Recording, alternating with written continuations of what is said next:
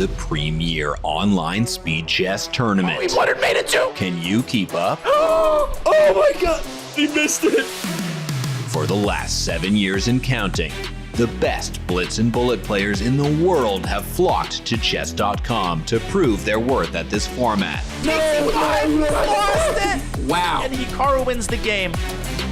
In 7 years, dozens have tried, but only 2 have ever worn this crown. Magnus makes it look easy. Hikaru made it. He wins the speed chess championship 5th in a row. Who will be this year's Blitz King? Magnus is inhuman. Welcome to the 2023 Speed Chess Championship, presented by Coinbase.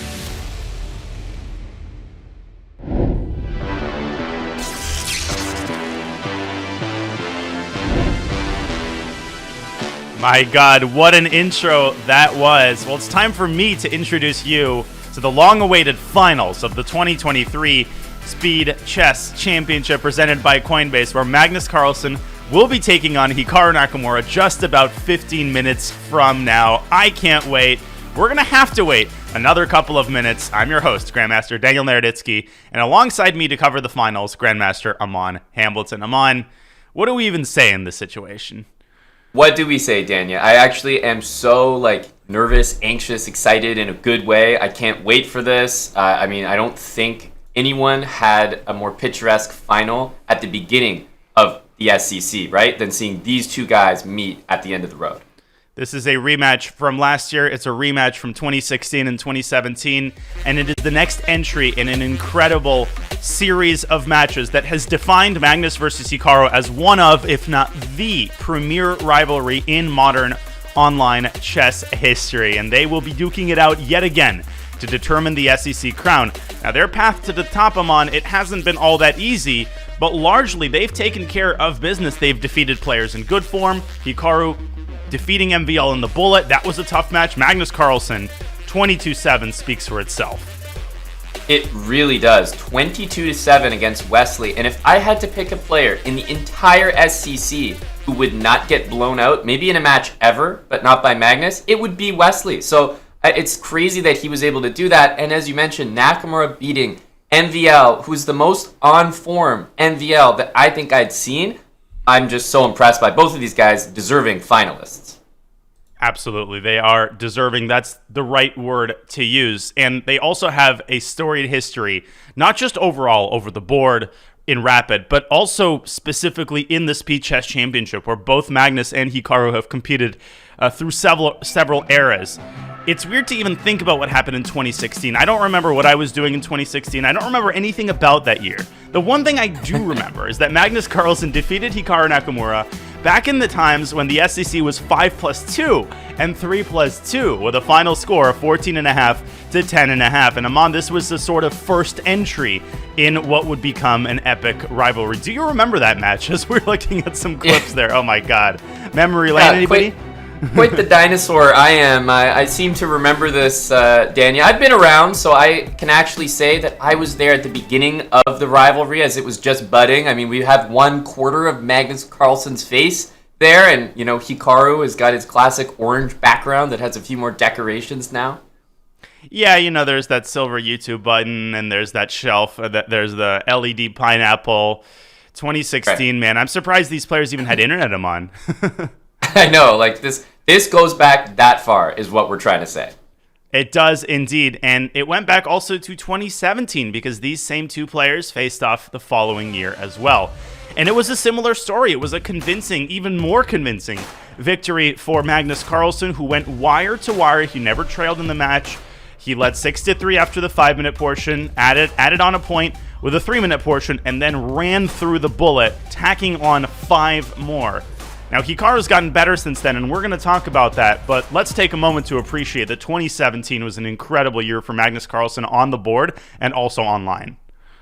Truly. I mean, there was a page, I feel like, that Hikaru turned in this rivalry, but at the beginning, Magnus was doing everything. To beat Hikaru in the bullet, I think, is the biggest statement from this 2017 performance, because he might get Hikaru in the blitz, but Hikaru always had that bullet. So for Magnus to do that was a real shock. But then something amazing happened to Mon. Hikaru started streaming back in the Naka's Knockouts days. I don't know who in the chat remembers those evening streams. I would always tune in. Then he started streaming on his own channel. I was living for those streams. And something clicked. Something changed. Hikaru Nakamura, the beast, became Hikaru Nakamura, the big boss, the unbeatable. And in the subsequent few years, he did not face Magnus in the SCC finals. But that's not to say he didn't face stalwart opposition. Just look at some of those opponents and look at some of those scores, 18.5, 12.5. In 2021, he defeated Wesley 23-8. And yes, we're deliberately leaving out 2022. We'll get to that in a moment. But look at this domination, Amon. This is a storyline, and we're all here following it. It started with Magnus getting the better of him, but then Hikaru is reminding people and proving that, look, if you don't put Magnus Carlsen in these tournaments, I'm going to dominate the competition and win it every single year. Indeed, and win it convincingly, win it without any doubt. I mean, even the quote-unquote close matches were essentially controlled by Hikaru from the very beginning. And nobody, it seems, other than Magnus can match him on speed and on accuracy. And nobody other than Magnus seems to share Hikaru's ability to just turn it on in high-pressure moments. Most of these top players, as experienced as they are, they struggle in high-pressure situations, but Hikaru actually thrives in them. And a big high-pressure situation in which Hikaru thrived in a big way, Amon, came in last year's SCC final against Magnus.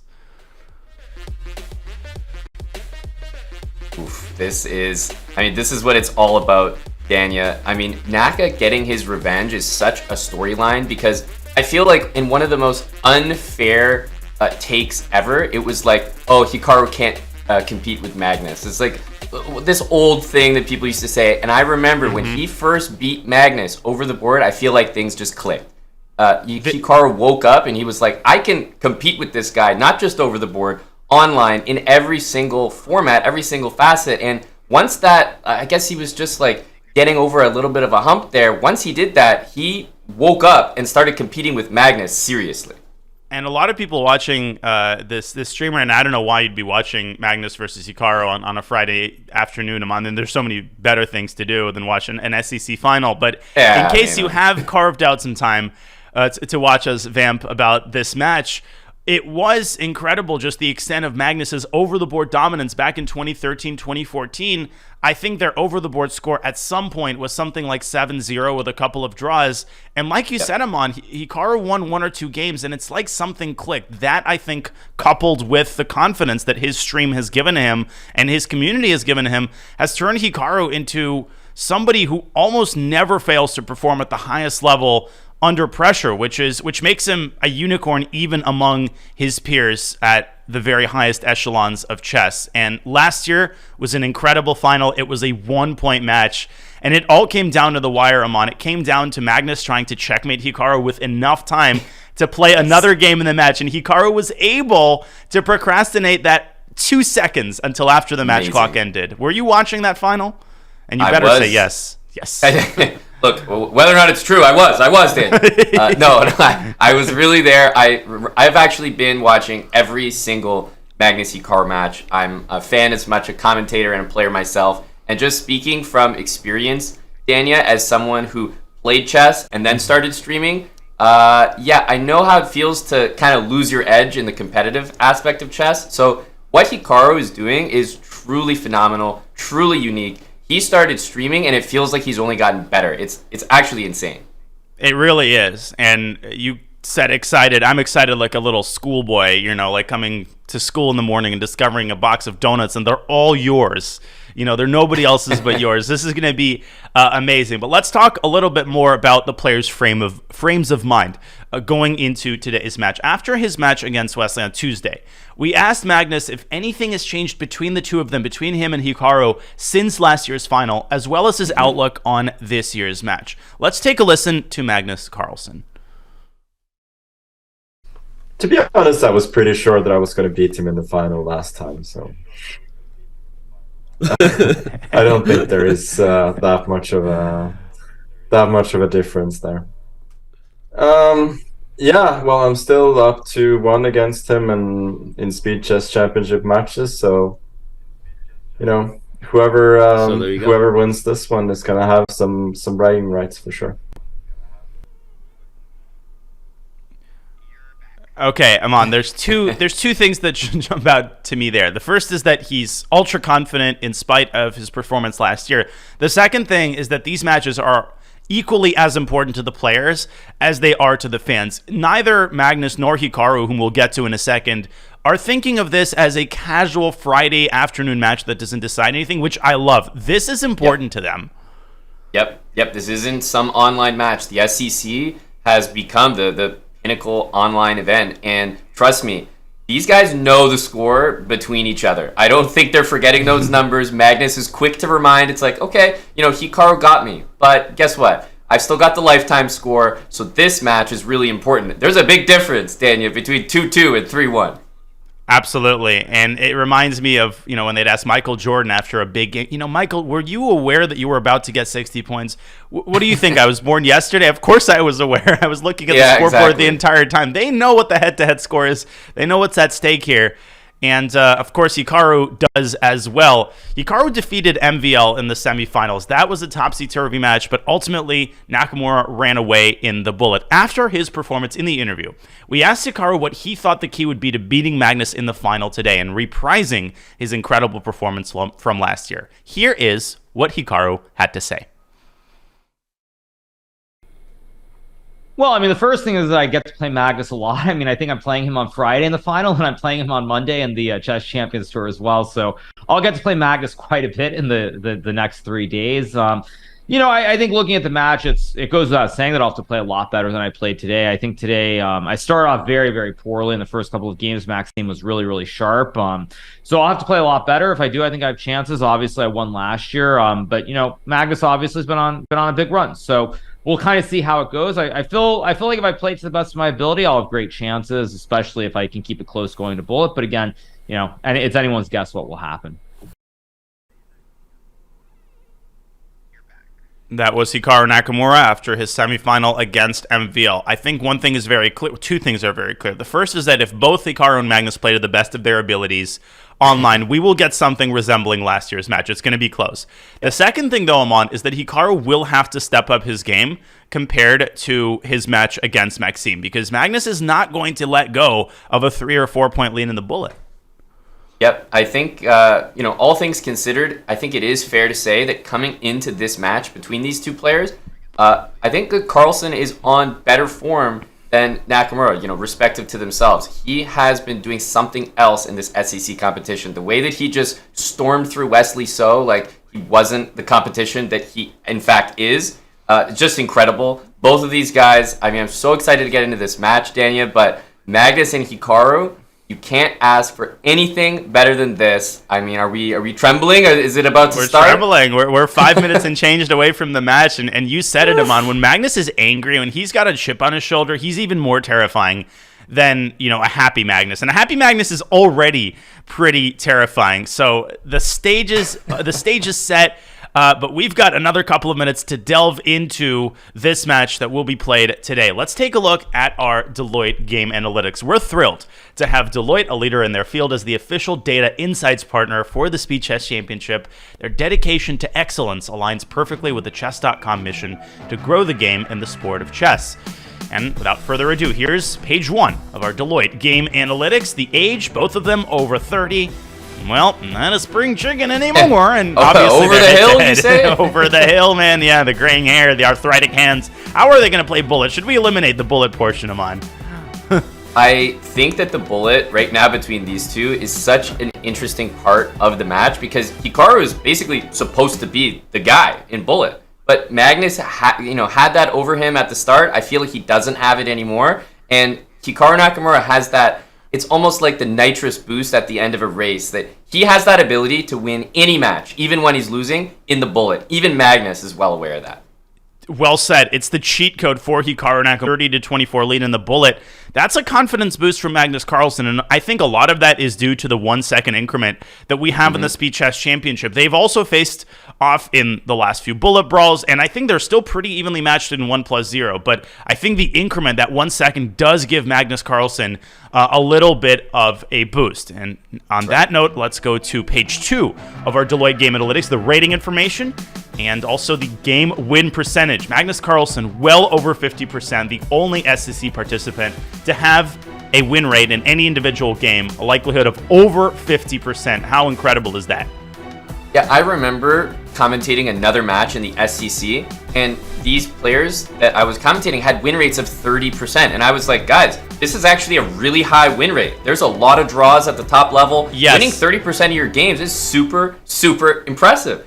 And then you see Magnus, and he's got over 50% win rate, and Hikaru not far behind. These guys win a lot. I'm hoping that we see that kind of a battle, Daniel, where, we'll get some draws, but I'm excited to see wins by Hikaru, wins by Magnus, back and forth. We are going to go back and forth, and that needed to be clarified, Amon. If you see a 47% win likelihood, it doesn't mean there's a 53% loss likelihood. Probably means there's a 40% draw likelihood and a 13% loss likelihood. Well, the likelihood that we get a close match is very high. Smarter Chess seems to agree as we take a quick look at the Smarter Chess predictions, who calls for a victory by Magnus Carlsen, and he believes that Magnus will do the heavy lifting in the 3+1 portion. And I think that's a reasonable take, Amon, given the fact that Magnus has actually never lost a 3+1 portion to Hikaru Nakamura previously. So that might indeed be the X factor in this match, that middle 60 minutes of 3+1 chess. Yeah, I feel like one of those sports analysts who's like, when this referee has called the game on a Wednesday, the 3+1 portion has always been won by Magnus. And it's like, that's weird to think about. It's been such close matches between these guys. It's gone back and forth. You wouldn't think there's a stat out there that is overwhelming in one player's favor. But yeah, I guess this is one of them. So actually be on the lookout for that one. The 3+1 section often and always goes to Magnus Carlsen. And I also feel like a sports analyst, Amon. I feel like the sports analyst was about to say something completely wrong and mispredict the course of the match. And that's why I know better than that at this stage in my commentating career. We have no idea what the X factor is going to be in this match. We have no idea what the decisive segment is going to be in this match. It really could be anything, and that's a product of the incredible level that both these players display. If they're at the top of their game, we might get an even match until the very last game. We just don't know. And Magnus Carlsen also agrees. He said on his 2022 final versus Hikaru Nakamura the following: "This is as good as it gets. Speed chess matches between Hikaru and I, be that Blitz or Rapid or even Boule, that's as good a show as it gets in chess." That's coming from Carlsen himself, so if the players are excited, if they're amped up, that's the best news that we can hear. We already talked about it, Amon. This is really important to the players. They're taking this as seriously as a serious over-the-board event, maybe even more so. Honestly, I feel like this is as good as it gets. Speed chess matches between Hikaru and Magnus, whether it's Blitz, Rapid, or even Bullet, that's as good a show as it gets in chess. That's what I think. I think we could just look at the cams of the players without even seeing the board for the whole time, and we would be plenty entertained. But no, we promise that a chessboard will appear shortly, as will the first game between Hikaru and Magnus. The gong is about to sound, and we will commence with 90 minutes, an hour and a half of 5 minutes with a 1 second increment. Seatbelts fasten them on, and mandatory for the first time in the SCC, because we are underway with Hikaru having the white pieces in the first game. Here we go. Here we go, indeed. E4, E5, and thinking back to the very first time they played, they didn't even have 5+1, Daniel. They were playing 5+2. Back in the day when we had the telegrams and we had the phonograms and Thomas Edison was still alive, but we still had the Ruy Lopez, and they literally did, because this opening has been around since the 1500s. That is when Ruy Lopez de Segura, a Spanish priest, published his treatise on chess openings and recommended this opening for the first time. And we see the D3 variation as we so commonly do these days. Yeah, I feel like, White is always on the lookout for something that doesn't just, completely simplify into these martial type of lines with D5, pawn sacrifices. The players are so well prepared that, they can do these things and just liquidate and simplify to a draw. And that is part of the reason Rook E1 is played, to discourage the move D5, which could be played anyway. The other reason, Amon, is this classic Ruy Lopez maneuver where the knight comes out to D2 and then drops back to F1 and settles on G3, kind of massing the forces on the king side, because the king side is ultimately where White wants to butter his bread. That's right.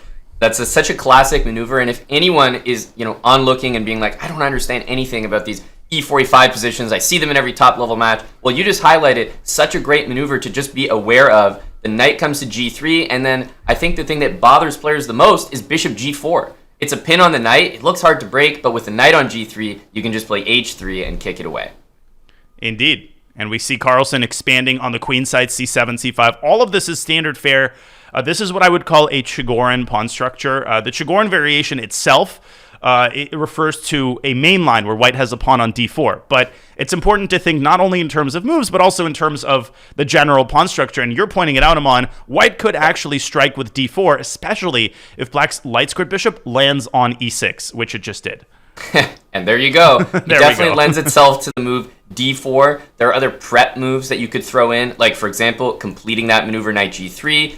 h3 is always a decent move as well. And white often has that choice. Do you want to play the move a4 and just pry open that a file? Because if you trade the rooks on a8, it could be a timely moment to bring that queen away from the center.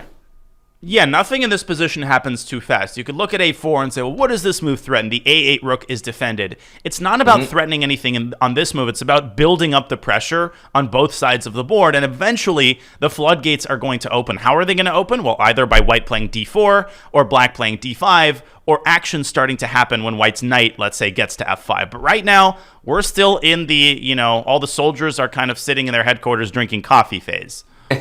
That's right, and there's going to be an alarm that's going to sound very soon, and just like a fire department, everyone is going to come down the fire pole there. h6 played actually a really important move. Sometimes when you rush the move d5, Dania, knight g5 hits like a truck, hitting that bishop and losing the light squared bishop, and conversely losing the dark squared bishop for white. That's a really bad feeling. And Hikaru fighting for control of the light squares there. The bishop goes back to b3, and now we have this Italian-esque tension between the bishops. I don't think black is going to take on b3. We rarely see that because that relinquishes control of the f5 square. Knight f5, it's not a devastating move. Black's bishop could drop back to f8. Not a huge deal, but not a move that you want to allow to be played easily. You want to fight for that square normally. So I'm expecting queen d7, maybe even knight a5, but he grabs it. He takes, and he might want to go d5 to follow up. Yeah, at this point, he's just making you look bad. He heard you say there's no way bishop takes b3. No He's like, way. Actually, there is one way. And take that, I wonder, commentator. is he going to do the same thing that you were mentioning with d5, but just immediately? So let's say bishop takes, queen takes, immediately with d5? Because, I mean, stuff like that, you got to be super careful about your e-pawn. Yeah, and that queen trade could accentuate the weakness of white's queenside pawns, right? That b3 pawn. It may not seem accessible right now, but knight c6 to a5 in some endgame could be unpleasant. Right. And that's how Magnus thinks. Magnus is always thinking about the ramifications if the queens are swapped. We know that he's the best endgame player, probably of all time. I certainly consider him to be. And Hikaru might want to get his queen off the d-file if that is indeed the case. Maybe a queen e2 here. Yes. Knowing that, queen e2 is forced. Exactly. I think he's keenly aware. Bishop f8 is just one of these professional moves. It opens the rook up against the queen that was newly placed on e2. And also the move knight f5, you want to be able to play king h7 and g6 to boot that knight out, so you need to support your h-pawn. And Hikaru continues to accumulate his forces on the king side, and I think he's finally created a threat. You see it, I see it. Bishop c1 takes h6, overloading the pawn on g7. That's why Magnus slides his queen up to e6, simultaneously protecting the knight on f6. You want your moves to contain as many ideas as possible. And remember, I mentioned that b3 pawn. Well, it's actually under fire now. Yeah, it's more than under fire. It's, as you mentioned, a very annoying pawn to work around. Like, what are we going to play? Queen d1 here? I think you have to just counterattack and say, look, if you grab b3, stuff's going to happen to you on the king side. That's exactly what Naka has gone for. I love the move knight f5. Great move by Hikaru. Very heads-up decision to switch to the counterattack on the king side. It also bothers Magnus that his a8 rook is tied down to that square. You would love to bring that rook to d8 just to increase your control over the center, but you've got to babysit that a6 pawn until it reaches a5, and black might not have that tempo to push that pawn up, especially if white's other knight drops into g4. Later on, Amon, I will could drop the f5 knight back to e3 and fight for control over the d5 square. So not all endgames are necessarily bad for white, especially if he grabs control over that square. Absolutely. I was even looking at a line where, if you bring that knight g4 move up, as you mentioned, the knight captures, you could even sack this pawn, but get your knight to the d5 square. I think the compensation would be palpable for Nakamura. I think the g4 square either way is going to be involved, either as a placement of the knight on g4 or even pawn g4, just running white's pawns up the board. You could try to go brute force and go for checkmate because you've got a lot of forces on the king side. All three minor pieces are participating. Your queen on f3 is supervising the attack from a distance. Your rooks aren't involved yet, but you could think about a king h1, rook g1. All of this happens faster than people might realize. Yeah, and honestly, the move king h7 seems a little cryptic, but it's again connected to the idea of g6 and making sure h6 is defended. You want to kick the knight out. And honestly, after knight g4, it may not be completely insane to see the move knight g8 just to play g6 and support that h-pawn again. Absolutely not insane. That is a very Magnus-esque move. And Hikaru, after a long think that brings him down below a minute, rook a d8, setting a trap. I'm going to interrupt myself. Rook takes a6, knight d4 is an incredibly devilish tactical idea. We have to show this one. Take it away, Amon. Rook a6. Oh, man. And it's like you would probably think that's a blunder, but it's Magnus, so you got to think twice here. Knight d4, and it's actually white who's getting hoodwinked here. It is, because rook takes c6, the knight captures the queen with check, and black recaptures the rook. Of course, Hikaru sees that. And as we go back to our live board, and said he's played the move knight e3 down to 30 seconds in the first game as Hikaru Nakamura. The d5 square, Amon, is the reason why I think Carlsen has chosen to keep his knight on f6. And now I think he can grab the b3 pawn. Yep. The b3 pawn is loose. Well, b5 is hanging, so it actually really invites queen takes. But actually, he's going to meet it with rook a3. Okay, queen has to drop back, and then b5 is lost, and he's going for it. Yeah, this looks like a really weird line here. Rook a3 looks, gotta go for it. 19 seconds for Nakamura as he restores material equality. Now Magnus struggles with weak pawns on the queen side, but he's grabbed another pawn on e4. He has eliminated the linchpin of Hikaru's central pressure. Rook a4, the immediate response, laterally hitting the knight.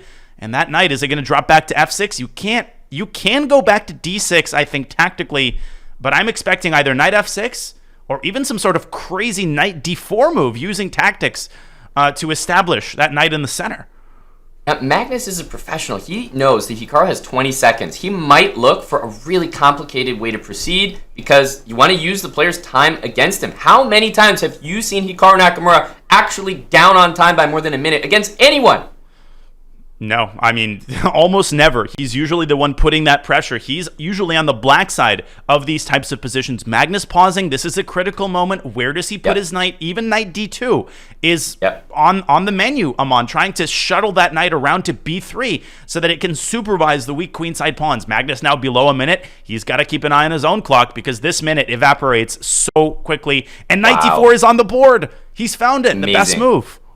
And I don't even have to assign a brilliancy to that one because it popped up for us. Takes, and the queen is hitting the knight on f5. The knights are a little bit clumsy when they're defending one another because they can't move. But a very calm response by Hikaru. He comes to terms with the fact that he's going to lose back the knight, and instead he helps himself to that a5 pawn. Magnus still has the initiative.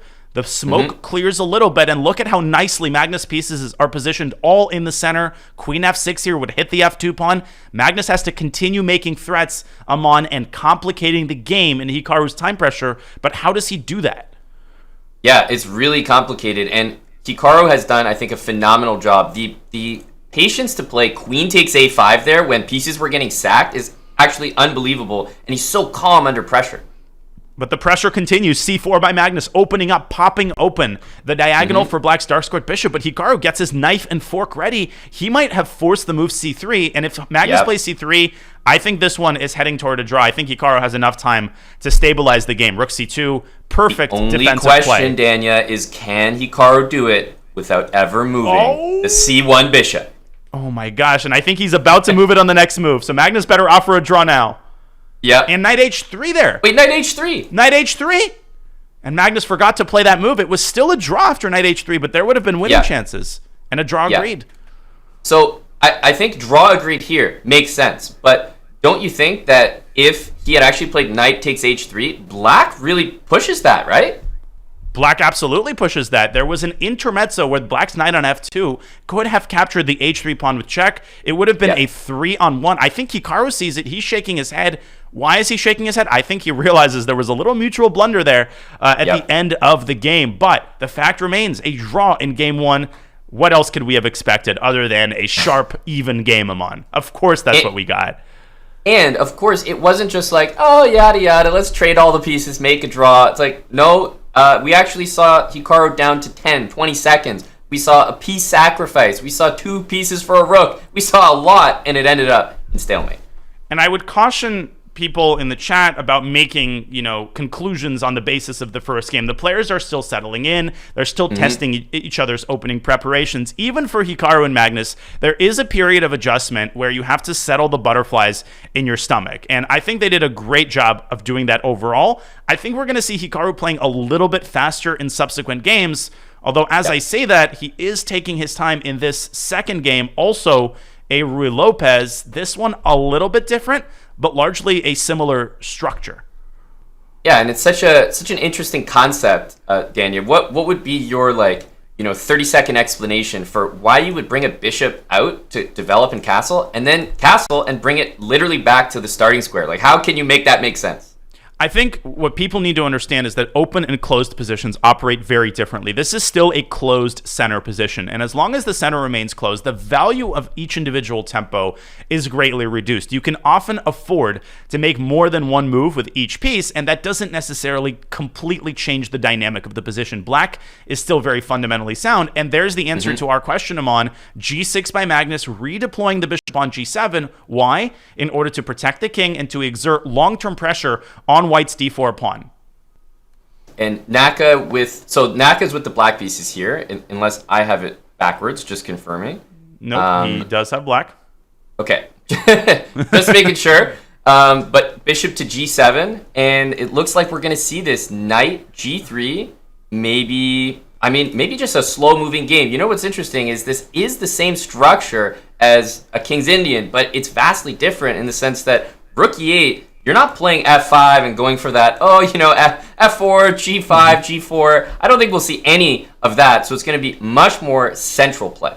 And another big question, how is White going to resolve the tension in the center? If so, there are 2 ways to do it. White could play d5, and then the game does take on a more King's Indian flavor, and we actually might potentially see Black dropping the knight away from f6 and trying to push the f-pawn, although I agree, I think it's very unlikely. But I think the likelier scenario is for White to take on e5 and open that center up, and then try to massage those squares in the center. Get the knight not to g3, but maybe to e3 and eventually to d5. Magnus, though, he keeps the tension, gets it to g3. How is he going to continue? Are we going to see those kga4, bishop d2 moves? Just trying to keep the tension, exert as much pressure as possible. Yeah, I feel like these are the kind of games where you see queen c1 and you're like, oh yeah, that's a really, really impressive move. I honestly think your speech about tempi is so relevant here. You were talking earlier about how closed positions, the value of individual tempi is not as high. And look at this. We see moves like queen f8, rook d8. There's nothing that has been captured yet, Daniel. Incredible. Still nothing that's been captured. And Hikaru literally begging Mag, please open up the D file so that I can target your queen on D2. Look at that standoff between Black's rook and White's queen. And this greatly increases the probability that Magnus plays D5, but still he keeps the tension. It's reached its peak. Amazing. Look at this. I don't know how you can resist. Go D5. Especially because it kind of traps the knight. Like, knight C6 can't happen, and knight B7 to D8 to... Where? Sorry? D5 really does make sense, but as soon as you close the position, Daniel, then the move F5 becomes a real idea for Hikaru, especially with that queen almost posing as a rook on F8. Man, that knight on A5 reminds me of having to fly to all those remote locations for the World Youth Chess Championship. I'd go like San Francisco to Istanbul, then you'd fly to some small Turkish city, then you'd hop on a bus and go 4 hours and then get a taxi that you would have to share to the hotel. That night is a long journey back to civilization. But look at Magnus, keeps the tension, shifts his queen from D2 to E2. Why? I think he's eyeing that A6 square actually, because Hikaru has shuttled all of his pieces to the center and the king side, and finally we get a release, a partial, I should say, release of the tension as Hikaru trades once, drops his knight back to C6, And where's that knight going from c6? That's been a key narrative I'm on. If you go to b4, after bishop b1, white will be threatening a3, and the knight is finally trapped on b4. Truly. Yeah, for the first time, we finally see the move d5 committed, but a little bit different now. Knight e5 played, and we might see, I was about to say, we might see actually knight d2 with the idea of f4, but he actually takes right away. Okay, and rook takes e5 will likely be met with f2, f4, although you don't want to play f4 without careful consideration, because in the long run, the e4 pawn is weak, and an idea that we shouldn't neglect him on is h5, h4, targeting the knight on g3 and softening up white's defense of the e4 pawn. That's why Magnus is not playing f4 automatically and might not play it at all. That's right. Yeah, white might be more interested in maybe anticipating this and preparing perhaps f3 just to be solid in the center. Indeed. And rook e7 indirectly defending the a7 pawn. Something tells me that pawn is not going to be captured. I don't know why. I'm just getting that sense. You have a very keen sense for the position, Danya. Good sense of danger. Wow. I was right, Amon. Look at me. He doesn't take the pawn. And then this little bishop c8 move. The bishop is almost like, what is it this game, maybe even this match? It's like queens on f1 and f8. I've seen both bishops return to their original squares. Like, these guys are playing so cagey right now. It's some sort of artificial Fisher random game. I mean, how often do you even have a queen on f8, a rook not on e8, but on e7? Kind of a weird arrangement of pieces. It seems to me like Magnus holds the advantage in this game. He has more space. He's got better control of key central squares. And the opening that this structure reminds me of is a Benoni, right? That pawn on c5, white's pawn on d5. And in a Benoni, the engine often evaluates it in white's favor. But in practice, it's actually very, very difficult to make concrete progress. And Magnus says, I'm tired of the KG play. I'm going to go e5, and I'm going to run you over in the center. Totally. And there's an idea which I barely even get to talk about before I believe it's on the board right now. I almost want to award this a double exclamation mark just because of how thematic it is, Daniel. Pawn takes, and then white continues pawn to f5. And all those black pieces that want to use the e5 square are looking at the pawn and saying, come on, dude, move out of the way. And it does move out of the way, but he rips the Band-Aid off, but he invites white's knight into the center, and that's the problem. After knight takes c4, f6 is threatened, d6 is threatened, the g6 pawn is weak as well. Hikaru's position is suddenly on the verge of collapse. Amon, I call that technique the square clearer. It's where you push your pawn up and vacate the square left behind in order to put a knight on that square. Black's position is in dire straits. And we are all wondering how you came up with that great name. I'm known for my originality, man. That's why they paid me the big bucks to commentate the SEC finals. And after e4, we essentially have the same position, except the d6 pawn is missing. Because if white had played f5 first, there would have been a pawn on e4, pawn on d6. White's position is so much better with these moves included. Rook e8 and tactics everywhere. Rook takes e4 is the threat right now. Yeah, and the move f6, which probably tempts a lot of people watching this show right now, I think it fails tactically. Black can take on f6, and after the trade, the e3 bishop is going to hang. It's actually a pretty easy line to visualize if you look at that e3 bishop. That bishop would love to be anywhere but there, and that's why bishop g5 here has to be seriously considered by Magnus, but it can be met with the move f6. So yes, the eval bar giving a big advantage, but in practice, a very hard position to navigate accurately. The bishop slides up to f4 instead of g5. Yeah, and the double question mark is showing up there, Daniel, but it's almost a double question mark because you could have done better, not because bishop f4 itself was so bad. Oh, blunder, rook e7! Oh, Hikaru forgot. My goodness. Hikaru forgot that rook takes e8 is going to pin the queen. He drops a minor piece. Yeah, at first I was like, wait a minute, bishop a6. Is he forgetting there's a queen on f1? But then it was a step further than that. He knew the queen was there, but Magnus, rook takes e7 and rook takes e8. He is going to pull away with a victory here, especially with 10 seconds left on the clock for Hikaru after this blunder.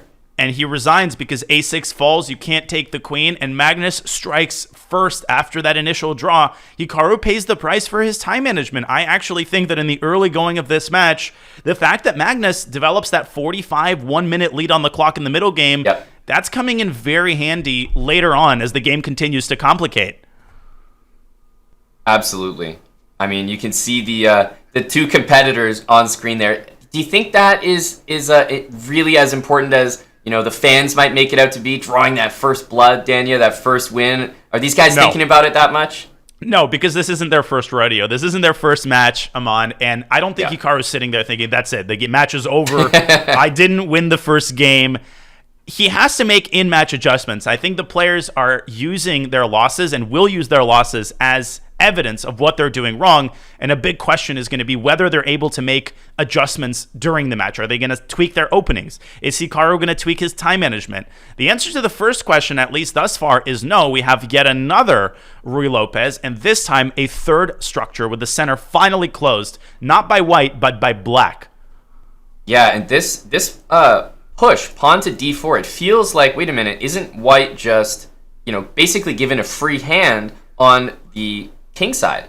Black's closing the center, but still, there is a lot of play for black. The move c4 is not out of the question, and it's not as closed as white would like it to be.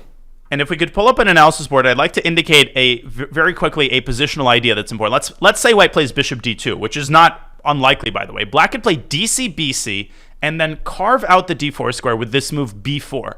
And the reason that move is so unpleasant is if white plays c4, and you look at this and you look at that bishop on d5, I'm feeling awesome. Well, you know what else is feeling awesome? A knight that lands on d4, and after the queen drops back to d1, black can start pushing a5, and later on can develop that queenside pressure with his pawn majority. This is to be avoided by Hikaru, and he avoids it by instituting some queenside tension with a4. But does that actually increase the likelihood that Magnus goes for this operation? I think it might get exactly what you were saying on the board, guaranteed. No questions asked. Because now b4, and by the way, I was thinking, wait a minute, is there time to play a takes b5? But actually, there might not have been, because you could take on b2 there. Oh, okay, that didn't even work. Yeah, instead, Hikaru goes bishop to b2. What is the idea of that move? Well, he is preparing for b takes c3, and he has one goal in mind, to keep that d4 square under lock and key.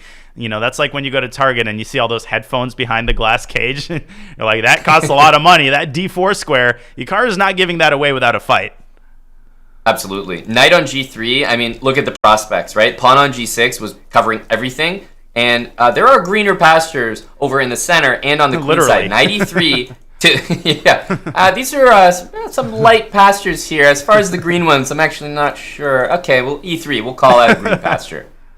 And bishop takes g4 runs into bishop takes f7 check. Look at how the play is suffused with tactical awareness from both sides. There's so much, Aman, that remains behind the scenes, and so much that we take for granted. Even this small tactic, I think a lot of GMs would rule out knight f1. Oh, g4 is hanging, not Hikaru. Totally. Both of these players so good at spotting the smaller tactics. Yep. Queen d7 is not a bad move, but it doesn't make the threat that it seems to make. And pawn takes knight d4. Are we just going to snap that off? Man, Magnus wants those headphones on d4. We are going to snap that off.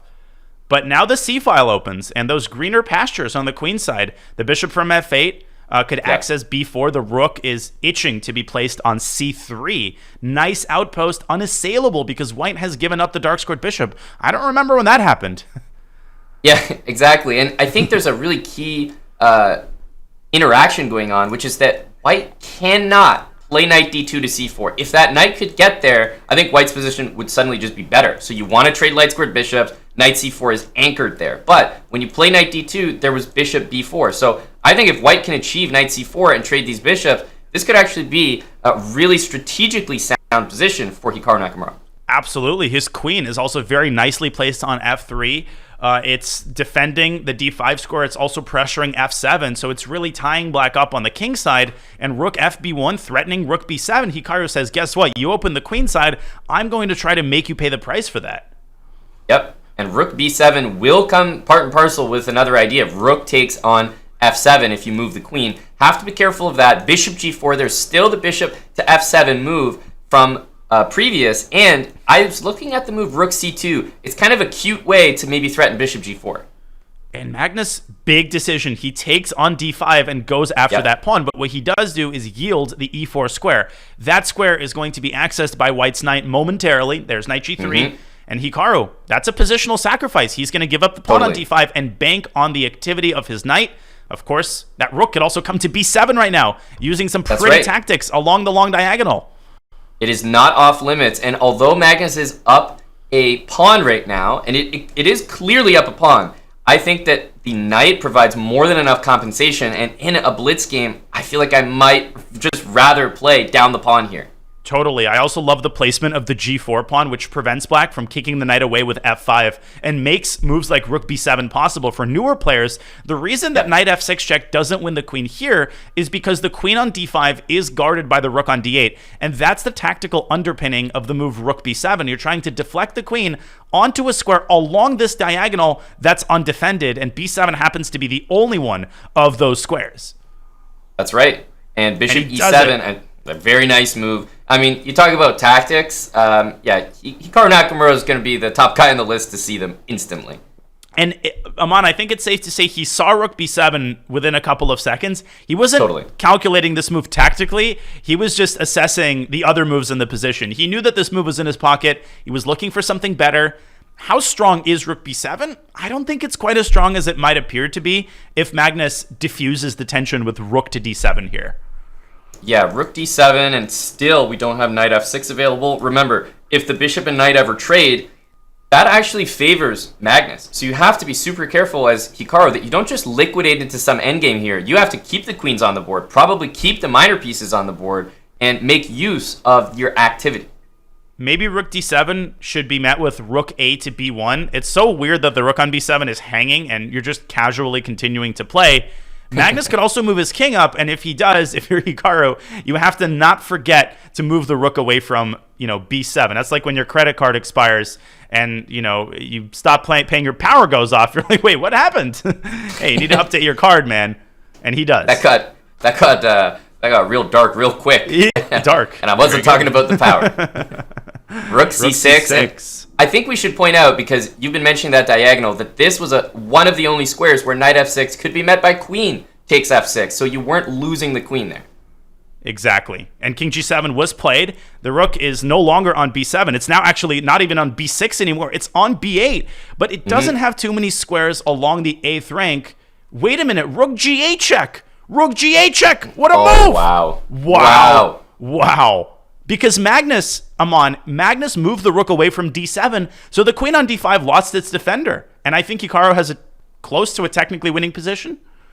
Yeah, so it really relies on this a pawn. Can we actually pick up this pawn? Black is going to be trying to win. First of all, if these pawns could disappear from the board, the a pawns for either side, big benefit for Magnus. He wants everything on one side of the board and just have his nice cozy position all on the dark squares and say, hey, let's make a draw.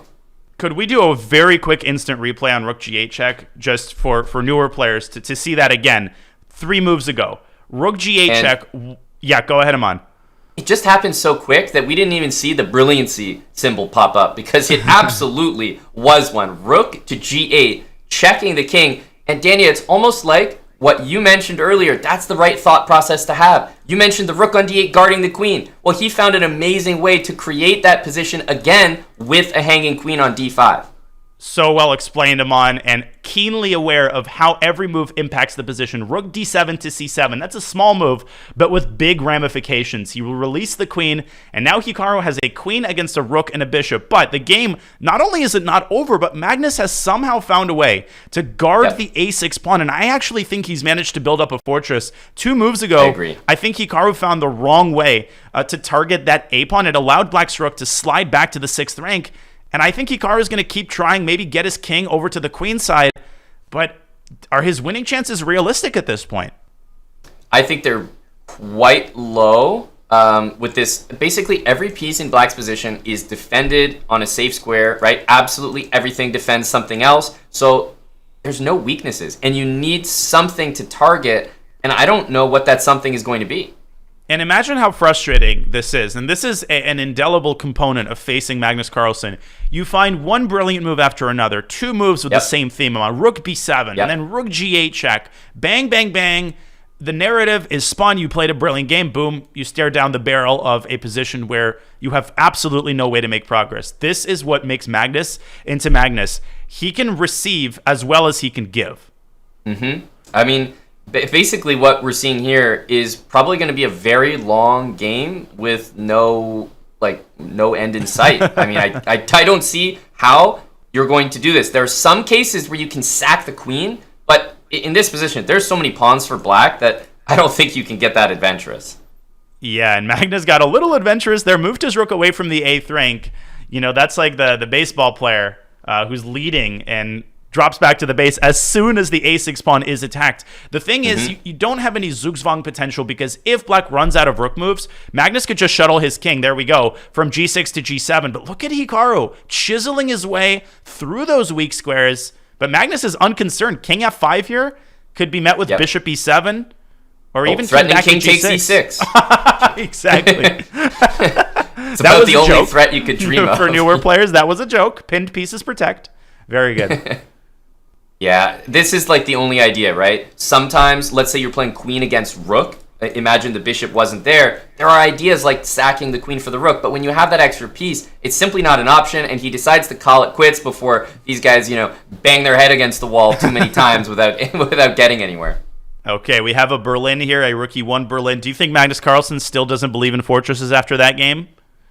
Yeah, he's probably... Ever since he said that, I'm sure there's been... Again, everyone is like, hey, Magnus, fortress. I thought he said, wait, why didn't he resign if he doesn't believe in fortresses? Exactly. It's like, Magnus, I thought you didn't believe. Gotcha. Yeah, exactly. Change your opinion. I'm sure he's tired of it, but yeah, he benefited from one there. They do exist. And he's obviously saying thank you to the fortresses for that one. That's in the same category as the Anish Giri draw memes. Like, he had one tournament in his entire career where he drew all the games, and then 6 years, draw Anish Giri. I'm so funny, He's like, he never played another tournament with even 50% of draws, and people are still harping on it. Now, speaking of fortresses and draws, this Rook E1 variation has an interesting reputation, Aman. It is played by some players as a way to liquidate and make a draw, but it can also be played for a win, and Magnus is obviously in the latter category. He really is, and Magnus has always been able to put little bits of pressure on this specific variation in the Berlin, and yeah, it looks so symmetrical, but I would highlight the one key difference between the two positions: the knight on c6. Black doesn't really have that c6 pawn structure, which is so solid. The b7 pawn on ideas like queen b3 is a little bit weaker. The bishop on c8 needs to stay there, and the d5 pawn for the exact same reason. So structurally, Magnus has what is basically the best pawn structure against the knight on c6. Great insight, Aman. And of course, you could say, well, I could drop that knight away from c6 and play the move c6, but then the e5 square is weakened, and that's why we see Hikaru taking fairly drastic measures to keep that square protected and trying to restrict the knight on f3. I think he is likely to play a move, even like knight c6 back to b8, in order to secure the pawn on d5, especially since that pawn is now x-rayed by the bishop that Magnus has fianchettoed. He's executed on the same maneuver 2 games in a row. In the last game, we saw bishop f8, g6, and bishop g7. Here we see bishop d3 to f1 to g2, and we do see Hikaru reinforcing his pawn just in time. Yeah, and the players, obviously, we're operating at, simply speaking, the highest level of chess. So Magnus knows that precise moment that, you don't want to play c4 when the knight's on c6. But as soon as the knight moves away and it's about to be strengthened, he hits with c4. He's happy to take this isolated pawn position because, look, he's playing this position for a win. He's not trying to just draw, make it symmetrical. Magnus has imbalanced things, and honestly, chances for both sides here. Yeah, he has unbalanced things, and I love seeing this because the Rook E1 Berlin can lead to some long, drawn-out, boring structural games. Now we actually have a fairly dynamic position with a lot going on in the center. I'll point out that knight takes f6 check is a good try because queen takes f6 drops the rook on e8. Unfortunately, that pawn is also protected by the knight on d5. So a dream scenario for white is to take that knight off the board. That's why I would consider a move like knight e4 back to c3, as passive as it seems. The issue, though, Aman, is that the bishop from c8 could come up to e6, and black could continue reinforcing his control over the d5 square. Yeah, very important to understand that, the d5 square is what this entire game is all about. Bishop e6, I mean, he went for your move there. Is it time for bishop e6? It feels so logical. I think bishop e6, Magnus is actually kind of bailing out. He's probably going to take on d5, then take on e8, and take on d5 again. And we spoke a little bit too soon about the pawn structure getting unbalanced. It's going to get rebalanced, and I think the game is going to head in a very balanced direction subsequently. Yeah, I think, if it's our prerogative to razz on the chat for, the Anish draw stuff, I think it's fair for them to be like, oh, yeah, commentators, that's a super exciting position. And a draw.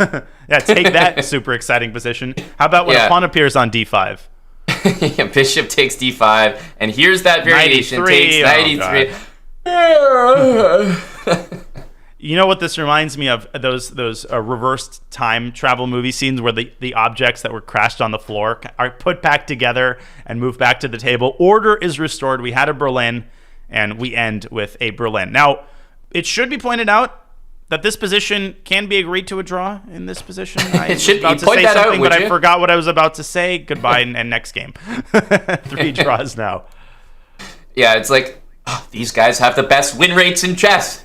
That's what happens when the highest win rates go against one another, by the way. We have such an even match, but remember, there's that early lead that Magnus took from that victory, so he's basically, that's the only difference between the two players right now. I mean, what do you make of the match in the early stages, Daniel? Yeah, I mean, it's fascinating that every single game has started out as a Ruy Lopez. That in and of itself is an interesting little factoid. I don't know if we've ever had an SEC game where the first 5 games were the same opening from both sides. But to answer your question, Aman, it is a balanced match. I think we are going to see more excitement in these games as the match heads down the stretch, especially if one player develops a 2 or 3 point lead, because his opponent will then have no choice but to take a little bit more risk. But I still think we're less than halfway through the 5-minute portion. The players are still in the kind of settling in phase. They don't want to take too many big risks. I think that's totally understandable if you put yourself in their shoes. Absolutely, and you mentioned no big risks. Playing the same opening is definitely in that wheelhouse. They're not looking to get too adventurous, playing a structure, and they're just trying to find those minute differences, small inklings of an advantage that they might be able to claim. For example, bishop b3 was tried by Hikaru. We saw knight h2, queen f3. Now we're seeing a4. So just different ideas. You might be like, why on earth are they switching up like 10, 15 different ideas in the same opening? It's because he's just probing to see how his adversary is going to respond and whether or not maybe he can use this opening over and over again. And given that Magnus, and good call him on knight h2 once again on the board, preparing queen f3 and knight g4, knight f5, that I know a mistake. I know a mistake when I see one, Daniel. And on that note, I would take a quick detour as we see Magnus immediately striking in the center with d5. Very logical move. Hikaru has moved a piece away from the center, and the textbooks command it. Magnus plays it, d5 on the board, and we will see a different pawn structure. In previous games, Hikaru allowed Magnus's pawn to reach d4, but I would hesitate to call knight h2 a mistake. Any of these move assignments before move 20 or 25, we should take them with a grain of salt, because a move that changes the eval from equal to minus 0.3, let's chill out a little bit. Yeah, absolutely. Like an insanely harsh evaluation there. Someone at chess.com is like, not a perfect move by Hikaru. Okay, what do we make of this pawn structure transformation, Amon? First thoughts to me are pretty positive for black. He's got the space advantage. He's got that like reverse Marozzi bind structure that holds the d3 pawn on a weak square. On the other hand, Hikaru does have some pretty good prospects for his knights, speaking of which. Yeah, there we go. We talk about greener pastures. Knight on e3, looking to return to its former glory. I do think that Magnus should be happier with the developments in the position so far. It just feels like Hikaru had a little more going on when he kept it closed and played for his queen f3 idea. But here, the d3 pawn is such an obvious target, and b4 played. Your idea once again, Dania. He's trying to get c4. He's trying to get pawn takes b4, but Hikaru is never going to play those moves. And the drawback of b4 is that it weakens the c4 square. Something tells me Magnus will not miss the fork on b7. Whoa. Beautiful. Man, I'm going to ask you to do that again in a bit. Yeah, just be on the lookout anytime we get close to that square. I don't know why. If Magnus misses a fork on b6, you're going to have to do that again. Okay, that's fair. I could do that for you. Knight c4, threatening knight b6, and I mean bishop takes c4. You might look at it and be like, okay, double pawns. Why would we not play that move, right? 4 pawns against 3, and Well, I was about to explain why we wouldn't, but now I'm perplexed. It's the second time that Magnus has done that. Remember, I did that in game 1 or game 2 where there was that capture on B3, and Magnus, in the early going of the match, I don't know how to formulate this correctly, but he's playing very concretely. When there is a possibility of seriously changing the pawn structure or transforming the game, I think he usually goes for it. He keeps trying to face Hikaru with new difficulties in the position. At the same time, I don't think that this is a particularly challenging position for White to hold, even though Hikaru's down a pawn. Look at Black's pawns on the queen side. A6, C5, they're weak. White's bishops are nicely harmonized. Black's bishop on F8 leaves a lot to be desired. So I'm actually not the biggest fan of this particular transformation. I think Magnus could have fought for the advantage by keeping the structure as it was. Totally, and it's actually so much that I think the move C4 by Black, almost inviting to potentially lose the C-pawn in the future, maybe to A5, Rook C4, you might want to do this because then you can go Rook C8, Bishop C5, and try to make your own trades. Your point is well taken, and so I would consider the move bishop to b3 or bishop to d3. Well, bishop d3 gives up the d5 square for Black's knight, but bishop b3, it freezes the pawn on c5, and you could stick your bishop later on c4. You could start massaging the a6 pawn. So in an ideal world, the best setup would be bishop b3 and then a5 and bishop c4. Magnus, of course, is not going to allow 20% of that. Exactly. I was just thinking of a line like bishop c3, bishop b3, excuse me, knight e4 looks really logical because, well, we can't go there now. You give up that square by covering d5. I'll take it. And it looks like bishop d5 is a fork. But there's knight c3, Dania, and it just like explodes, and probably in a way that Magnus is looking for. And that's a very important line, and that's probably the motivation for bishop d3. That's the impetus behind putting the bishop on a slightly flimsier square, and you've prevented knight e4. Some doors close, other doors open, and Magnus opens the door that leads him to d5, hitting the c3 pawn, hitting the bishop on e3. Hikaru might be banking on the awkward-looking move bishop to d2, but I don't see any big tactics off the top of my head, Amon. It's important that knight takes c3, attempting discovery, fails to bishop takes c3, and the rook on d1 protects the other bishop. Yeah, it's such an awkward-looking move, although it is exactly where we are trained to put those bishops, right? It covers technically all the forward motion squares that I could use. And yeah, we want to play maybe bishop c4. The move a5, by the way, it looks like nothing, totally innocuous, but it fixes that pawn on a light square, the one color complex that Black just doesn't have as much control over. So a5, controlling knight b6, fixing the pawn, that's a big time move if it could happen. And instead, we see rook ac1 by Hikaru, indicating that he's not opposed to an opposite-colored bishop endgame, and neither is Magnus. Now I think that the probability of a draw has increased tenfold, just because, okay, technically Black is up a pawn, but because of White's monopoly over all the light squares, I don't honestly see a world in which Magnus develops serious winning chances, although that's a very dangerous thing to say when you're watching Magnus in any endgame. That's right, because, I mean, Magnus is probably thinking to himself, okay, opposite bishops, but I have that one extra pawn, and that's why I think Hikaru has quickly gone for bishop b5, closing this open file, and saying, look, you pretty much gotta take. Oh, but bishop d6, that move sends a very, very clear message, Amon. He's here to play. He's here to play. Yeah, and are his chances realistic? More here. I think he's definitely in the right to do that because, look, rook d5, like, you're not going anywhere down the d file, and the king can move over to e7, and then you can try to move your rook. But the nice thing for Magnus is he always has the bailout bishop back to e7. So from his perspective, why not go for it? Well, the eval bar is showing us zeros, and that's such a misleading assessment because it's so clear to us that White is on the defensive. He's down a protected passer on f4. And yes, I wouldn't call it a dead draw. It is a draw largely because Black has such a hard time getting the rook away from d8. That's why I think Magnus might go king e7, but the moment he does, White shuttles the rook over to g1. What you do not want to allow under any circumstances is for a Black rook to land on g3, because then White's blockade is going to be dismembered.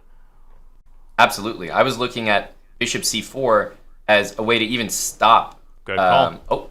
Oh, sorry. There we go.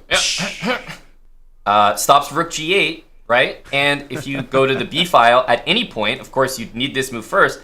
You can always block it again with bishop b5. So I actually don't think Hikaru is going to have any difficulty making this draw. And Magnus is probably realizing that he doesn't really have anything. My gosh, if he puts the bishop on d5 and the rook on b1, then Hikaru will control all of the entries and exits in the position. g8, b8, the d file, only 2 pieces, and the king on f3, a nice cherry on top, just making sure that black's f-pawn never causes any problems. And in a nutshell, as Magnus essentially offers the draw, this is why opposite-colored bishop endgames are so hard to win, because you can never surmount a blockade on the color complex that you don't control. Yep, and just in time, by the way, I know it looked like we were just immediately going for the draw, but just pointing out that the bishop was hitting the h-pawn, so king g2 to h3 was actually picture perfect just in time to guard it, and now the draw is truly in hand. And we're going to have a 4th draw out of 5 games with Magnus carrying the 1-point lead as the first half of the 5-minute portion comes to an end. But I don't think anybody, Aman, can rightfully look at this game and say that the players haven't brought their fighting spirit to the table.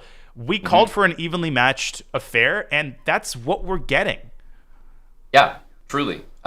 We're getting a very close match. In fact, the only thing between these players right now is the fact that Hikaru had that one sort of major blunder, bishop a6. So he basically was actually trying to execute a tactic, missed a counter tactic. And then in the game that would have been Hikaru Nakamura's bounce back result, rook g8, we remember that brilliancy. He won the queen, but Magnus just defended like crazy, found this fortress, and that's the only reason that this match is not deadlocked right now, Daniel.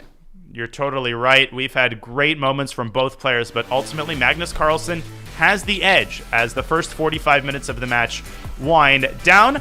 Folks, we will go on our first break of the day, and we will be back with the second half of the 5-minute portion of the SCC final in just a couple of minutes.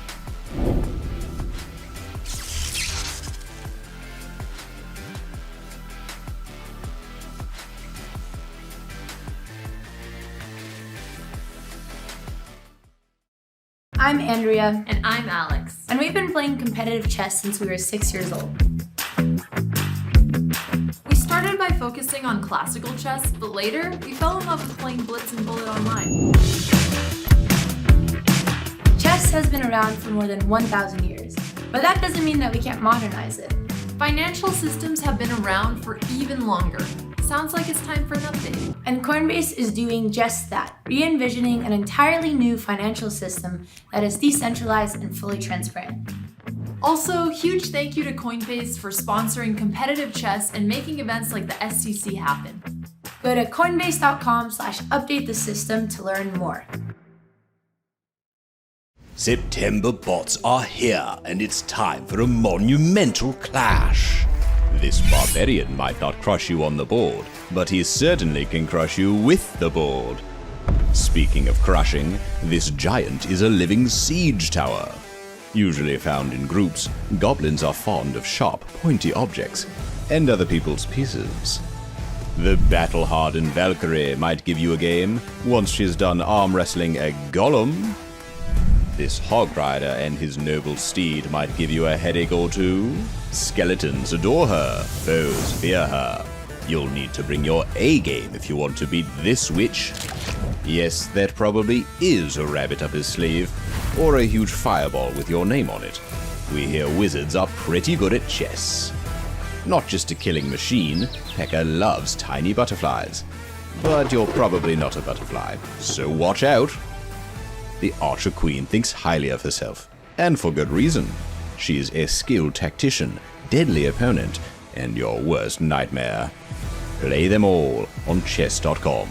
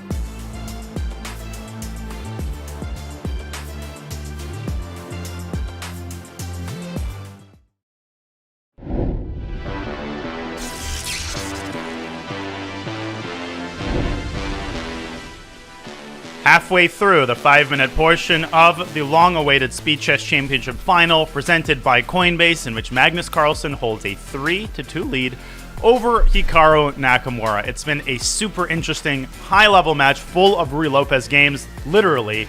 And the SCC is fun, not just because we get to watch Magnus versus Hikaru, but because of the storied history. And this storied history at its centerpiece has featured exactly 2 people. One is Magnus Carlsen, having a hard time remembering the other one. If only we had some photos of him, Aman. It's a good thing we have precisely 5, because he's won so many times. And it's actually incredible to think about, Daniel, that there's only truly been 2 champions of the SEC, and we have them here facing off. And it's crazy not just because it demonstrates their superiority over the rest of the field, but also their stability. The fact that year in and year out, they're somehow able to bring their A game to this tournament in particular, as well as all of the other ones. And I think both have brought their A game to this match as well. Hard to make any hard and fast conclusions. We've largely had a balanced match, as you said before the break, Aman, with the exception of that one uncharacteristic mistake by Hikaru in the second game. That's right, and I actually feel that, okay, that was maybe a more significant blunder because it kind of lost immediately, but in some ways I feel like both players have committed, that one kind of tactical shot. They missed something. So Hikaru did hit Magnus back with that rook g8 move, but he just didn't get full credit for the victory. So I do feel like in terms of the overall match, both players are thinking to themselves, okay, I see some vulnerability. They're not like seeing absolutely everything. They are human, so I don't think Hikaru is panicking at a 3-2 score. Magnus will have white in the next game, which will begin momentarily, and I'm curious to see if we will have any opening variability. And as I ask that, we see opening variability on the very first move. Magnus, as the Russian expression goes, changing the record player, just changing the track, changing the tune, and we now have a completely fresh opening. The Queen's Indian Defense is Hikaru's response to this new Magnus Carlsen, the first time in his life that he's ever played 1d4, man. Yeah, d4. Ooh. What a move. I actually think that the Queen's Indian is a rather interesting response by Nakamura. I'm more shocked by that because, let's be honest, Dania, at the highest levels, this doesn't have as strong of a reputation as some of the other more solid opening choices that Black has against d4. Nope, and they're taking a trip right down to the 1970s and 80s. This particular variation, and I'm referring to 5A3, is called the Petrosian variation. You will never guess who it's named after. I'll leave chat to do the guessing. But this featured very prominently in the Kasparov-Korchnoi candidates match of, I think, 1983 or something, and then it kind of fell off the map. I think the current evaluation is actually close to equality, but I've always felt that White's control over the center and the ability in the long run for White to develop an attack on the king side, you could think about a move like e5 later on and maybe even a Greek gift sacrifice. That makes Black's position a little bit harder to handle.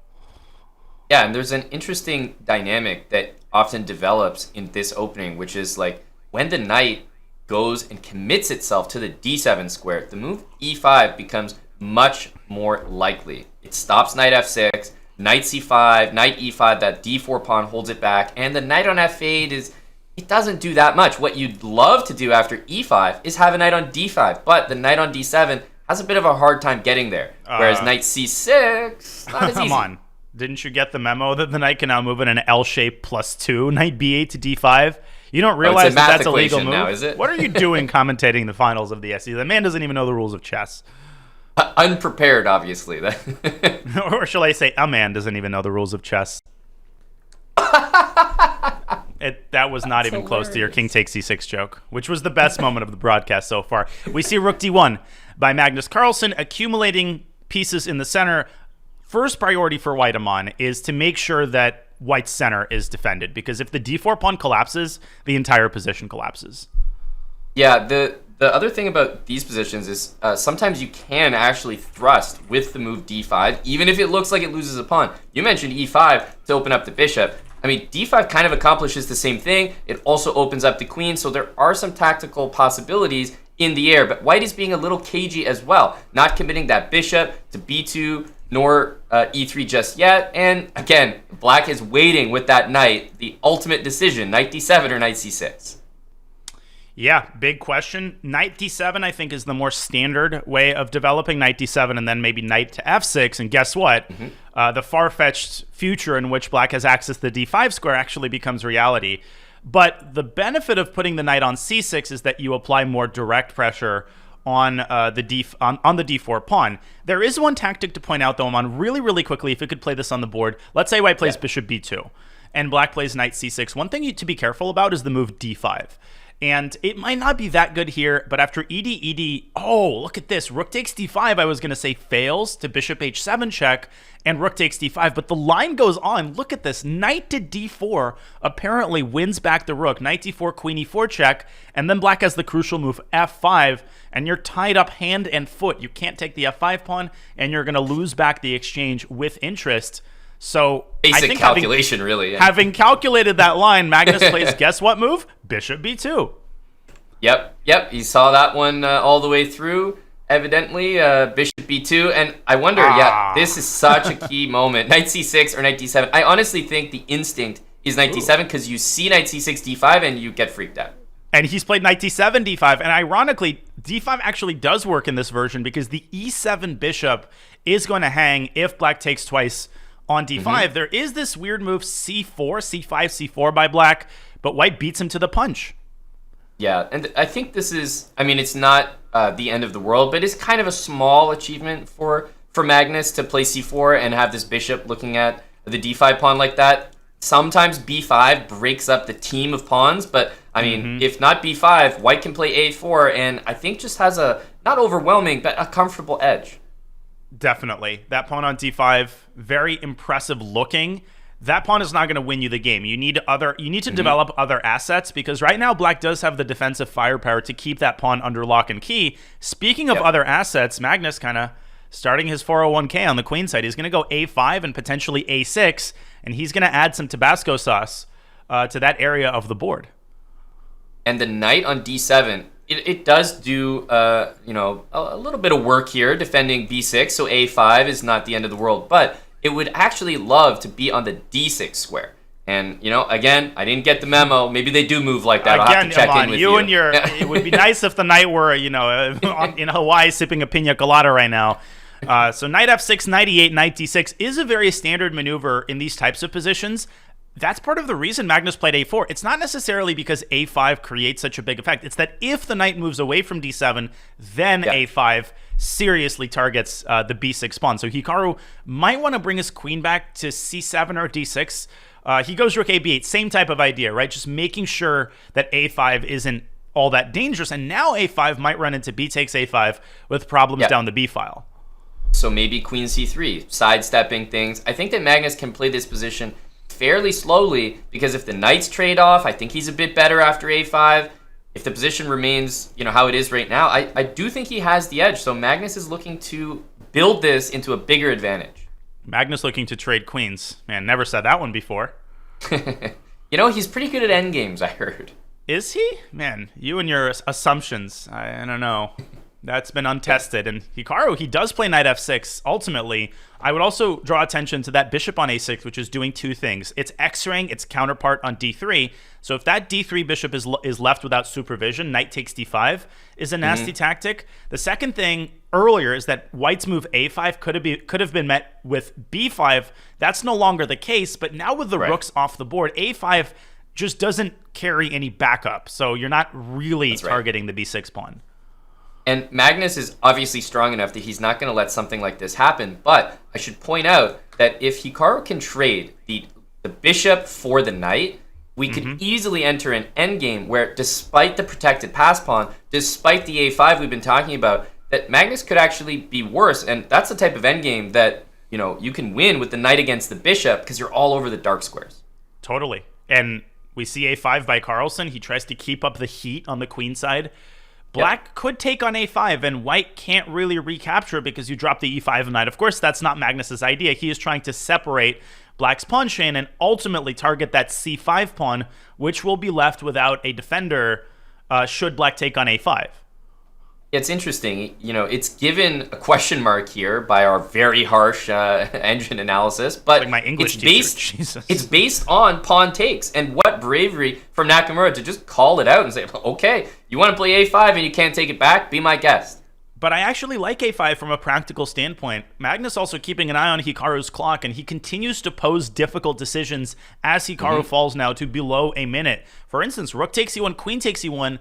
There's a hidden threat. Knight e7 checks suddenly forks the king and the bishop on c8, so you might lose back the a5 pawn. Hikaru has so many problems to solve here, and 37 seconds now on his clock and ticking down. That nagging time advantage that Magnus has had throughout the 5-minute portion could come in handy here as well. Absolutely. I was thinking maybe bishop to d7, but he made maybe a more logical move, a4. Get the pawn off the square where it's being attacked. I don't think he's planning to hold on to that pawn, but he would love to finally achieve that long-term goal of a knight on d6. It's just so difficult to do. Over 75,000 people with over 50,000 watching on YouTube and watching as Hikaru tries to hold this difficult endgame with only 25 seconds on his clock. And will they watch as Magnus recaptures on c6 with the pawn? That seems to be the spicier move. It's also potentially the riskier move. But I would play DC in a bullet game. I think it's a harder move to face practically. Let's see what Magnus decides here. Yeah, because bishop takes, then we actually do get what I was mentioning earlier, where even though you have that protected pass pawn, I actually think that Hikaru's practical chances are through the roof. Black can actually now win this game. You called it a while ago. You have a knight versus bishop situation. It's an imbalance. And it's also easy for white to accidentally abandon his king. If the queen moves away from e3, look at how quickly black's queen and knight can combine. Queen f4, well, not anymore, but queen f4, knight e4, and you have to keep an eye on your king. I think that's what Hikaru's trying to do. g5, creating a Luft square for his king on g7, and also creating the potential preconditions for counterplay against white's king. That's right. Yeah, g5 is, I mean, he's just probing at this point. A queen trade, we should point out, absolutely favors Hikaru. So we will definitely see Magnus keeping the queen on the board. That's the thing that's tying black down to the defense of the c5 pawn, queen a3, right? You'd have to watch both pawns, maybe with queen e7. I'm having a hard time understanding how Magnus makes any progress here. And again, like the previous game, right? Like the opposite colored bishop endgame, black is a monopoly over the dark squares. That queen on d6 is entirely unassailable. It's impervious to attack. And if that queen remains on d6, I want to see how Magnus tries to unshuffle Hikaru's blockade here. And we're getting our answer. Queen a3, queen c3, but how are you going to make that final bit of progress? Yeah, it looks very difficult to do, and I will say as Magnus's time gets lower, his position will become more and more frantic to play because there's not a clear answer here. It's really easy to shuffle a knight on the dark squares, but it's... Draw? I don't know. Maybe time for draw for, make sure you don't accidentally lose game. Queen e4 and Hikaru adding a little bit of heat to the center, and suddenly the time situation has evened up, and bishop takes c6, I think. Magnus might be regretting that choice just about now. Queen b1 check and queen back to e4 would be one way to repeat the position thrice. Magnus might just start going bishop c6, bishop b5, honestly. Yeah. I think this is the moment where if d6. Magnus, if he goes just a little bit too far, Hikaru's going to switch and play for a win, but he hasn't done that yet. There was a brief instance where Magnus could have pushed his pawn there to d6 and d7, and that was missed. And that was missed because both players with 3 seconds on their clock. Who's playing for a win? It might be Hikaru. I wonder, queen a6 to maybe intend d6. I think he's what he's trying to go for. Oh! That knight was pinned d6 transformation here, but it doesn't really change the dynamic of the position. Magnus, queen takes a7. Hikaru's blundered the pawn. That's a mistake. That is a big mistake. Now there are real winning chances. But still drawing chances for Nakamura, who keeps his piece tandem active. But look at that c-pawn. On it goes to c6. And Hikaru now in big trouble. He's got to keep the c7 square under lock and key. Yep, it's so difficult to do. Now bishop d5, you start to panic about the knight. Is the queen trade good? And Hikaru loses. He loses the pawn endgame. The pawn promotes, and Magnus wins. No, that was just an outplay, but based on that blunder of the a7 pawn. So he transformed the position with d6, took on c5, and that was the transformation that white needed to finally play for a win. D6 was such a heads-up move, and it's so misleading looking at that with the engine because D6 is unremarkable. It doesn't change the evaluation. Obviously, that resulting position is drawn, but Hikaru was unable to deal with a new set of problems after having defended that other position for 30 moves. This is what makes Magnus into Magnus. He's so good at confronting you with a whole new set of problems just when you think that he's about to acquiesce to a draw. That's not what Magnus does, and he has a 2-point lead him on. And it's that exact moment, I feel like, and I can speak from experience here, you sort of let your guard down. You're like, okay, I've done enough for a draw. He's not making progress.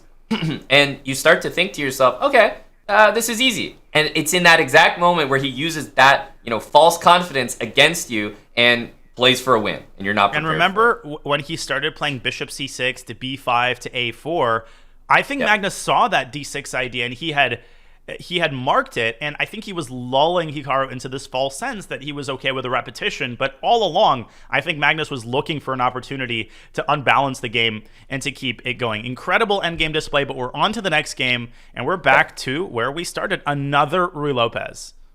Exactly. Nakamura basically, he wants to go back to something that's worked. There's also, the old Russian adage, go ahead and make a draw after a tough loss. He doesn't want to just bleed out here and have the momentum really start to build for Magnus. So he's going to something that he's familiar with. And honestly, Hikaru has gotten some great positions with white, but this one looking a lot more symmetrical.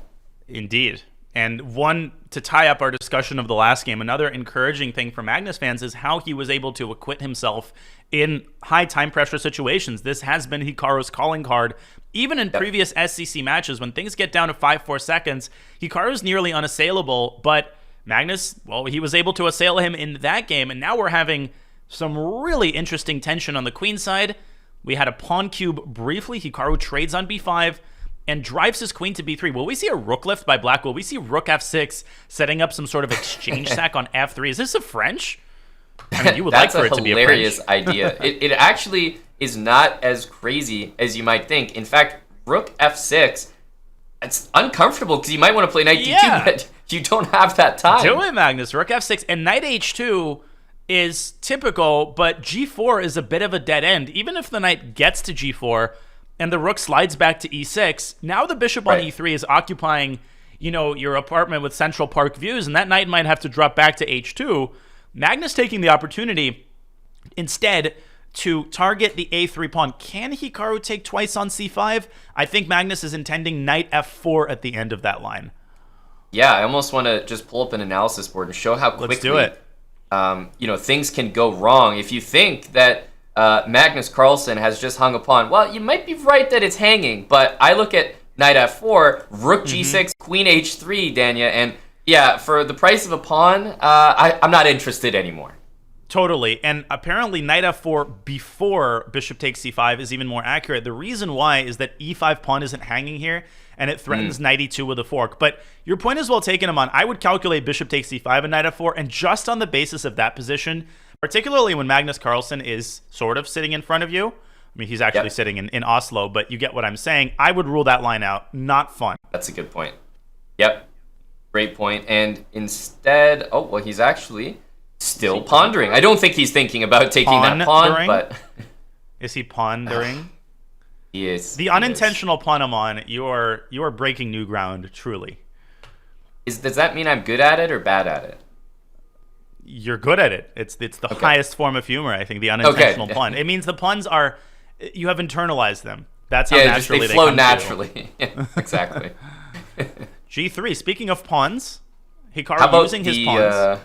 Best double attack you've ever seen. Rook f6. The old rook f6. King g2 defends both the knight and the pawn at the same time. So that's what he was pondering. Nice one, Anya. Nice one. Well, I'm just living off the fact. I'm riding the coattails, I'm like one of those fanboys.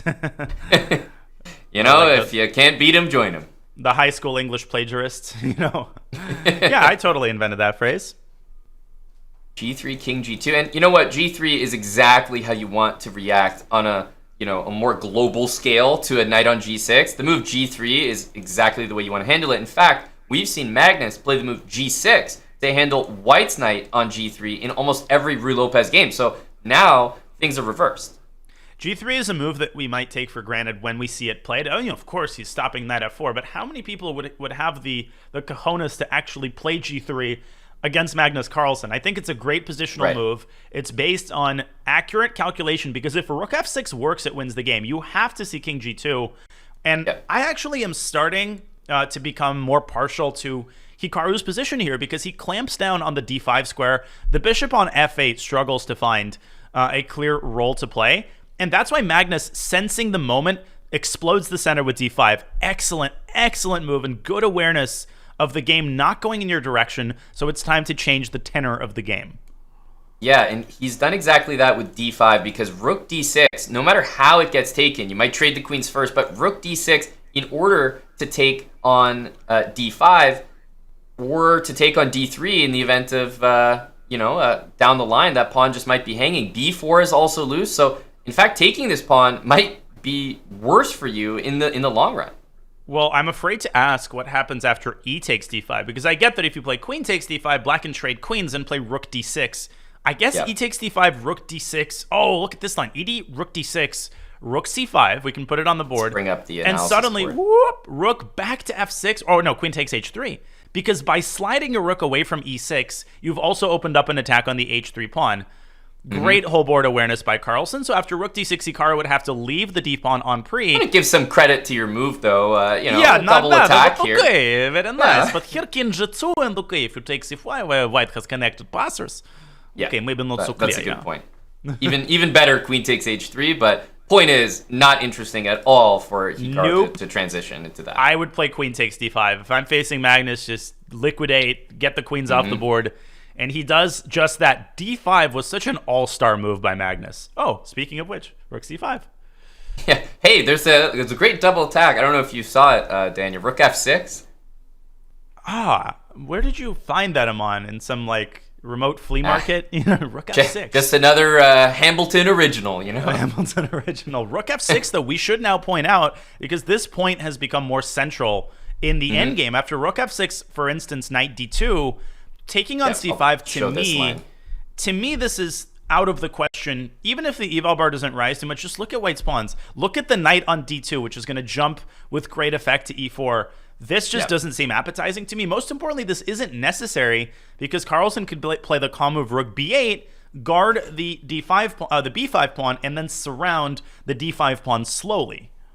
And I mean, look at that. Rook b8 played. You called it, Dania. This move is so patient, just understanding that you have the time in the position to collect this pawn later.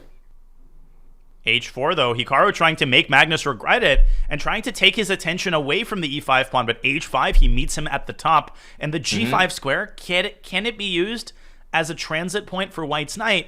You know what the problem is, Amon? If you play knight g5 and black's rook drops back along the d file, not rook f6, but rook d8, then black will be threatening bishop takes c5 and then rook takes d5. So the exchange attack will lose its luster.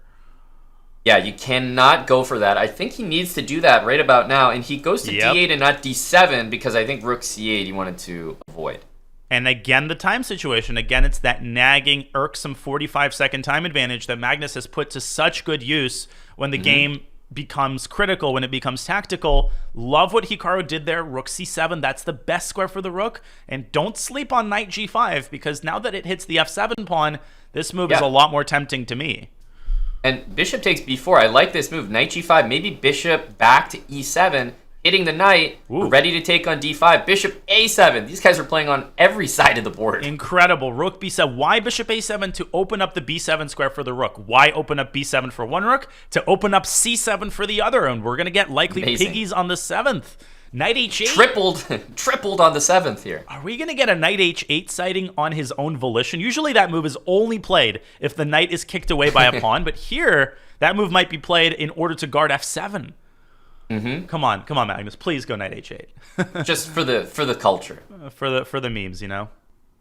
And he does! Hey. And knight g5. Hikaru's not stopping there.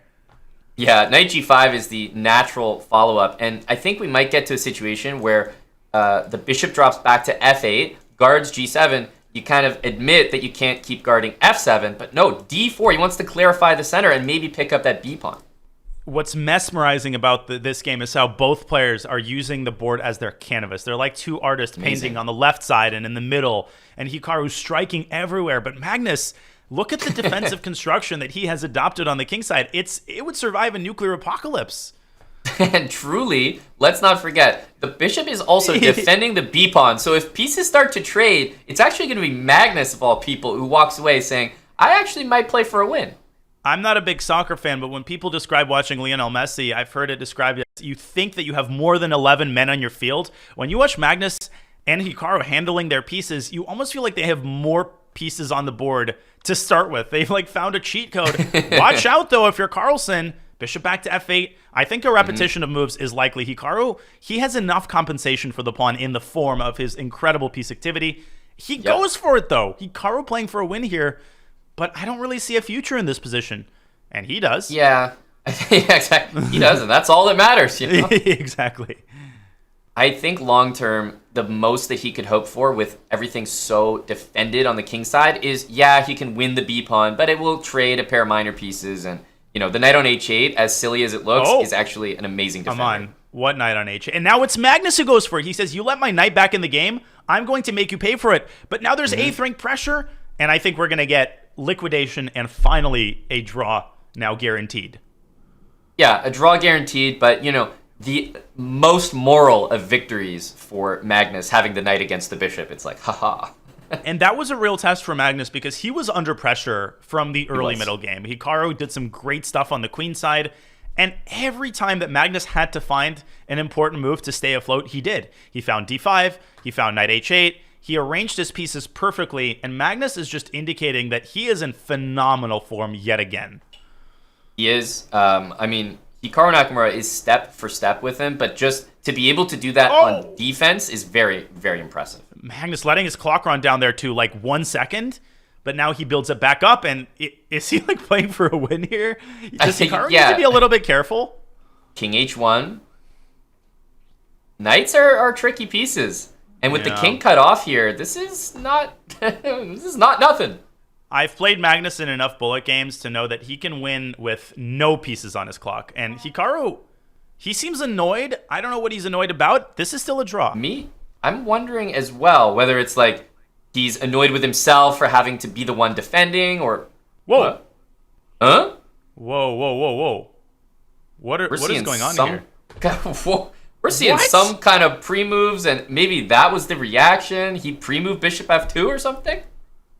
But, wait, Magnus is black here. He gave up a bishop. Wait, what on earth? Hikaru could have captured that immediately and won the game. I think he must have pre-moved it, which is why he's like just thinking to himself, I can't believe I just played so quickly. We're going to have to do an instant replay after this game finishes. Unbelievable. Now, nothing to say after that. I thought that it was a glitch, Amon. I thought that the board lagged or something, but no, it didn't. Magnus had made a false pre-move, and Hikaru had responded with a pre-move instead of capturing that free knight. That was so strange, but here we are in this position. He's trying to play bishop f8. Let's be clear, even after that, well, let's call it a blunder is what it was initially, it would have been immediately lost for Magnus. But when he did win the piece, it was at the cost of both of his pawns. So, yeah, I think this is actually going to be a draw anyway. And there's just no way to make progress. That's the whole point. If both pawns disappeared, this game would last for another couple of hours. But as it stands, that king on g6 is on a perfect defensive position. Magnus did a great job of adjusting. You know, he blundered that piece, but he didn't panic. He found the only narrow path to a draw. And again, I will point out for the 100,000 of you in the chat who are sitting there saying, I didn't see what happened. Like, what on earth just happened? Why is Hikaru up a minor piece? We will quickly revisit that moment and try to explain retroactively what happened. Yeah, right now it's all about this rook and bishop. Whoa. Magnus is playing so sloppy here. Rook b7, he's blundered the g-pawn. Yeah, he got his idea. And he had rook a8 there, I think, but he's just doing everything possible to give Hikaru winning chances. Yeah, that's true. Rook a8 is a good spot, but hang on. That pawn will I think you could probably find a way in 50 moves to win that pawn. What do you think, Daniel? I think you could surround it eventually. There are a bunch of fortresses with rook pawn and king against rook, bishop, and king, and this might be one of them. This might be a situation where as long as you keep the rook on a6, Hikaru actually has no way to surround the f6 pawn. I'm not sure.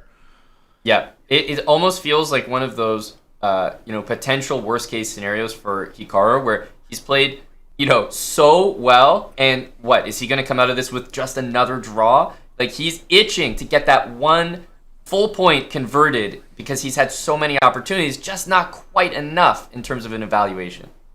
Man, but this would be so huge. If something crazy happens and Magnus blunders the pawn and loses the subsequent endgame, that would be so... That would be remarkable. That would decisively change the momentum and the tenor of this match. So Magnus has to keep his annoyance in check. Hikaru just continues to, make those motions. I mean, I would be happy that I even have the extra bishop to begin with. I mean, what's going on here? Yeah, the players are reacting to something, so it's like, I can't wait to see what it is. What it is, yeah. I'm wondering if there was yet another blunder. Because they have too much time to be flagging. Yeah, I mean, if white blunders the rook, he actually loses because black has the f-pawn. Maybe the bishop got blundered, and then now it's Magnus pushing with one pawn. Oh, whoa! What? What just happened? We need so many instant replays right now. Well, clearly we just got teleported into the future. We were lagging on like 20 moves, and those 20 moves were made, and Magnus lost the game. Before the next game starts, we have to look over what happened. I need to at least go back to where that pawn was won. How was it lost? I don't know how that even occurred. It's just a dead fortress. Hikaru went around the side. He went around the side, and somehow... He somehow got the pawn, and then he won it. That's incredible. That's truly incredible. Insane. And then I'm going to fast forward, because they played so many moves, they were just coming instantly. I'll just show the finish of this bishop and knight. Bishop and rook. There used to be they don't have that many pieces. Didn't get the memo I'm on. It was blundered. and then, oh my gosh. Stopping the rook from going to a5. And, I mean, I'm not even sure what just happened there. Are we on to the next game? I'm looking for the next game here. I don't think we are just yet. I think maybe the players are adjusting to this new reality. I have so many questions and not enough answers. First of all, Magnus had no business pre-moving with 4 seconds on the clock in that night. He got too comfortable, I think, being in the driver's seat of that endgame, and then suddenly he gives up the knight.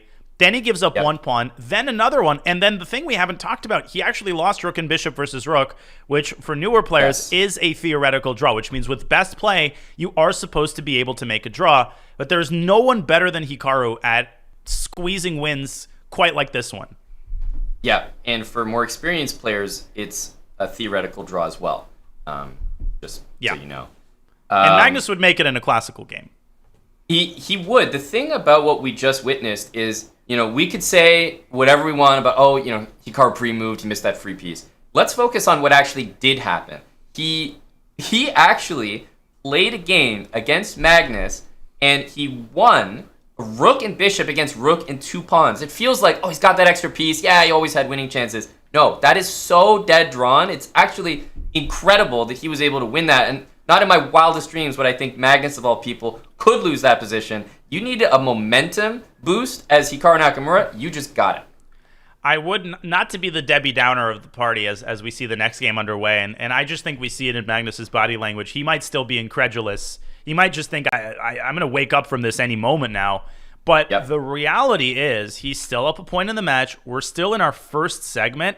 So the objective effect of this game on the course of the match is probably not as big as I think some people might make it out to be, especially because I think Hikaru has misplayed the subsequent game, and I think Magnus is even angrier now. He's got an even bigger chip on his shoulder. Yeah, and I think he's gotten what he wanted. Totally. If anyone is, wondering, yes, we did miss the opening, but hey, newsflash, it was the same opening as every other game. So that's a consolation prize here as we are now up to speed. And I wanted to add one last thing as we see queen d2 by Carlsen connecting his rooks, setting up the potential threat of bishop takes h6. He's got more space, better pieces.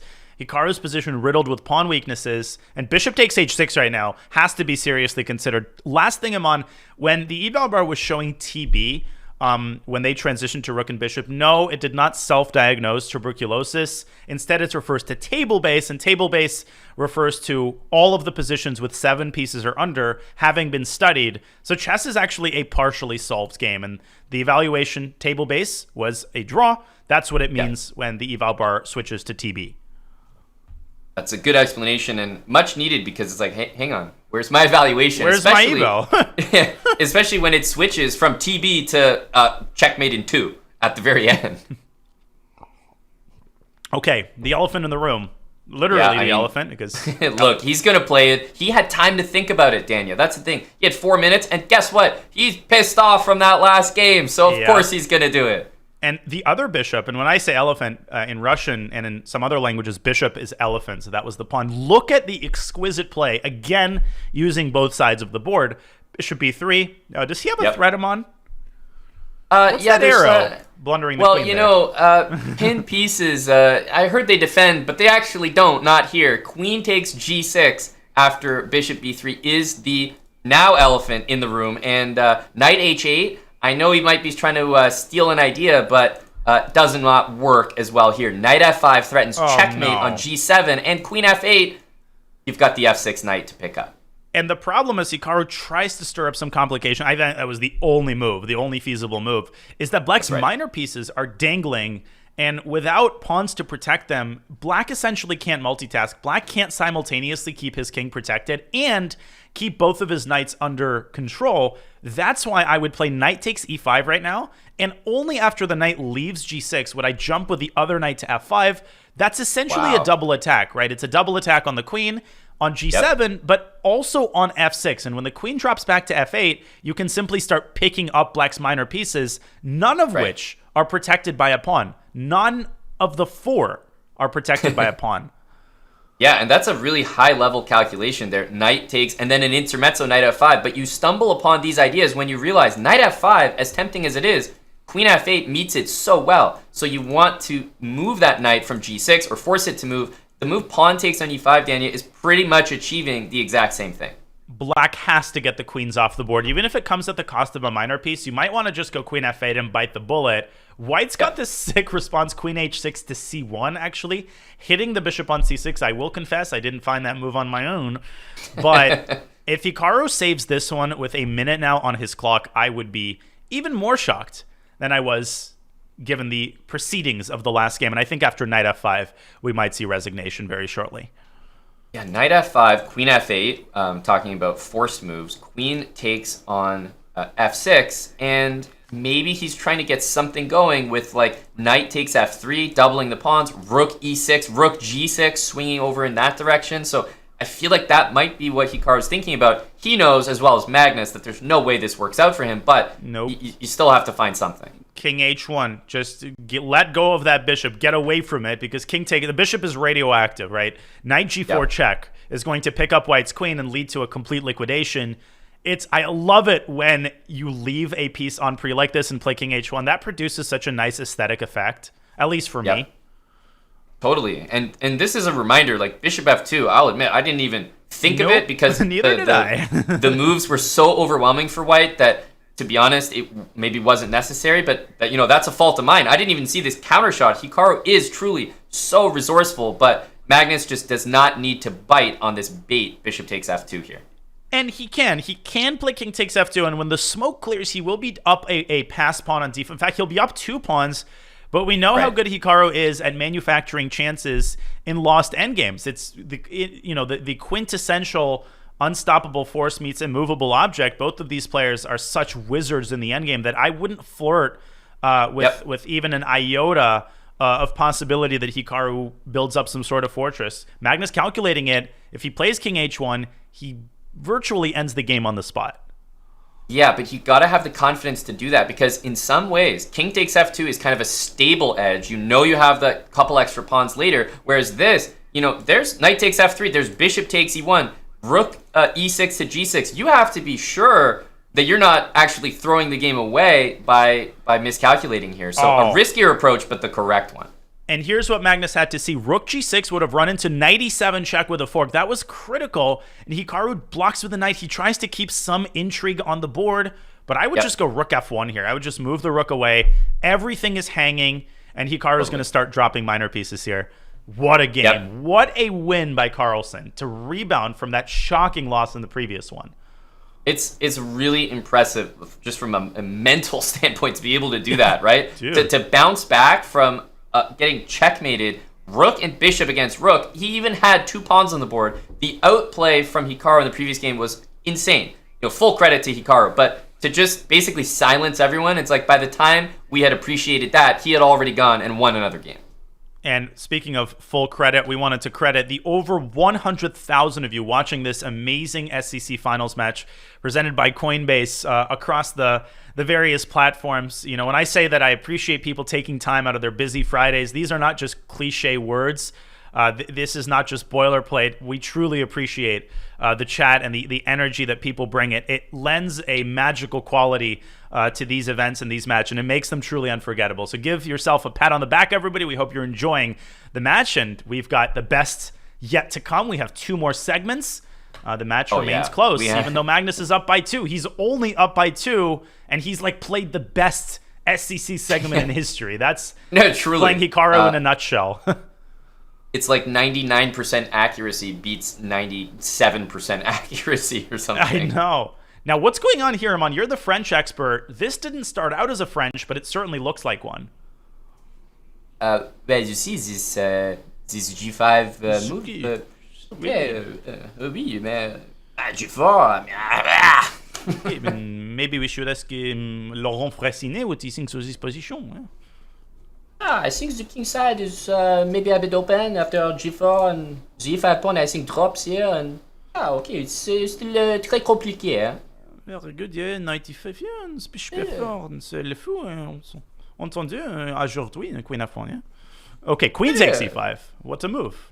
Okay, now I can't escape the accent. It's now you're trapped in there it a little bit. You're trapped in you it. must continue. Okay, so are we going to see knight b5 by Nakamura to target the c7 square? These positions, I have to say, are so stressful to play with the black pieces. Like, you feel like you've done the absolute best, right? When you read the blueprint for the French, let's say, because it is more like a French position right now, you think, okay, get rid of the center, right? E5, D4, let me undermine the center. That's what the French is all about. Well, guess what? You've done it. And the position is still extremely unclear, as the eval bar points out that black still has lots to worry about. Absolutely. But white has more to worry about than may meet the eye, because once black's bishop from f8 comes out to c5, Amon, it targets the f2 pawn, and the fact that white hasn't developed his queenside might bite him in the behind pretty shortly. Yeah, I think this is all about... First of all, the g-pawn is hanging, so yes, you can take it. It's not that easy for black to play rook g8 because you need to long castle, lots needs to happen. So the g4 pawn is up for grabs, but I like knight b5. However, bishop c5 is a very aggressive way to react, and it just could become a total mess. Okay, bishop e3 instead. Hikaru prioritizing his development. Magnus could now secure the g4 pawn with h7, h5. That, of course, is the kind of boilerplate response once you advance the pawn to g4. Or he could similarly prioritize his development and get his dark squared bishop out. Which path is he going to choose? h5 feels really natural, and I guess now that bishop e3 has been played, the clear reaction is knight b5. There's no bishop c5 to think of, so knight b5, I imagine, has to be Nakamura's idea, but you know, the engine, because I've looked at these positions enough, the engine will always be like, you know what, it's not that bad for white. Even if you just develop, black has problems to solve. The king is never fully safe castling kingside, and castling queenside is not that easy to achieve. Well, you got the square. We got the square right. We got the piece wrong. He's put the bishop on b5. And e5 by Carlsen, leading to complete pandemonium in the center. But Amon, this doesn't actually threaten. I think this is very important. E takes d4 is not a threat because of bishop takes d4, bishop g5. So Hikaru can take this opportunity to say, you want to open up the center? I'll take it to you. A move like c4 and knight c3 would terrify me if I were in Magnus's shoes. And that's very much up Hikaru's alley. It really is, but he needs to find the confidence to play those moves. I think he knows that this position calls for those types of moves. We talk about the move C4. The move F4 is equally playable. How insane are these moves here? In C4, Hikaru Nakamura strikes. I'm going to go ahead and give that a brilliance. Oh, wait, it's already done. Both of these players have Amazing move. such a keen sense of the initiative. They know exactly when their opponent starts to lose the thread, and they pounce like a tiger out of the cage. This So is also strong. going to be on the final game of the 5-minute portion, so a win by Hikaru would go such a long way toward re-establishing the momentum that he seized after that endgame victory. I'm just going to go ahead and say it. Magnus surviving this position will be so astounding to me because I said it earlier, this position is nothing but stress for Black to play.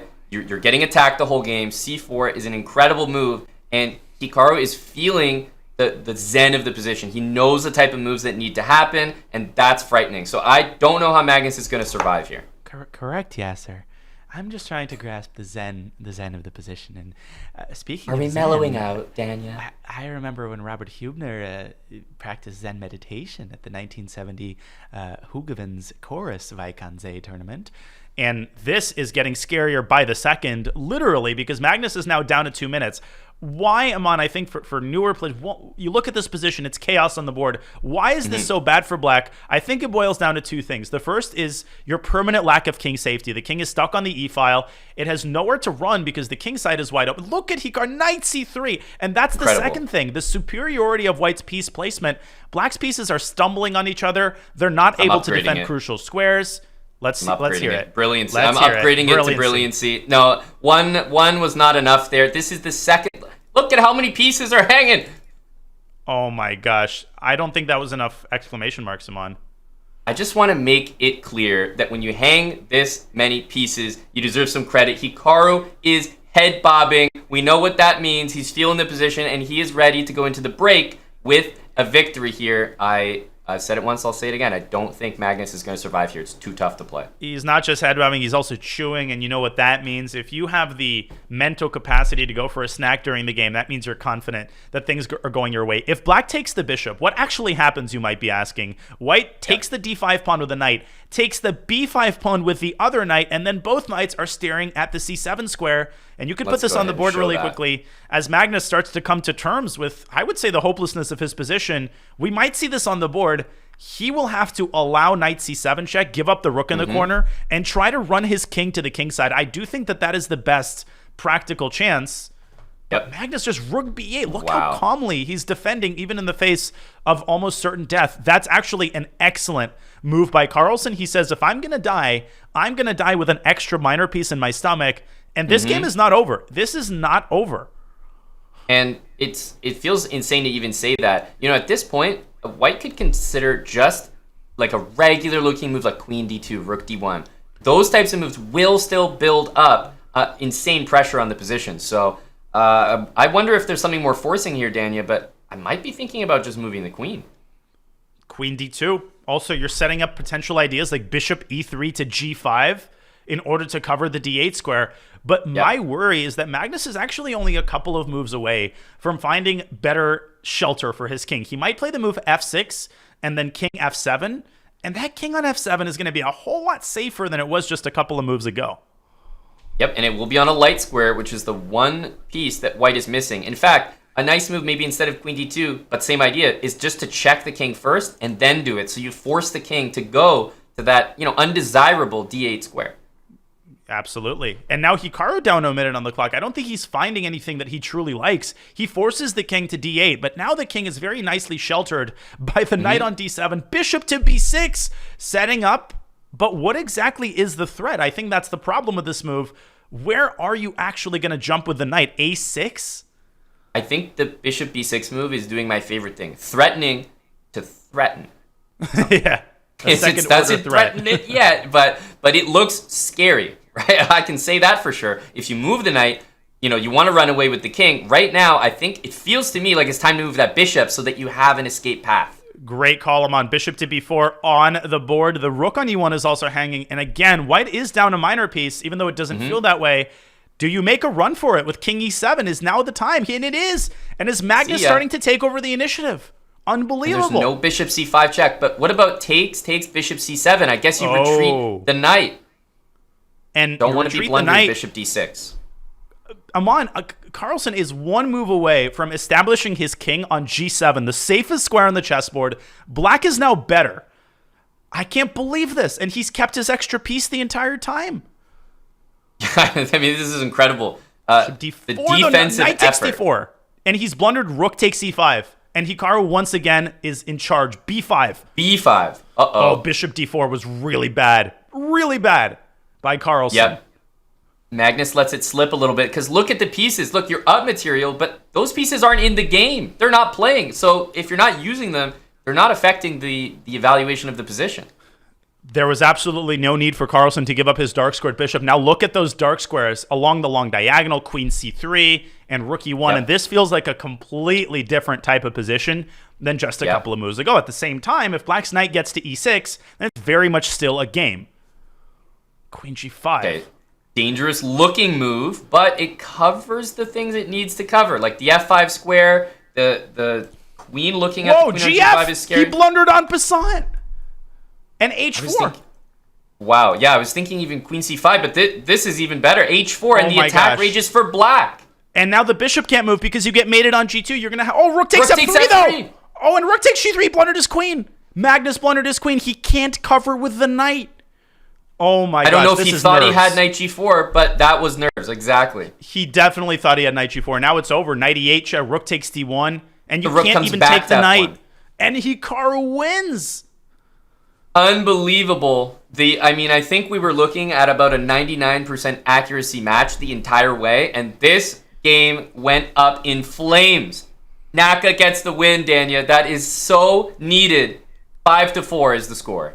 How many turnarounds did we have at the end of that game? First, it was almost a sure win for Hikaru after c4. Then Carlsen starts to stabilize. He takes over the advantage, gives away his dark squared bishop, and then blunders his queen just when he was about to deal the final blow. The score is 5-4, and we have gotten everything that we've asked for him on, and then some. Wow, this was such an insane finish to the 5+1 portion. I mean, it speaks for itself, Danya, that the match is within 1 point. I think we need an instant replay of the final blunder. We don't have the time to go through every turnaround of that crazy game. There was a lot, I'm not gonna lie. But if we could go to move 32, Amon, really quickly after f4, Hikaru forgetting about en passant, which sets up the mate threat on g2. He has to waste the tempo to bring his bishop back. Now h4 would have won on the spot because it would have forced the bishop back and would have forced the queen trade.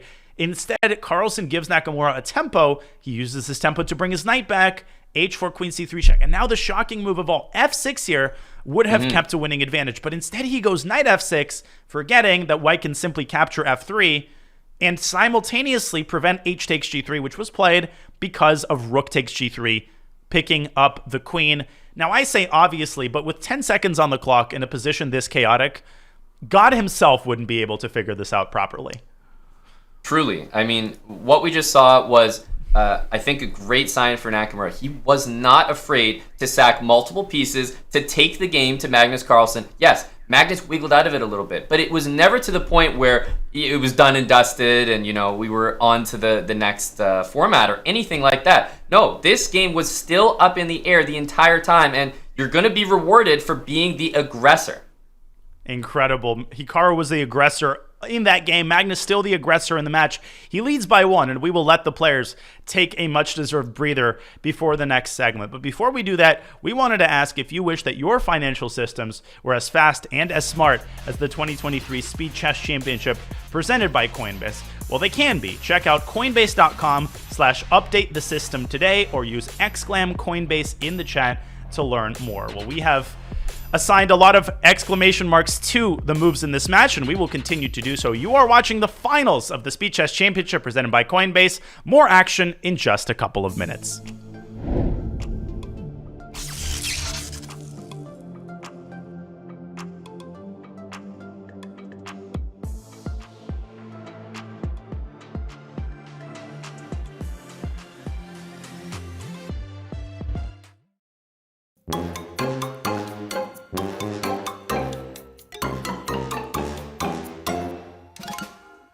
I I take AG1. almost daily. I love them, honestly, because they taste great. I know that sounds silly, but not everyone wakes up looking forward to taking a supplement, and I legitimately do because they're tasty. Obviously, they're phenomenal for you, or I wouldn't be taking them. A few years ago, I went completely corn-free. So I don't eat anything that has not just corn, but any type of corn syrup, which these days is in everything. And so I spent a lot of time looking into the supplements, whether it's pre-workout or just to like start my day. And I spent a lot of time looking into that stuff, and there's nothing better than the ingredients in AG1. Phenomenal for any type of thing you're looking for, whether it's just adding a little more, whatever you want to call it, fiber, vitamins, all the stuff in them, you know, into your diet if you're lacking some of that. If you're legitimately looking for energy and ways to kind of start your day on the healthy side of the bed, if that's a thing, or the chessboard. But no, the ingredients in this stuff is the highest quality if you are looking for anything to boost your diet around. It's awesome. I also actually take this liquid stuff, which is vitamin D with vitamin K. These days, if you're not taking vitamin K with vitamin D, you're basically wasting your time. If you didn't know that pro tip, you gotta have vitamin K with your vitamin D. So anyway, I love AG1. Whatever reason you might be looking for it.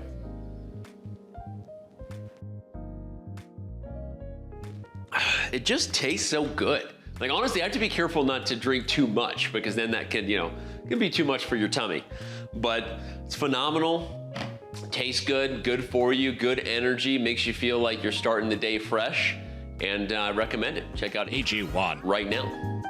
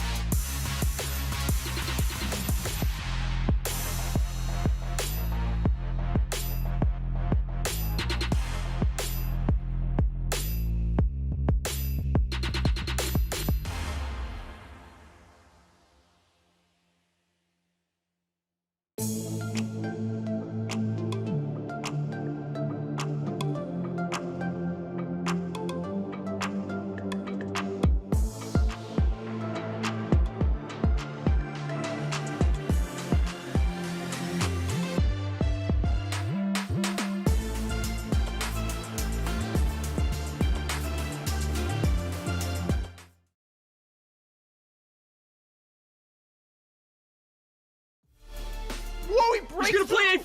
Oh my gosh. He's got trousers. Where's the mate, though? I don't know, but it's gotta be there. Oh, he got my god, he made it Oh C6. Oh my gosh. Yeah. Oh, he's pre-move GF.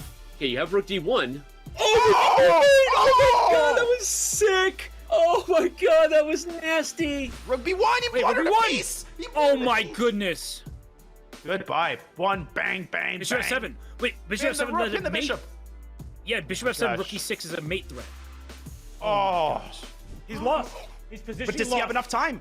Oh my gosh, Magnus has to show off the mouse speed right now. This could be over if Hikaru can bleed another minute off the match clock. Here we go. Oh, P5. oh. No, he doesn't have enough time. Hikaru made over. It's over. Magnus gives a little bit clap for Hikaru Nakamura.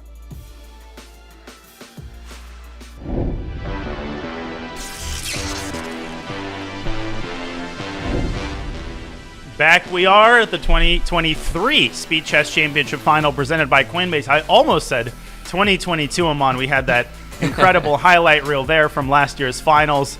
I've been experiencing withdrawal for exactly a year, and I'll be experiencing withdrawal for another year after this. But we still have a lot of chess left to play as Magnus Carlsen holds a 1-point lead. Let's take a quick look at his 2022 performance. Up until the loss with Hikaru, Magnus was rampaging through the field, Amon.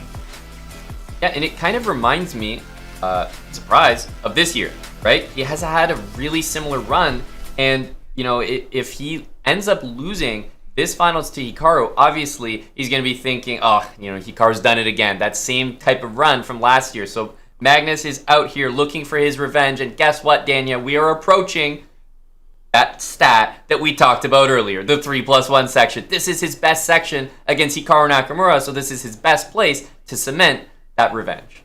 This is where Magnus has to butter his bread, but in order to do that, he's got to set himself up mentally, especially given his last 2 losses. They weren't consecutive losses. He won a beautiful game there in the middle, but first there was that insane endgame where he gives up his knight in a dead drawn position, and then that final game where Magnus somehow climbed out of a dead lost position only to make the last blunder. So Hikaru, he had the last laugh in the 5+1 segment. Who will have the first laugh in our next hour of 3+1?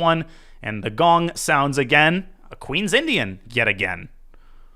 Yeah, interesting. I'm trying to, I guess technically, going back to that one game they did have in it, it didn't really go Hikaru's way, but I think he was quick to realize it didn't have anything to do with the opening, so he was happy to try this one again, but in a shorter time format. Now, I'm actually going to be paying close attention, Danya, to the time situation. Early on, it's actually in Hikaru's favor, but he has been down on the clock against Magnus a lot in this match. Ooh. And what just happened there is pretty much standard fare. This knight g5, knight e4 sequence is common in a lot of different types of positions. Can we rewind? We're on the same page yet again, Amon. Yeah, we have knight to. g5. So what's the idea of this move? It's a double attack. Knight g5 is against the h7 square, which is mate, and bishop takes b7. So if you take on g5, you allow bishop takes b7, and black actually loses the exchange because you can't guard the rook on a8 and save your knight at the same time. So that's why Hikaru covered with his knight onto e4, covering the mate, covering the bishop, and garnering for himself a tempo that he uses in order to cut the contact between the two bishops by developing the knight. And now the game is much more stable. What do you make of this position that they currently have? Yeah, that was a great explanation. Exactly what the players were thinking. Now, I think with the Queen's Indian, I always have to just hand that little bit of an edge to white just based on the structure. Like, you have more space, more control of the center. But this extended f-pawn is what I'm focusing on for Hikaru here. This is going to give his pieces some scope on the f-file. And if you back that pawn up to f5 and maybe give white the f4 move, then I think the edge in terms of the space is really clear. So I like this move that Hikaru has managed to get in. I think it's balanced. Yeah, I mean, it's hard to say whether, you know, the weight of white's superiority in the center, because if you just look at the center, white's got the pawns on d4 and c4. White's got the potential breakthrough with d5. On the other hand, he doesn't have his light squared bishop anymore, Amon, and he's just allowed the move f3. Girl, Magnus, calm down here. f3? Anybody? Any takers? This is going once?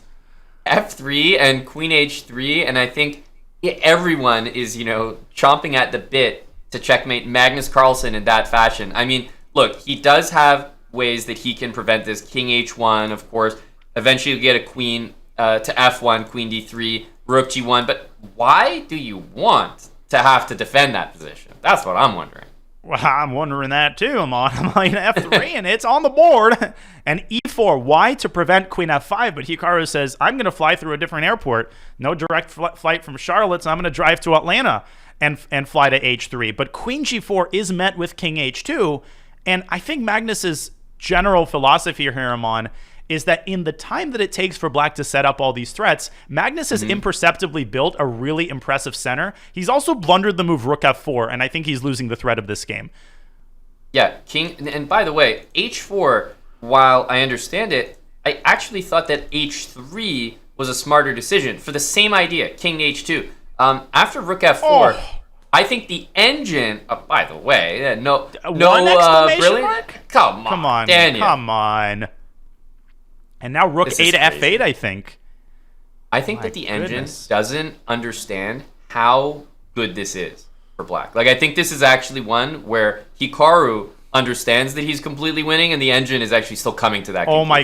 Oh my gosh, there's an incredible move here. You want to go what rook is it? takes h4. Most people want to do it, but white plays rook takes f3 and eliminates the pawn. So what you do is you deflect the queen with knight takes c4, then you play rook takes h4, and there's an unstoppable mate threat along the h file. For example, queen d3 I'm on.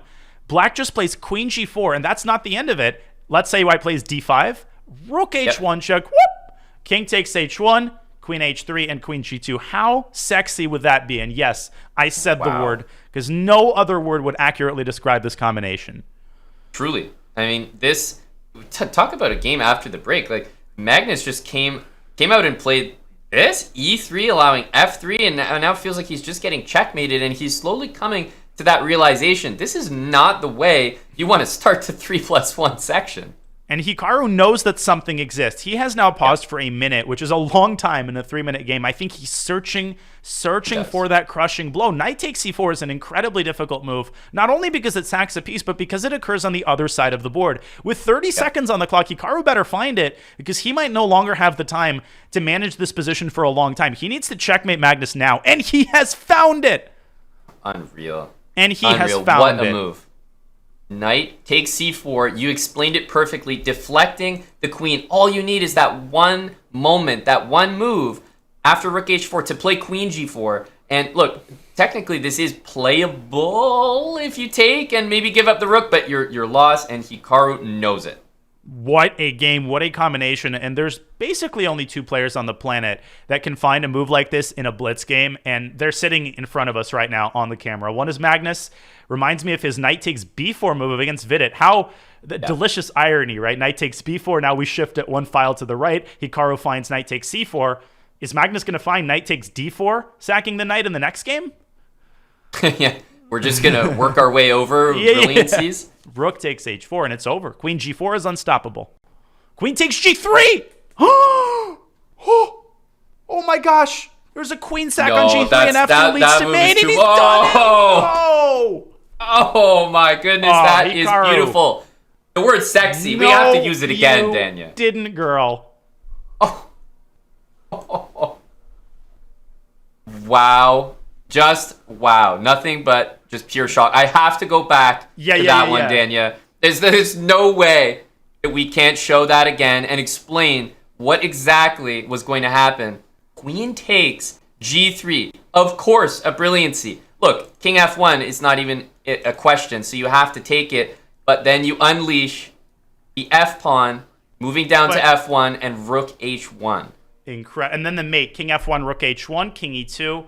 And look at the mate, f1, queen, king d2, queen c1, shuttling the queen to e2, and then queen e1 mate. You have exactly 2 squares that are accessible. They are the mating squares. This was exquisite. This was a work of art, and you knew that something was going to go down when Hikaru landed a pawn on f3. Lolly's mate, he said it on his stream a million times. You knew that he started to search the moment that pawn landed on f3. What a game to tie the match. And you think about how, that was almost, not taking anything away from Hikaru, but very self-inflicted by Magnus. He played e3 and said, push your pawn to f3. And Hikaru said, sure, I'll do that, and I'll mate you with a couple brilliancies. Is that what you wanted? Clearly, that's what Magnus asked for, and that's what he received. It was unnecessarily provocative. And it was more annoying that for Magnus that he did it with the white pieces in a Queen's Indian where he was hoping to play without risk. Instead, he gets checkmated. I feel like I try as a commentator, Ramon, now to make less comments about body language because you never know what the players are actually thinking. But, man, after that rook and bishop versus rook game, it seems to me like Magnus hasn't been the same yet. Yeah, it's so interesting because he bounced back immediately with an incredible win to sort of silence that notion. But then you look at the games that have followed, and I couldn't agree more. He's not fully himself, and let's give credit where credit's due. Hikaru Nakamura has absolutely, he's joined this match in a real way. He's back in it, and the momentum seems to be in his corner in this 3+1 segment that he's struggled with in the past. And so far, he's also adjusted his clock management subtly, but still in a big way. Now he's holding the time advantage in the last couple of games, this game included, we have a really interesting Sicilian where Magnus has just released the tension with d4 and c5. The drawback of this approach is that white now has some light square control on the queen side. You can see Hikaru's knight heading over to c4. The bishop could also park itself on a4. I think the position is approximately balanced, but I would probably take white here. Yeah, the structure does look pretty pleasant here. And remember, Hikaru Nakamura is currently playing for what I believe would be his first lead of this match. He's tied it up and started in the best possible way. Now he's got the white pieces. He can keep piling on the pressure. That would be momentous, as would a potential kingside attack that Hikaru would develop if he lifts his rook up to f3 or his queen to g4. Queen g4, very thematic move here, Amon. You're not necessarily trying to checkmate black in one fell swoop. You're trying to set up the preconditions for a potential kingside attack. I mean, bishop h6 and f4 would come really, really fast. And that bishop, which would land on f6, I don't think that's a reliable bishop at all. I would go bishop h6 and take my chances here. Right, because bishop f6, he's saying, okay, e5, I've got it covered. But f4 renews that exact threat. And if you play e5, you're opening up this bishop in general. Great point. Yeah, that looks really scary. I'll tell you what Magnus missed. I think Magnus was relying on king h8. He might play that move, and there might be a pawn that lands on f6, mirroring the narrative in the last game. Hikaru would play e5 anyway, and after g takes h6, e takes f6, black's kingside is going to be in shambles, and we're going to get another thematic attack by Hikaru here. Magnus is in trouble yet again. I was going to point out, I mean, it feels like we're stating the obvious, but you have to take a step back and think that Hikaru Nakamura, he's gotten his wins, and actually we've seen Magnus under the most pressure when he's kind of just closed his eyes and started attacking, like caveman style. He is going for the king, and it's so refreshing, and I think the chat has got to be entertained by this type of chess, Daniel. You don't always see this from, the absolute highest levels because those barbaric kind of attacks don't work, but that is exactly what's working for Hikaru Nakamura. Barbaric is a great way to put the way that this match has proceeded. Amon, it's not one match. It's been two matches. Yeah. Where are the balanced Rui Lopez's? Gone are the positional struggles. Gone are the long end games. Gone are the maneuvering battles. Now we've got all-out, bloody, sanguinary action against each other's kings, except it's really only against one king. Magnus hasn't really taken too many stabs at Hikaru's king recently. And it's on the board. Rook g8, let's at least give some credit to the bishop on b7 who heard that comment from you and said, well, hang on. Whoa. I could make some threats too. But no, you're absolutely right. This is, Hikaru is going to bring that rook into e1, maybe knight e5, f5 is also on the cards. Hey, the h6 pawn is hanging as well. And c5. And the c5 pawn is hanging. And Hikaru might absolutely say, listen, I didn't sign a contract that I have to win this game by checkmate. He might take c5 and then trade queens on d6. Magnus is also down to 10 seconds. I feel like the wheels are really coming off in this game. Yeah, rook g6 feels like a normal move to hit the f pawn, guard the h pawn, but then, as you mentioned, you could switch gears and just take on c5. And now you could switch gears and go knight e5, which is the square relinquished by Magnus's last move. Rook to e1 would be a great C3. Build-up move. c3, bishop, c2, so many ideas. Yeah, if you can bring that bishop to c2, remember, with 5.6 seconds, you just need the most complicated procedure for Magnus to find, and that alone might be enough. So I really like the move c3. I think it's tough to handle. And we called it, right? He's just taking material, and knight f3, knight g5. Oh no, that could be a hammer blow, and he finds it, because rook g6 is impossible. The f8 rook hangs. Every detail has been accounted for. Look at this. Yes, this is exquisite. You called it. That's actually a really key detail, and Magnus was having that precise panic in his head. He was like, oh, rook g6 and h6. That's easy. But with the rook hanging, oof. Bishop c2. Bishop c2. He doesn't recapture the bishop, and bishop takes g6, or queen takes f8, and he wins. Start with this. Hikaru is on fire. He wins with a miss. Oh, God, what an awful move.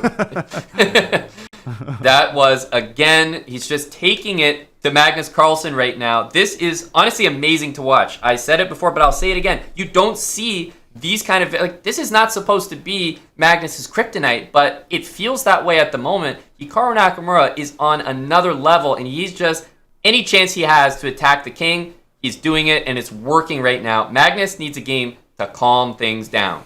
And I like Magnus's decision. Go back to the relope, as the Queen's Indian hasn't been working very well. And what impressed me the most about that game, it wasn't the fast attacking moves. It wasn't the bishop h6s and f4s, because that's pretty standard fare. It was the slow moves, right? The knight f3s and the c3 bishop c2s. Hikaru was able to keep his composure and find these slow build-up moves when a lot of people, especially against Magnus, would start to panic and throw all their pieces into the fire. Hikaru completely disarmed Magnus's attempts at counterplay. His time management is improved. The good news for Magnus is that he's only down by a point. We're talking about this like it's a 10-point match. No, this is still very close.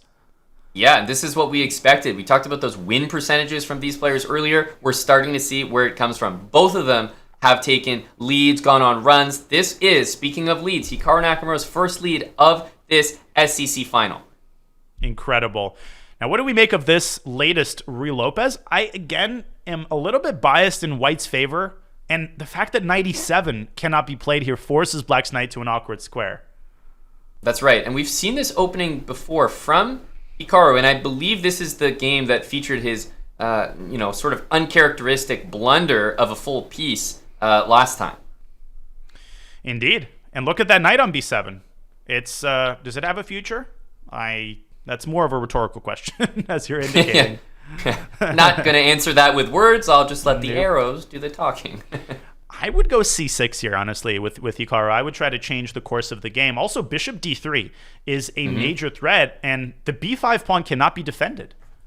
Yeah, and it's a little unusual to feel so comfortable giving away your dark squared bishop if you're Magnus here, but it comes with a very, and you see the move c6 played. Because the b pawn is so weak, bishop d3, I think he's made the right decision, Dania. Followed your idea. c6 just needed to happen. Necessary evil.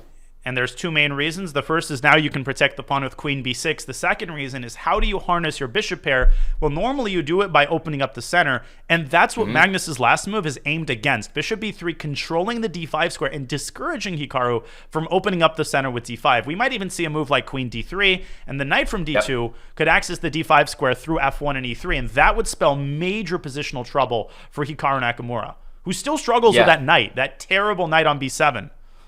And there's a long-term reason why this knight is no good. Right now, we can see its future is pretty bleak. But knight d8, you're thinking, okay, knight e6. But white is going to play the move g3, maybe the move h4. And you start to see, wait, every single forward square is covered.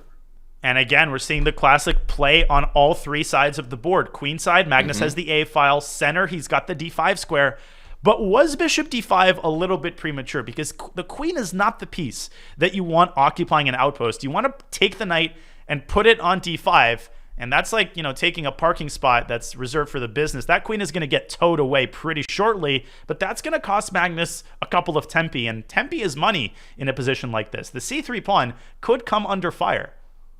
Oh, the interconnected business money references. Dania is going crazy right now. I like that one. Rook a3, guarding the c3 pawn, but multi-purpose as well. Rook to a1 and rook a6, rook a7. You're going to bring the rooks into the party. And again, that knight is looking for somewhere to go. Knight c6, great call. Not really doing much. And knight e6, you will see the move g3. And you called that when there was still a piece on d8, so pretty impressive. The knight finally has a future. It's got the e6 square, and Magnus has clearly lost the lion's share of his advantage, which is uncharacteristic. These are exactly the positions where we know Magnus to be nearly flawless in blitz, but bishop d5 was a bit of a panicky reaction. I still think he's got the preferable position, but if Hikaru gets a knight to f4, God forbid, if Black can push d5 here, the tides could really turn. Totally, and that's why you saw knight e3. He actually wants to play g3, but I think he realized knight c7 accomplishes the same thing as knight f4, and if you can play d5, you might sack the pawn, right, and play e4, Totally. and that could be devastating. d5 is very much in the cards. It's being threatened, and I think Hikaru could even play queen c6 here, targeting the c3 pawn and preparing d5 once more. And Magnus is going to say, over my dead body. He's going to shift the rook from e1 to d1. And it's so clear what the battle is revolving around. The battle is revolving squarely around the d5 square. Oh, squarely. Yes. And you're getting good at it, Daniel. There's one step at a time. Long-term thing that we need to be very careful of if we are playing with the black pieces here. Do not let a pair of knights trade and the other knight reach the d5 square. That's like, worst case scenario. And something went a little bit wrong in the last few moves by Hikaru, because Magnus is very close to turning that into reality. Even if the f3 knight doesn't manage to reach d5, I still think this endgame requires a lot more precision from black than it does from white. And it's almost like precision is Hikaru's calling card. Yeah, he heard that. He's like, yeah, I've got that. I've got that. There's a weird line here, because h4, if the bishop goes back, knight d2, and I think white is achieving a lot. So the idea must be bishop to bishop c1, and like, what's going on there? I don't like rook takes b5 by Magnus. Hikaru simply doubles on the c file. He's going to win the c3 pawn back, and I feel like the worst is behind him. I think he's going to hold the draw here with room to spare. I agree. You can't defend that pawn. The rooks will invade, and if you don't play knight takes bishop, then yeah, you may even risk something as well, because the rook's going to get behind the pawn. Rook b2. There's going to be threats there. Bishop b3, and bishop b3 is going to be threatened after black puts the rook on the second rank. So be careful if you're Carlsen. Yep, rook.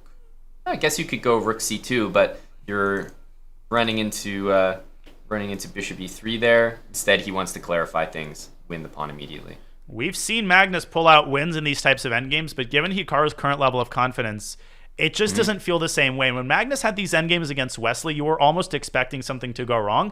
Now I'm expecting something to go wrong, but from the opposite side, it feels like Magnus is suddenly worse.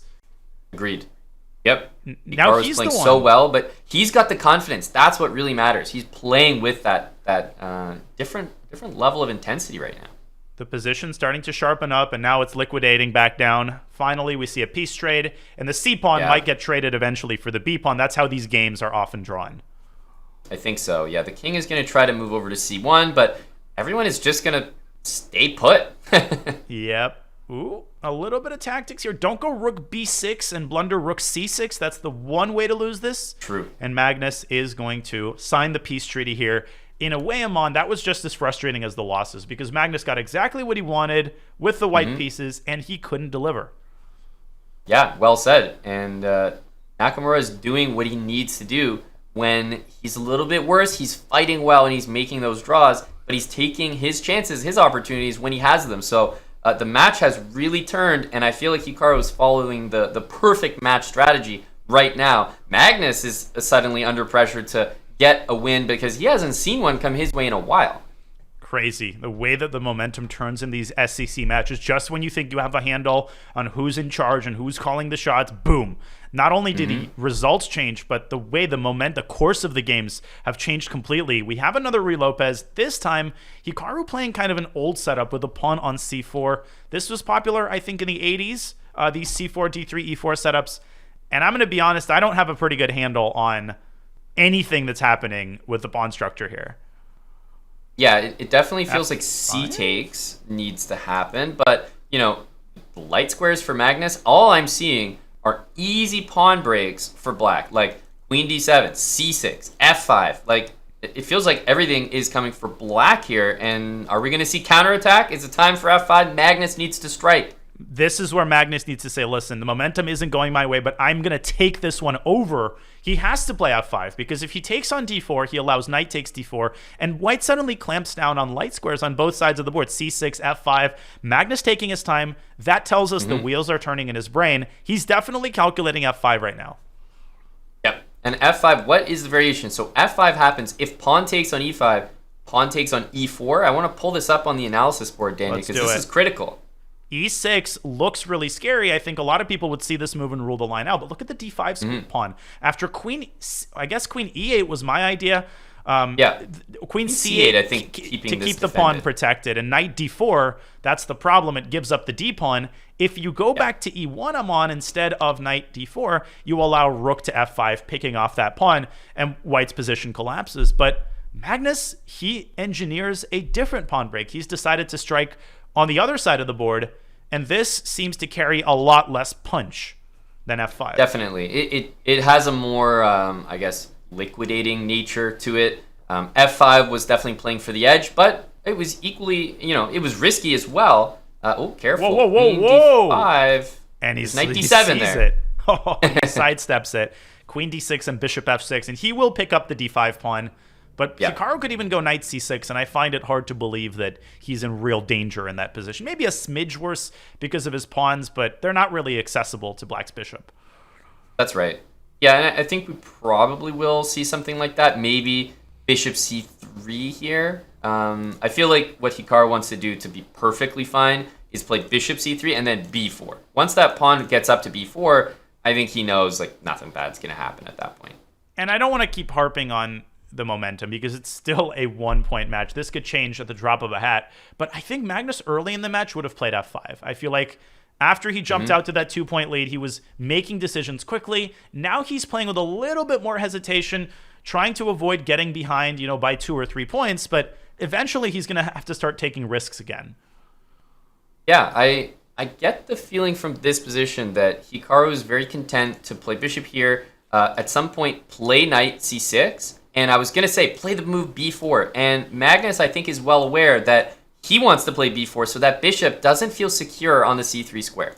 And it's a 3-result game. I mean, white's not the only one with weaknesses on the queen side. In fact, I would go so far as to say that black now the onus is on black to make sure that a6 is protected. Rook b5, I think, might be the only reasonable move here because white can't take on a6 there because of bishop takes c4 with the lateral attack on the bishop. So I'm expecting rook b5. I'm not expecting rook a8, which would lose the game, to knight b6 and bishop c7 after rook d8. Yep, that's a good point. And certainly rook a8 just doesn't feel right anyway, No. But rook b5, super strange move to play. We talk about moves that don't feel right. Rook c8 doesn't feel right, although after knight b6, I guess I was going to say rook c5, but there's knight d7 there. He's going to sack the exchange. After bishop c7, I think he's going to pick up the pawn on b3, take back on d8 with the rook, and this is actually, I think, a really high-level decision by Magnus. Rook to d2 is incoming, bishop f6, and those bishops are dominating the knight on b6, which has no way back because of bishop c4. This is amazing. And this is so high level by Magnus. I think it's still equal, but this puts serious pressure on Hikaru to play accurately. Wow, just got to step aside and let it happen because that was sick. I did not see that at all, and this is exactly the type of shock moves that these players are capable of because that looked unplayable. I mean, you were like, this is lost, and I couldn't see any reason why not. Bishop f6, and suddenly I'm like, oh, you were right, but for who? This is in the category of Magnus Carlsen moves that I would never play in. Literally, you can give me 1,000,000 years to train and to acquire knowledge about the game, and I don't think I would ever decide upon an exchange sacrifice out of nowhere in the endgame. Look at this position. White is a full exchange up. He could even trade the rooks with rook a8. He might do that, but the b2 pawn is so problematic that Hikaru decides to bail out. Rook takes f6, sacking the exchange back in a very heads-up decision, I think. Yeah, honestly, this is like, rook takes b4, bishop b5 check, king h2 takes, rook d2, and we, it's just like amazing from both sides the way they do it. And rook d4 will defend the b4 pawn. Is anybody playing for a win here? Nominally, I don't think so. Rook to d2, maybe, but I wouldn't give up the b4 pawn unless you absolutely have to. Yeah, and there's a weird bit of coordination, like rook d2, rook takes b4, rook takes f2, and sometimes king g1, just shocks you for a minute because you're like, well, I can't take that pawn on g2. Okay. Bishop to b5, but suddenly he's given up b4, and whoa! He goes Big for the concession. 3-on-3 with the b pawn, and this is a draw, objectively. I would even go so far as to say this is a handle. Black should make the draw handily, but why is he flirting with this? Yeah, I don't know. This is something you could definitely lose here. The pawn is going to go up the board. It should be a draw, but yeah, you mentioned it's just... Whoa. I feel like Magnus has improperly arranged his pawns. Now, king to d4. How do you win these positions? You have to sacrifice the f2 pawn at some point, but you also could lose this with white if you accidentally sack your 2 pawns and black plays g4. Hikaru's thinking about it, though, and he's going to bide his time. He's still thinking, by the way. Like, king f3 is not like, let's make a draw. It's, I need more time to process what's going on here. King g4. Now, don't go king g6 if you're Carlsen. He gets his king to h5, but how does he progress F4. from here? F4? F4. Definitely F4 is going to happen. But you can't get your king out of the cage without giving up g2 with a check. Oh, he's allowed king g4. What on earth did he just do? But wait, now Now, wait a minute. So, can he actually win this pawn? That's the question. The king comes in. He's going to put the pawn up to h6. He can win the f-pawn maybe, but after h6, remember, the king is going to hide out on h7. There has to be a winning plan here, but maybe can Hikaru find it with under 10 seconds on his clock? Okay, At least Magnus's moves are easy. Rook b1, rook b4. You give the lateral checks as long as you can. White's king will approach the rook, and that's when you play rook b1, king e6, and black is in Zugzwang. King f5, he wins. King f7, same thing. No way. How on earth did he take that game? Those were some of the most bobbiest head movements I've ever seen from Hikaru Nakamura, and just, let's give him space to bob accordingly, because he should, after that performance. He just won that position. He's winning games against Magnus Carlsen that you'd never expect anyone should be able to do. You saw this game, and you could put a silver dollar on the fact that Magnus is the one from whom we're used to seeing these endgame victories out of nowhere. It's a 3-on-3, Amon, and we already have seen this. We saw it in the game where Carlsen hung a knight. Here, he didn't hang a knight. He actually got outplayed. First, he gave up the b-pawn. He made a concession and thought that rook endgame was easy to save. And somehow, the path to a draw, as my coach used to say, when it gets narrower and narrower and narrower like that, eventually, you're just not used to having to find a single forced move. Magnus is reeling right now, and he is down by 2 points. He's reeling, and he's making decisions which I would say are uncharacteristic. Normally such a practical player. Why did he want a position where seemingly he could only play to lose it, right? The material was even. Then he gave up a pawn to play a rook endgame where it's your best result is a draw. So why go down that path? Only bad things can happen, and bad things did happen. And they did, and Magnus needs to stem the bleeding. This is a huge game because this is the game before our halftime break of the 3-minute portion. Magnus deciding to go into the Berlin endgame in a very thematic pawn sacrifice, pushing e6, damaging black's pawns even further, and now he's going to get his knife and fork ready and try to win that e6 pawn back. That's right. And, we're going to have that classic situation where white's trying to get a mobile pawn majority, 3 against 2, whereas black's pawn majority is not, I wouldn't use the word mobile because the pawns are doubled and you can't create a pass pawn easily. 125,000 of you across Twitch and YouTube watching as Hikaru Nakamura seizes the momentum and the 2-point lead for the first time in this match. What an incredible turnaround, although I like the way that Magnus is handling the endgame. When you're reeling like that, Amon, when you're struggling, it doesn't matter if you're Magnus or you're Joe Schmo, you want to do the same thing. You want to steer the subsequent games in the direction that you feel most comfortable. You want to go back to your roots, and for Magnus, that means getting into endgames in which he feels comfortable. So gonna ask the obvious, but did he hang the c6 pawn? Did he realize it was hanging, or is there what's going on here? No, rook takes c6, and the rook evacuates via c4. Even if black plays bishop d6, it doesn't trap the rook. Yeah, did they both miss a free pawn? It's almost like mutual blindness. They're seeing all the same things, and they're missing all the same things. That's really weird. It was literally up rook takes c6, simple as that. Now Hikaru puts his king on b7. I still think he's worse. I think he's struggling to get his pieces out, largely because of the h6 pawn Amon, because you can't go bishop g7.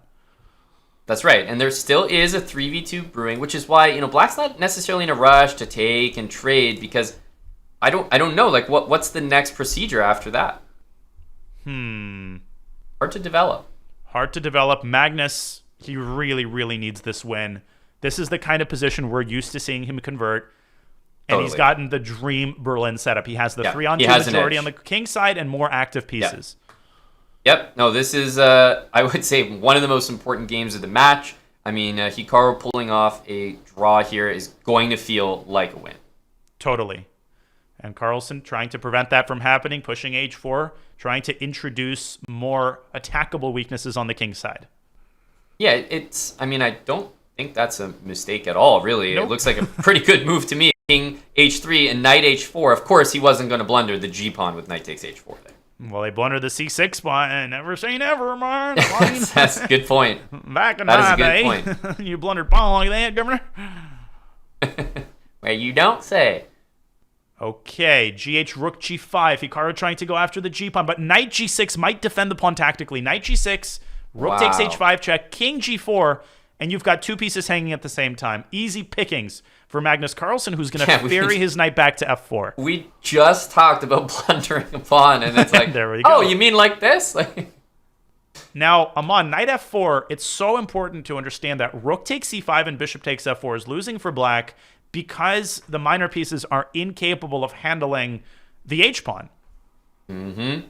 Yeah, but that is a really... It's like such a strange concept because you always in chess think 2 pieces for the rook. Of course, it's better than 2 pieces, but the minor pieces are notoriously very, very poor at defending not only against pass pawns, but especially ones on the side of the board, A and H pawns, and that's exactly what white has. I would also be tempted by the move f4, trying to give up the h-pawn in order to shuttle the f-pawn off the board quickly, but if you can play knight f4 and you get away with it, you absolutely should. Knight f4, rook f5, there's king g4. White's pieces are ideally positioned to support those minor pieces.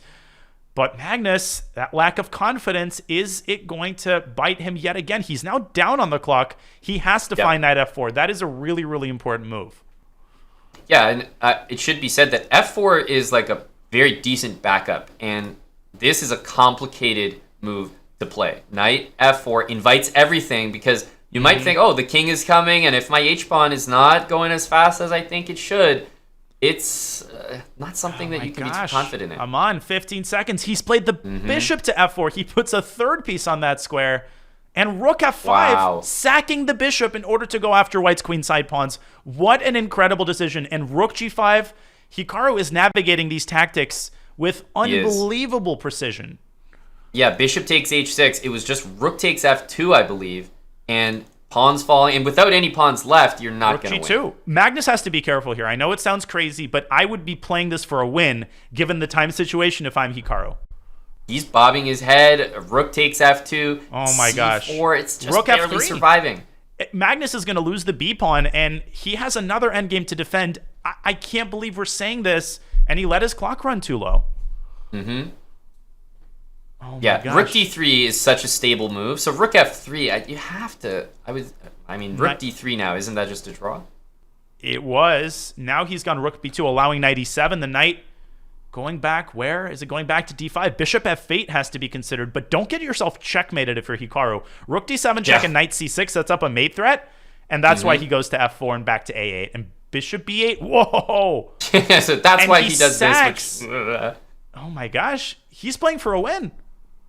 Yeah, this is very, very strange. He's playing for a win. Magnus's knight is stuck, and black has connected passers him on. Magnus is the one that needs to be careful, though. Yeah, for sure. King b7, and there's no knight d7. Oh, no. Oh, no. Oh, no. Oh, no. There's only one move in that position, and nobody could produce it. No. Absolutely insane.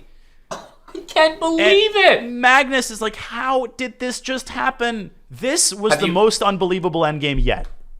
Have you ever seen a mic drop in chess? This was one of them. This was an actual mic drop moment. Hikaru has left Magnus at the board. He gets up emphatically, and I mean, he should be walking like a champ right now. I can't believe that he's won back-to-back games that it looked like he had no business. That was literal wizardry, and I wanted to point out, Aman, the last moment where Magnus actually made the losing move was here, and we already knew that things had gone completely haywire. The knight was stuck. Such an instructive moment for newer players. You see how much stronger the pawns are than the knight. The only drawing move was, and I'll let you show it, Aman, sorry, rook h6. Rook h6 instead of rook h3, sorry, rook h6. And what is rook h6? Like, to play this move would be like actual sorcery. What is this? The point is king takes b8, rook takes b6, and then rook b4 rounds up the pawns. But the second point, the one that's harder to see, is that if instead of king takes b8, black plays c3, you actually use the knight on b8 as a springboard and stop the pawn from c6. But that, at this point, was impossible to find. Magnus let his clock run too low, and he gave up that h-pawn, and that's when you sense the game starting to turn. Yep, and for this to be the basis of that position being equal, it's like, no, you have to go back and revise your evaluation. No, Hikaru was playing that for a win, and this was practically, it might have just been lost, right? Because totally, you can't base the evaluation of, oh yeah, it was equal and Magnus just blundered. No, if he has to find this, those were insanely good practical winning chances from Hikaru, and he knew that going into it. And if Magnus can't convert this position, if Magnus can't do what he does best, what he's hung his hat on for his entire chess career, then he's in huge trouble in this match, and he's in trouble objectively, losing the 3-minute portion, 4.5 half, and he really, really needs this break. But before we go on break, we wanted to remind you not to miss out on, what month is it? Not September, it's September. Through the end of this month, claim up to 30% off on all new subs on Twitch. Subscribers gain access to exclusive break time content during broadcasts, unlock new emotes, and score an ad-free experience on chess.com. Don't miss out on the deals this September. Subscribe now. Okay, well, we will let this September continue with an incredible SCC Finals presented by Coinbase. Hikaru holds a 3-point lead. Magnus has coming back to do. He has some mental work to do, and we will be back with the second portion of the 3-minute segment in just a couple of minutes.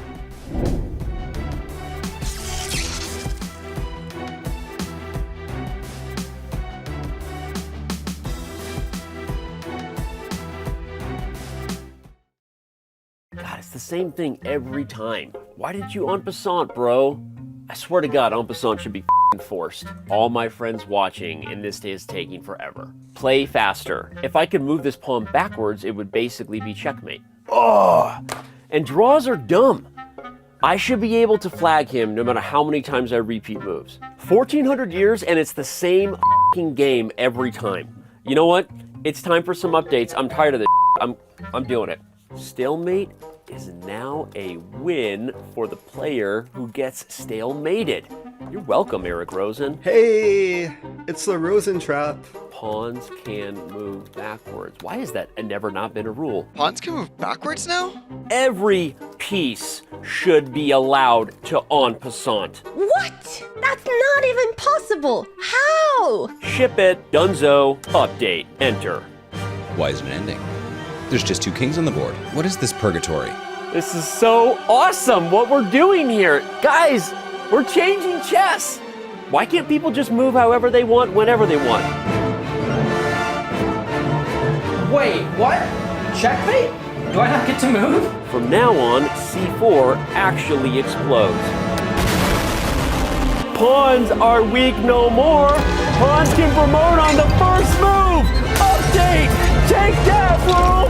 Woo! I'm not sure I made the users as happy as I thought I would. Maybe chess doesn't need an update. Financial systems do need an update, though. Coinbase is working on just that, re-envisioning an entirely new financial system that is decentralized and fully transparent. Thank you, Coinbase, for sponsoring competitive chess and making events like the Speed Chess Championship possible. Go to coinbase.com/update the system today to learn more. What's the best way to follow any chess event from the Champions Chess Tour to the Candidates, Speed Chess Championship, Title Tuesday, FIDE World Championship, and so much more? Chess.com/events has all of the top chess tournaments played both over the board and online. Analyze and review games from the world's greatest players with live commentary, cloud analysis, Opening Explorer, and table bases. Find all the key event information, including schedules, prizes, results, news reports, player bios, tiebreaks, and more. Even compete by voting for your predicted results. Explore chess.com/events today on web or with our iOS and Android apps and experience chess like never before.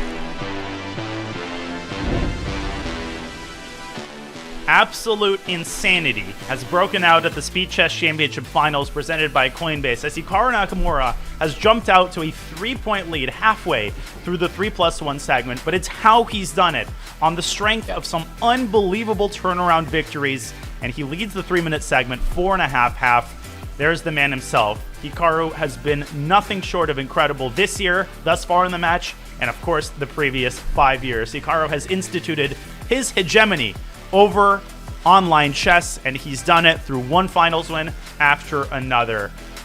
Here's what was the case when Hikaru Nakamura, I like this graphic. the SCC champion. I'm on. Which one is the craziest to you? Well, you're gonna have to explain what's a gallon. We don't gallon? have that up here. A gallon. Wait, listen, come on. In South Carolina, gas was under $2 back when Hikaru Nakamura was an SCC champion. Unbelievable. Epridge Farms remembers. It's just a mainstay, like death, taxes, and Hikaru being the SCC champion. Truly. And if he continues that, I mean, he's going to be taking down Magnus Carlsen, which he's looked poised to do thus far. But, I mean, it's Magnus Carlsen. He's never going to go quietly, you feel. Magnus has never lost like a blowout match. So you have to feel that if Hikaru keeps this pressure up and keeps getting these wins, we're in for a result that we simply never heard of from Magnus Carlsen. Well, first and foremost, Magnus has to win a game. He has to prove to himself that he can win a game in the 3-minute time control. And this is made all the more incredible by the fact that Carlsen has not lost to date a 3+1 segment against Hikaru. And this is very likely to be the first. But let's see if he can reduce the deficit going into the bullet. 22 minutes left, and we have an opening that we haven't had before, the Rosalimo, which featured very prominently in several SCC matches thus far. And, I mean, I guess more important than the change of opening is the change of attire here for Magnus. Is this, do you think this is, that shirt was attributed to a bunch of losses. This shirt, fresh start. Let's see if this can shake up the momentum. Hey, you got to do what you got to do. Chess players are pretty superstitious. Maybe he's gotten sweaty, and I wouldn't blame him. I mean, you just get sweaty by definition when you're facing an on-form Hikaru Nakamura. What's going on in this position? The center is open. Black can stick a rook on d8, and that seems like a kind of low-hanging fruit type of move. White now has to decide on accommodations for the queen, and I don't see a square that I particularly like here for white. Yeah, I think rook d8 is one of those moves that, of course, you expect. Like, your opponent's going to chase your queen, but still when the moment arrives, you're like, really have to move this thing. As you mentioned, queen c2 might run into bishop h3, bishop f5. There's a lot of tactics, which is why knight d2 is played to support that knight. But here comes knight b4. Great response by Magnus, and I think an encouraging response by Magnus, showing that he's still confident in his ability to handle complex tactical situations. The d3 square and the c2 square, those are the main problems for white. I would consider queen to b3, Hikaru with bishop to d4, and immediately Magnus sacrifices the bishop on h3. Change of shirt, change of play, change of attitude for Magnus Carlsen. What do we make of this?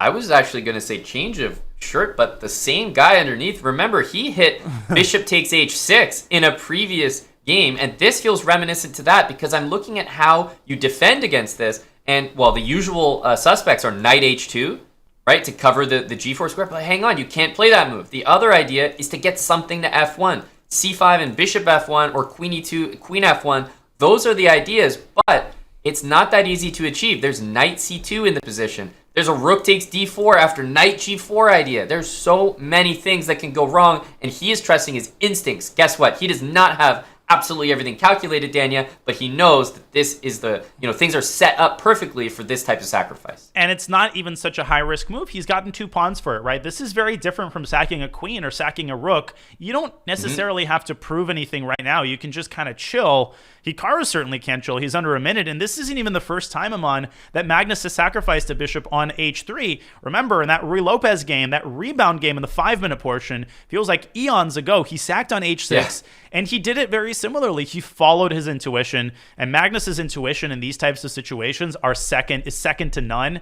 Hikaru doesn't have a lot of seconds left to figure out a defensive strategy. Can he pull out another miracle? He doesn't want his seconds to turn to none if he wants a chance in this game. Bishop to e5. He's trying to bring reinforcements in, but I mean, there's so many things wrong with the current position. Knight d3, knight g4. I mean, take your pick at a good-looking move here. Knight d3, excellent move. Good call him on. Knight h5, going after harassing that bishop, but also preparing to get the knight to f4. That's a very Magnus-like move. I've played him enough in Bullet to know that Magnus loves these cagey, unexpected moves. And right on cue. Amazing. Yeah. At this point, I mean, knight g3 is as much of a threat as knight f4. Totally. So, I mean, it just looks like you don't have any options here. What comes to mind? This looks so frustrating. Yeah, knight g5, kicking the queen away. Queen says, I'm more than happy to sink my teeth into f5. Also, the other side of the board. Don't ignore that bishop on b5, which can be targeted with a6. That's also a very Magnus-like move. He likes to use both sides of the board. Just when you think he's going to attack on the king side, he throws you in for a loop and goes after the other side of the board. I'm almost expecting a6. He could also go queen h3 and and go bobbing for apples again. Yeah, that's a really good point, because there is going to be just a knight b2 move to follow up. So I love a6, force bishop a4, and then instead of taking the rook, you can actually take the pawn on b2, take the bishop, and then grab the rook in the corner, and you're kind of like picking apart the white position, as you mentioned, on both sides of the board. I mean, the king is going to be left to hang out to dry at the end of that line. Yeah, because white's queen is going to be on a4. Presumably, it's going to recapture the knight. So that move, queen h3, Magnus is keeping it in his pocket and awaiting the perfect opportunity to go back after. Oh, and queen e5 is even stronger. Now the rook is hanging, f5 is threatened, and the wheels are coming off completely. The knights are woefully incapable of defending all the weaknesses. f5 resigns. And rook takes d2, this should queen be a loss. e1. How about that, Amon? Rook takes d2 and queen e1 after f5? Beautiful. Beautiful. The wheels are coming off, as you mentioned. G3 is going to be hanging. Rook D2 tactic. Magnus has started this portion emphatically. Not only did you need a win, but you needed a win precisely in the style. I'm pretty stunned that he didn't find rook takes D2. He has a little bit of work to do here. And after seeing the previous few games, Amon, can you blame me for still being a little bit on edge? Yeah, 4 connected pass. I think Magnus needs 5, Maybe even 6 to be safe, Yeah, knights are tricky pieces, but 4.9 seconds and a dream is all Hikaru Nakamura has here. He's going to play knight d5. He's going to, box out that rook to claim a basketball term here, and king g7 and push the h-pawn. I think you want to pawn as far as possible from those knights. You want to go g5, h5, h4, just indiscriminately start pushing your pawns, because white's knights are stuck in place. If you move the d5 knight away, you lose the other one. The other knight on e5 had no squares. There's nothing left to play for. And the way that he won that game is so encouraging for Magnus fans. He went back to what he does best, playing intuitively, putting pressure on all sides of the board and on the clock. Yep, and he's back to a position that he's had success with, so I'm sure that he'll be happy to be here. But obviously, if Hikaru is repeating, he's probably checked this position out. I think, if I'm thinking back to the beginning of this 3+1 section, did we not have that insanely nice attacking game by Hikaru? And it was like, what a way to start. Remember pawn f3? I think that was the first game. And now, first game after the break, it's Magnus who comes back and says, okay, I'm a different person here. I got a new shirt on. Don't forget. And it's hard for me to even say this, but 45 minutes into the start of this 60-minute segment comes Magnus's first win. I mean, not only do we not say that every day, we've never said that. I mean, we expect we don't say that at all. We don't say that. We might never even say it again. So, take in this match while it's going. I don't love the kinds of positions that Hikaru has gotten out of the opening, which is also a weird thing to say because it's an endgame, but it's also an opening. Can Magnus open up the king side with g4 and f5? Can he create connected passers? I think that Magnus is playing with the kind of energy right now that's exactly what he's going to do. There's one defensive idea. It's crazy to call it a defensive idea, but if you didn't play the move g4, Black would actually play h5 themselves and stop the move g4, which would stop the move f5, which would halt the e5 pawn. So it doesn't look like much, but h5 I consider to be a real threat there. And if you play it now, you're not in time to stop f5. Rook f1, Magnus is not going to miss this chance to push. No, and e6 here. He can push now the other pawn, forcing the knight away, and then play f5. Now, what is Hikaru banking on? He's banking on a dark square blockade on f6. The issue is that he can hold these pawns down for a while, but eventually when white's knight joins in the action through g4, which I think is a square that will be opened up after the trade, it's only a matter of time to me until Carlsen can set his pawns in motion once again. That's right, and remember, there's no pass pawn coming from this 4-on-3 over here, so it's basically two connected pass pawns, a rook that can't join the fray, and yeah, you mentioned it, we might just see a bunch of pieces trade, and although we won't see the pawns crash through and make a queen immediately, long term, I mean, white's just going to bring the king up to the center. h5, I think, has to be tried to prevent knight g4. At all costs, you have to prevent f6. But now Carlsen will switch to a slow burn approach, and this exact thing, this slow burn technical conversion, is what we are used to seeing him do flawlessly. He's also struggled with it mightily in this portion. So this is a big game also from a confidence perspective. Can Magnus convince himself that, yeah, I'm still Magnus Carlsen, and I still win these types of games smoothly, or will Hikaru pull out yet another crazy comeback in the endgame? Yeah, I was thinking rook h4 is kind of it's almost like he baited that, like rook f4 and now exquisite. Rook here. And, you know, as tempting as rook h8, knight g4 is, I think it's smart to play king h1 first, maybe, because I'm worried about rook g8, but knight g4 is such a beautiful, you know, geometric move. Pins galore, and king h1 Amon is also a great move because you're preparing rook g1 and rook g7. So Hikaru, I think, trying to defend from the g5 square, but the moment the rook is kicked away from the g-file, that rook on f1 is going to find green pastures, to continue a sub-theme of today's commentary, on g7, which is a green square.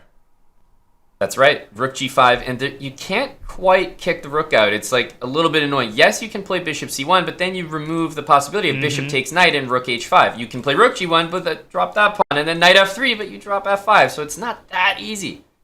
And rook hf4, preparing to involve the knight. He rolls out the red carpet. You know, the airplane has arrived.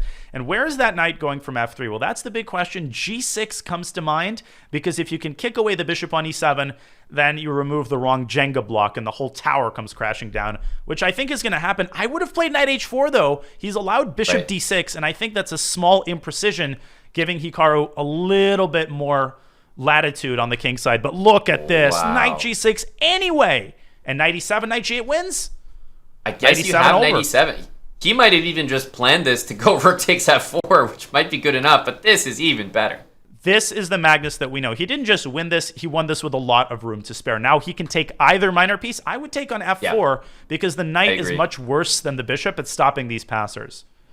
Totally, and after you take here, you have the perfect setup. Your pawns are on light squares, and your bishop controls the opposite color complex on the dark squares. So you can play f6, f7, and the pawns cannot be stopped. He could have flirted with the immediate f6, but what is the point of that? You can just move your rook back. You can play c4. You can play f6. This one is a couple of moves away from its conclusion. Hikaru might resign right here. There's just nothing left with which to stop these passers. He wants, you know, f7, rook takes e6, f8, in your wildest dreams. Exactly. Not going to happen. Will we see a rook sack on g8, followed by f7, like knight f8, e7, knight e6, and rook g8 forces the rook away from e8? That's what we're missing. That's the cherry on top. That's exciting. And I think we're going to see it. I think the gods are going to grant us a rook sack at the end. Dun, dun, dun, dun, dun, dun. Nope. Well, it was impossible because of knight takes f6, actually. I think knight takes f6, and, well, I was actually starting to think of, you know, the gamesmanship in Hikaru, because why else would he be playing this on, right? He's already playing the clock, and with 10 minutes left in the 3-minute portion, I think you're at that threshold where every minute starts to become important, and I actually think Hikaru wants to get into the bullet ASAP. Yeah, I'm just going to point out here, bishop takes c5, you know, terrible, terrible mistake. Rook takes c5, keep the king cut off. Now, Magnus, you got to preserve the seconds here. What are we talking about? And maybe avoid stalemating with a queen a7. Queen e8 mate is coming up, and Hikaru has gotten to the point where he is checkmated in 2 moves. He can still go king f1, so he does have a safe move, and he's going to take a solid 90 seconds off the match clock with this gamesmanship, as you called it. And look, say what you want about it, but this is the precise thing that got Hikaru the win last time. Right? So, I mean, And it was so literally the fact that he had done this earlier in the match that, later on in the bullet segment, when it came down to one win, it was like 2 seconds. Remember? 2 seconds that he had taken off the clock earlier, and that's why he won. And I'm going to be dead honest with you, man. This is what I truly think. Hikaru, in the past, he's had some questionable antics. He sometimes gets emotional after losses. But this, milking the clock when you're up on the match and you want to get to your best segment as quickly as possible, is a completely legitimate strategy. He's maximizing his chances of victory. And what do we truly want from the players in this match? Do we want some imaginary concept of chivalry, or do we want the players to maximize their chances of success? I think it's still the latter. Yep. And everyone is well within their right to do that. It's not something that's just reserved for him. But I think because he's so talented in the bullet segment, that we see him maybe more than others do it, and it's just because of his prowess there. And it's easy to say, I don't know what I'll be doing with those 30 seconds that we're waiting for Hikaru to let his clock run out, but I think we're all going to survive. And will Magnus survive another Sicilian? Hikaru going for a slightly weird line. I don't like the bishop on c4. It's just kind of biting on granite. So I would consider dropping it back to d3 and maybe opening up the diagonal with e5. Of course, Magnus could beat him to the punch with d6, but not right now because you would drop your dark squared bishop to b4. Yeah, and I think that's exactly why I like the move c3, because I want to play bishop d3, but no need to drop the bishop pair or hand it over. So c3, and now you can bring the bishop back, but more trades introduced by Magnus here. It does feel very equal. Indeed. And the knights are going to get swapped here. Bishop f4, possible, but instead Hikaru trades immediately. Just to kind of, given that this came from a Sicilian, this is very vanilla. It is. There's also this a6 pawn. It feels like nothing right now, but it's actually very annoying for Magnus. Like, he can't just play rook d8, go d5 or something. He will need to probably play the move a5 at some point, which, it's not the worst move, but it's a move that he has to spend. Indeed. And how is Hikaru going to arrange his pieces? I mentioned bishop d3 earlier. He plays it now. And the big moment of truth, will we see d5, or will we see a slower approach like a5 and d6? I think it's in Magnus' style to push d5. He's shown a willingness to change the structure and create tension, especially in the last couple of games where we see the more confident Magnus that made an appearance at the start of the match. I think we're going to see d5 and likely a bunch of trades in the center. Yep, and it's important to remember that the pawn on f2 is stuck. You can't just respond with f4, e5 and close things up. The only way to get that to happen... Well, pin pawns, they can't move. That rule. It was introduced. I was away drinking some lemonade. All right, go ahead, Last time that Hikaru Nakamura was not the SCC champion, pawns could play to f4 here. I remember that time too. And d5 is on the board after a sizable think. Will we see a bunch of trades on e4 and another endgame? Yeah. Yes, sir. Why the heck not? I definitely see why Hikaru wants to play this. If you're Magnus, you're not going to shy away from something like this. You're not significantly worse, but I do think that the queenside majority, if there's just the slightest of advantages or preferences, I would take white because of that. I totally agree, Amon. I like to point out in such situations that the side with the smaller pawn majority has an easier time creating the pass pawn. When I say smaller, I don't mean smaller like you have less of a pawn majority, smaller numerically. It's a 3-on-2 versus a 4-on-3 on the king side. And if it's a 2-on-1, then it's really easy to create a passer. If it's a 2-on-3, all you have to do is play b4, c4, and c5. Whereas for black, the distance between these actual pawns is a lot wider. But all of this is a moot point as long as you have a bunch of pieces on the board, because it's really, really hard for white in practice to actually set his pawns in motion without creating weaknesses. That's right. And, I think the king placement also contributes to why I feel like Hikaru's position is pretty nice here. And so Magnus is looking to equalize that and immediately get the king into the middle of the board. It's one of those things that needs to happen ASAP. And we have rook to c4 threatening. Is Hikaru threatening anything, Amon? I'm having a hard time perceiving, if there's any threat with this move. Yeah, well, whether or not there was, and we'll never know, the move b5 has been played to kick the rook out. b5 was played before. And will b4 be played before? I think b4 will be played before because b5 could go to b4 before. And before we say anything further, we need to cover the moves actually played in the game. Bishop e3 by Hikaru, and guess what he's done? He has reduced the size of his pawn majority, again, to a 2-on-1. Now, all he needs to do is play b3 and c4, so maybe we'll get c4 before b4. I hope so, because I have the perfect emote to drop on that square, Danya. Let me tell you. So? And Hikaru has the perfect piece to drop on a7. That would be a rook, and he is making moves here. Yeah, bishop drops back to e3 and king d3. This is actually the pawn structure you don't want to see as black. Whoa. b4? Before. And we will get c takes b4, rook c2 check. That's what he's banking on.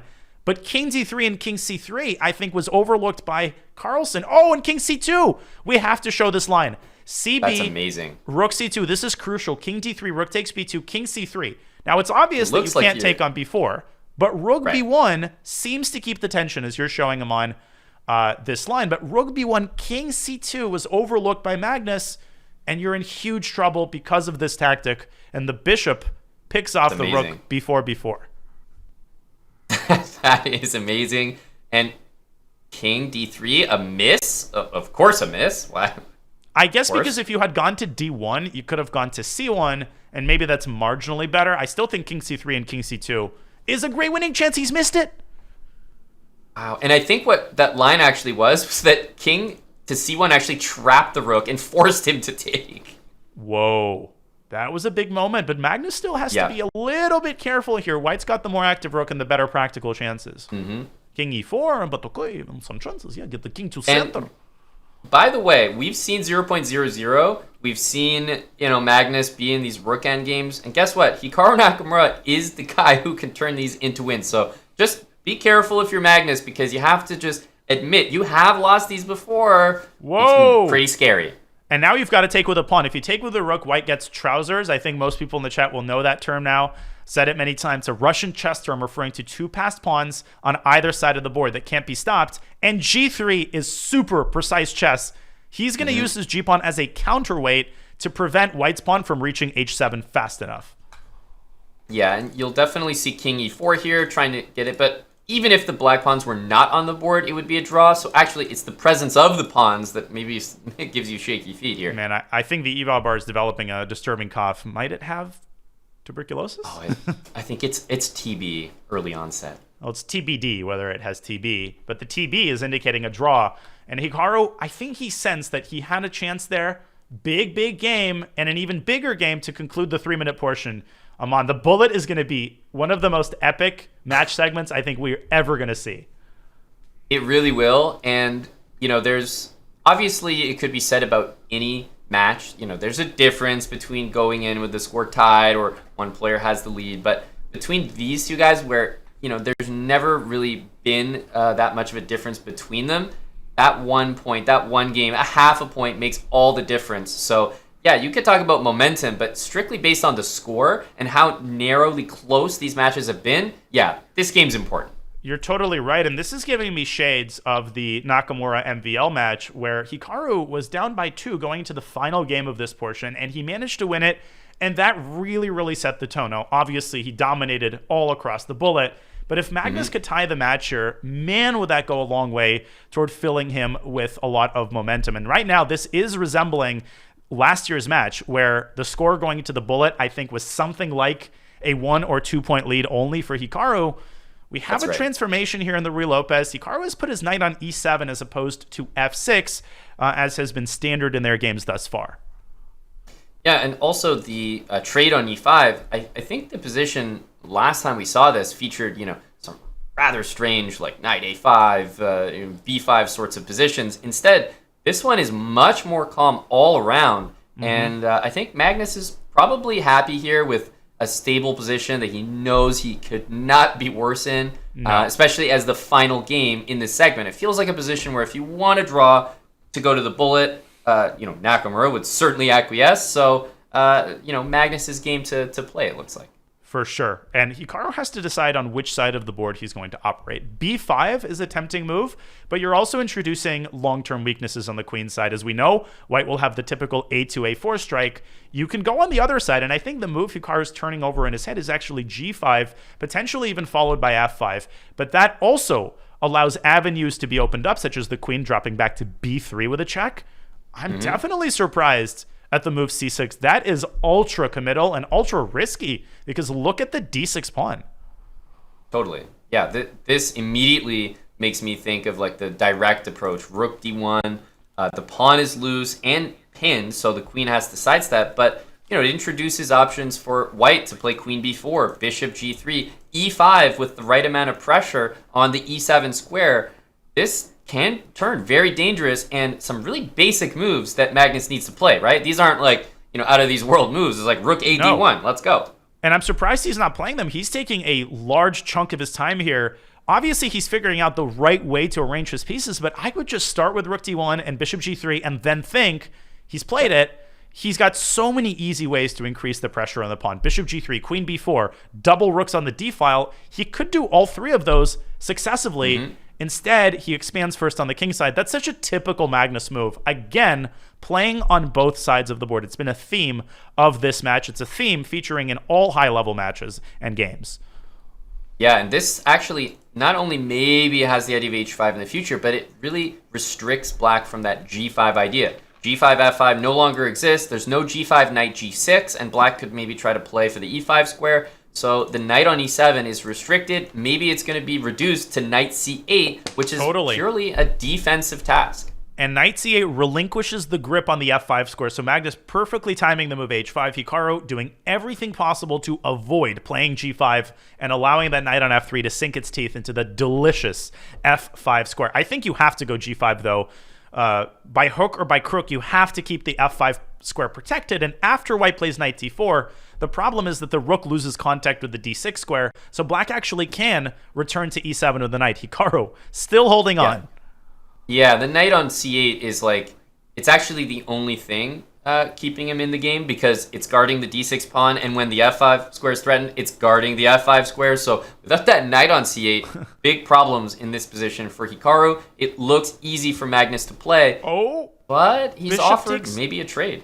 And Hikaru could have snagged that knight off the board. Now he doesn't have that chance anymore. He also could have tried D5, but I think Hikaru is actually comfortable with this pawn structure. He's telling himself, Magnus is burning a lot of clock, and he hasn't found a way to win the D6 pawn yet. Let's just kind of keep the status quo, and maybe Magnus will overpress.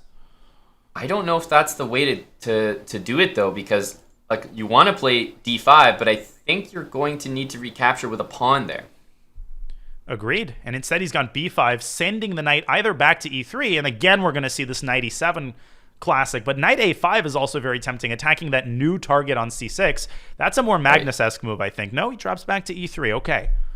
I think knight E7, rook D2, D3. He goes on a light square, just good practice there. And after D5, he wants to play rook D1, and the pawns are going to find themselves on fixed dark squares for a potential endgame, maybe with just dark square bishops. But D4, Hikaru slides his pawn through. B4, preventing C5. What a move. Obviously, the knight is untouchable there because the rook on D7 will hang. And Magnus keeping the status quo here with A3. He could have taken A5, but I think he's trying to surround the D-pawn with the move knight E3 to C2, which is a big threat, by the way. Yeah, and the moves here that are possible, knight D5, just to showcase the pure insanity of how many things are hanging in that position. F5 has a similar idea. Knight C2 there would have picked off the D4 pawn. I think that was a big miss by Magnus. He takes the pawn on F5 instead, but Hikaru's rook could... Oh my gosh. No, there's rook takes G7 in the end, and bishop B5, bishop B2, but the king could sidestep. But you could go to F8. I'm bishop looking D6. At pawn takes. Bishop D6, amazing. We're going to have to show this after the game, or... Hikaru might play the move. No. The time is too low. We have to stay with the action. Now it doesn't exist anymore. That was an insane line, Aman. We promise to show this after the game, no matter how the game finishes. Feels like Magnus is in the driver's seat. He can support the F-pawn with G4. That's very scary. Remember, bishop D4, rook D8. You can't just rush and take that. And that's why Magnus, bringing his king up to E2, supporting the rooks, playing for a win, Hikaru's supporting in the big pawn. trouble. Big trouble. Yep. Also on the clock, he's got 7 seconds and so many weaknesses to defend here. Yeah, the king is going to be improved, maybe all the way over to b3. BC. Just take it and take it. And Oh, he didn't take you D4. do walk into a permanent pin, but he doesn't want to do it. But bishop takes He could have D4 taken- threatened. yeah, and bishop that's right. F6 there was easy. Magnus allowing Hikaru to get active again. Good point. Rook C8. b6 is coming, though. Okay, now it's suddenly a 3-result game again. I mean, Magnus could lose control of this game and let that d-pawn through. Ooh, that I didn't expect. That looks like Oh. a good move. Rook a5. It's not hanging. What a move. Rook b6, maybe surround the b-pawn. And now a trade. Check It first. looked like keeping both rooks on the board was maybe more dangerous. Uh-oh. King d3. Oh, the king comes up. Rook This is bad b7, news. sending the king back, and Magnus has to find a way to infiltrate Hikaru's blockade. Oh, Rook e2. D3. Oh my gosh. Who has to be careful here? Oh my goodness. Rook f2, and he's going to win the f3 pawn, and I think Hikaru might hold this. Yep, because if the rook could get to e4, that would be different. And Hikaru holding the e-file. He cannot let the king infiltrate e6. Oh, this is incredible. He's hanging on by an actual thread. And he's doing it incredibly well. He just goes rook e1, rook e2. I don't think Magnus has an easy way to make progress. If you're Carlsen, King d6, rook e4. Be careful where you put your pieces. Yeah, rook g4 was too risky, though. I agree with Hikaru. Stay on the e-file, and that's your defensive method. And I think we're going to get a draw. Magnus just not finding a single way to pose further problems. I don't think such a way exists. He can't put anything on the e-file. Hikaru's too solid. I think rook b4 is a reasonable try. Yeah. Bring the rook here so at least that's taken care of, but he does it in a moment when bishop e7 can be played. Bishop d4, rook d1, pinning the bishop, moving the king back. Magnus keeps finding newer and newer ways to pose new problems, but Hikaru believes the rook endgame is drawn, and it is. Especially with the king cut off this way. If the king was on d4, different story. Why did he let it out? He's got his king to f6, and Magnus is going to win. Oh, no, he's lost. King g6, f6. It's over. It's an umbrella. He's using the pawns as a shield. This is a loss. Oh, my goodness. How many turnarounds? f7 there was winning on the spot, as does this. And it's actually the presence of the pawn that makes it a win, because otherwise black can play rook takes f6, check, and stalemate.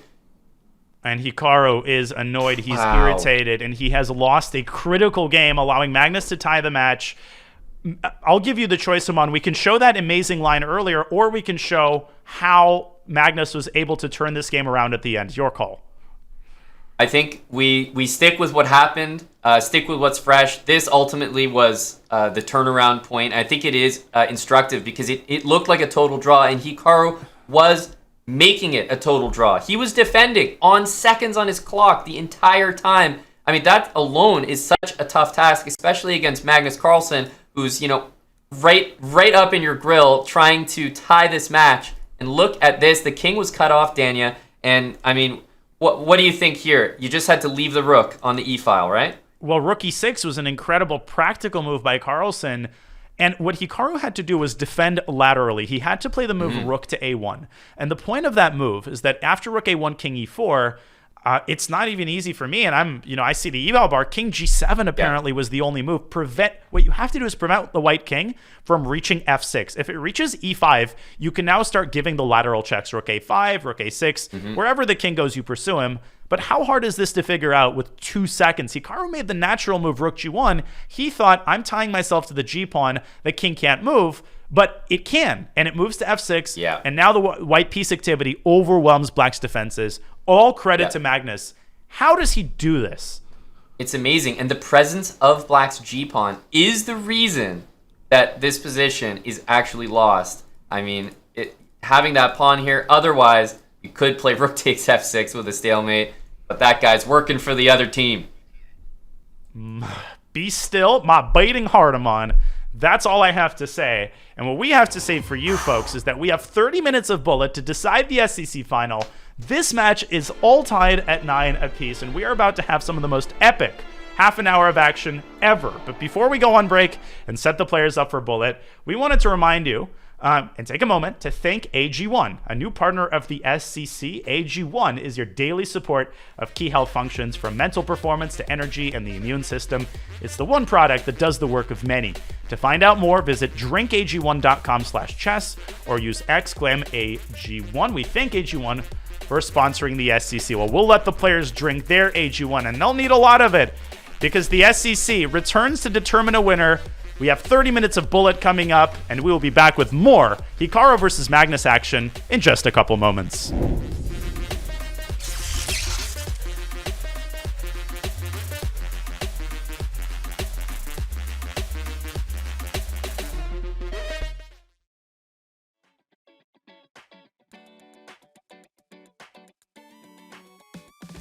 We first thought that we had experienced the chess boom that had washed over us in 2019. At the end of 2018, kind of going into 2019, we kind of looked at, oh, well, that was the chess boom, and oh, we're at a new level. It was kind of then, but then literally COVID happened. We were ramping up so quickly in each country that locked down, Italy, India, you could see the registrations flying through as each country locked down.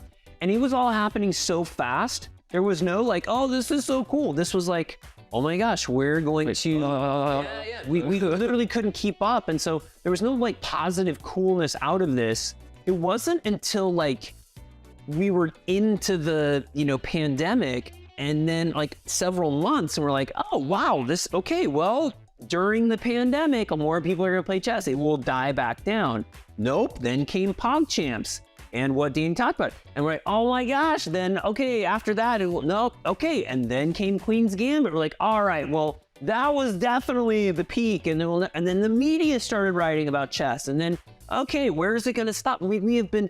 PogChamps 3. You're just getting hit wave after wave after wave. And then there's the stuff in the media now, which is wave. And we almost can't even come up breath fast enough to recognize this before there's another wave coming. From this point on, we just don't know what to expect. Is there another wave coming? Probably.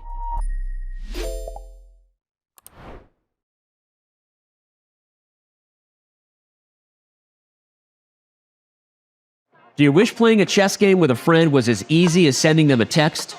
Well, good news. Now it is. With Chess.com's new iMessage app, you can start and play a game directly in iMessage. Your friend doesn't even need a Chess.com account. It's just tap and play. Head over to go.chess.com/iMessage or use the command iMessage in chat to learn more.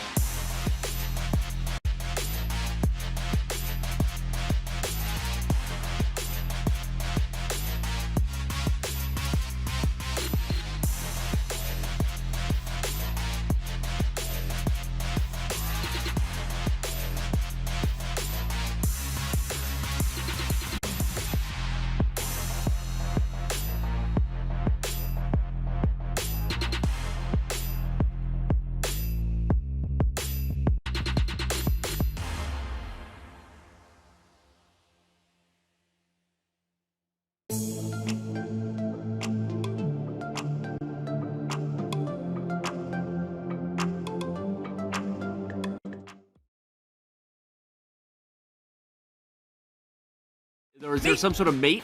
It's mate. G5 is coming and it's mate. Hikaru has to sack. So it's 2-2, and that means we are level once more. Outside chance of perpetual. Oh, the queen! Oh, queen! Take it! Oh, I take the second time. He sees it the second time. And now Hikaru has built his lead up, and in addition to his 3-point lead, he's got a really nice position in this game. He has to rush this like he's never rushed before. Yep, 10 seconds. Here comes the 8. Push him. You missed it. It's a tied match. It's a tied match. Hikaru should play for a win. Look at the clock. He should, and he knows it, and he does it. Hikaru going in. Wait, there was a blunder. Queen B6. Yeah, this pawn is promoting. He allowed the queen in. The pawn is promoting. You see it on Magnus' face. He knows. God.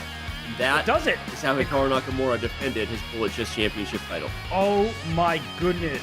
That was a clash of titans.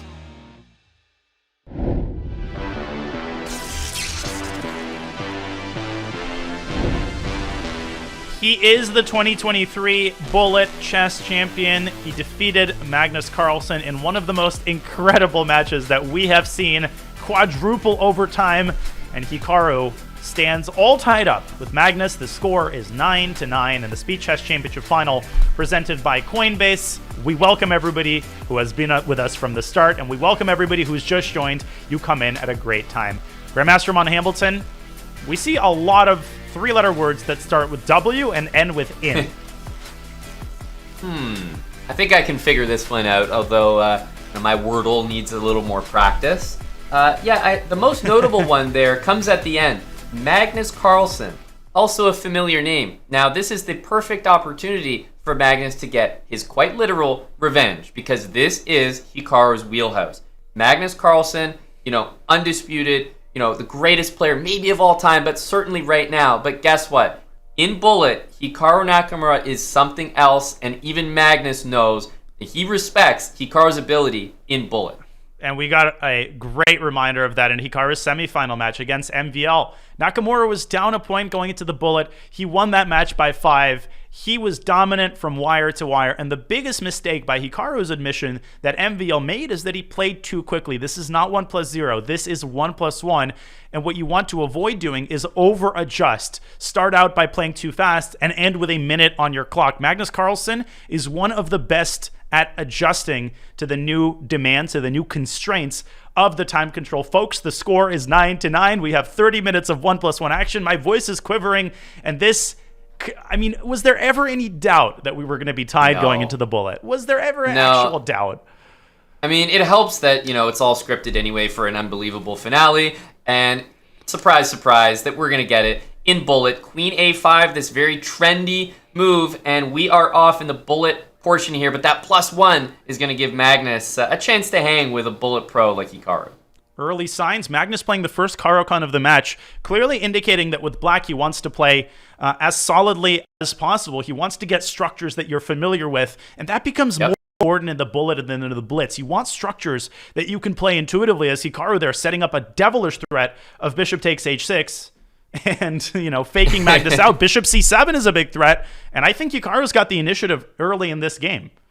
Mm-hmm. And look, you're willing to actually make moves like knight h4, bishop h7, just knight back to f3. That's something that you would probably frown at in a Blitz game. But in Bullet, no, you're comfortable just probing around and not necessarily worried about every single move.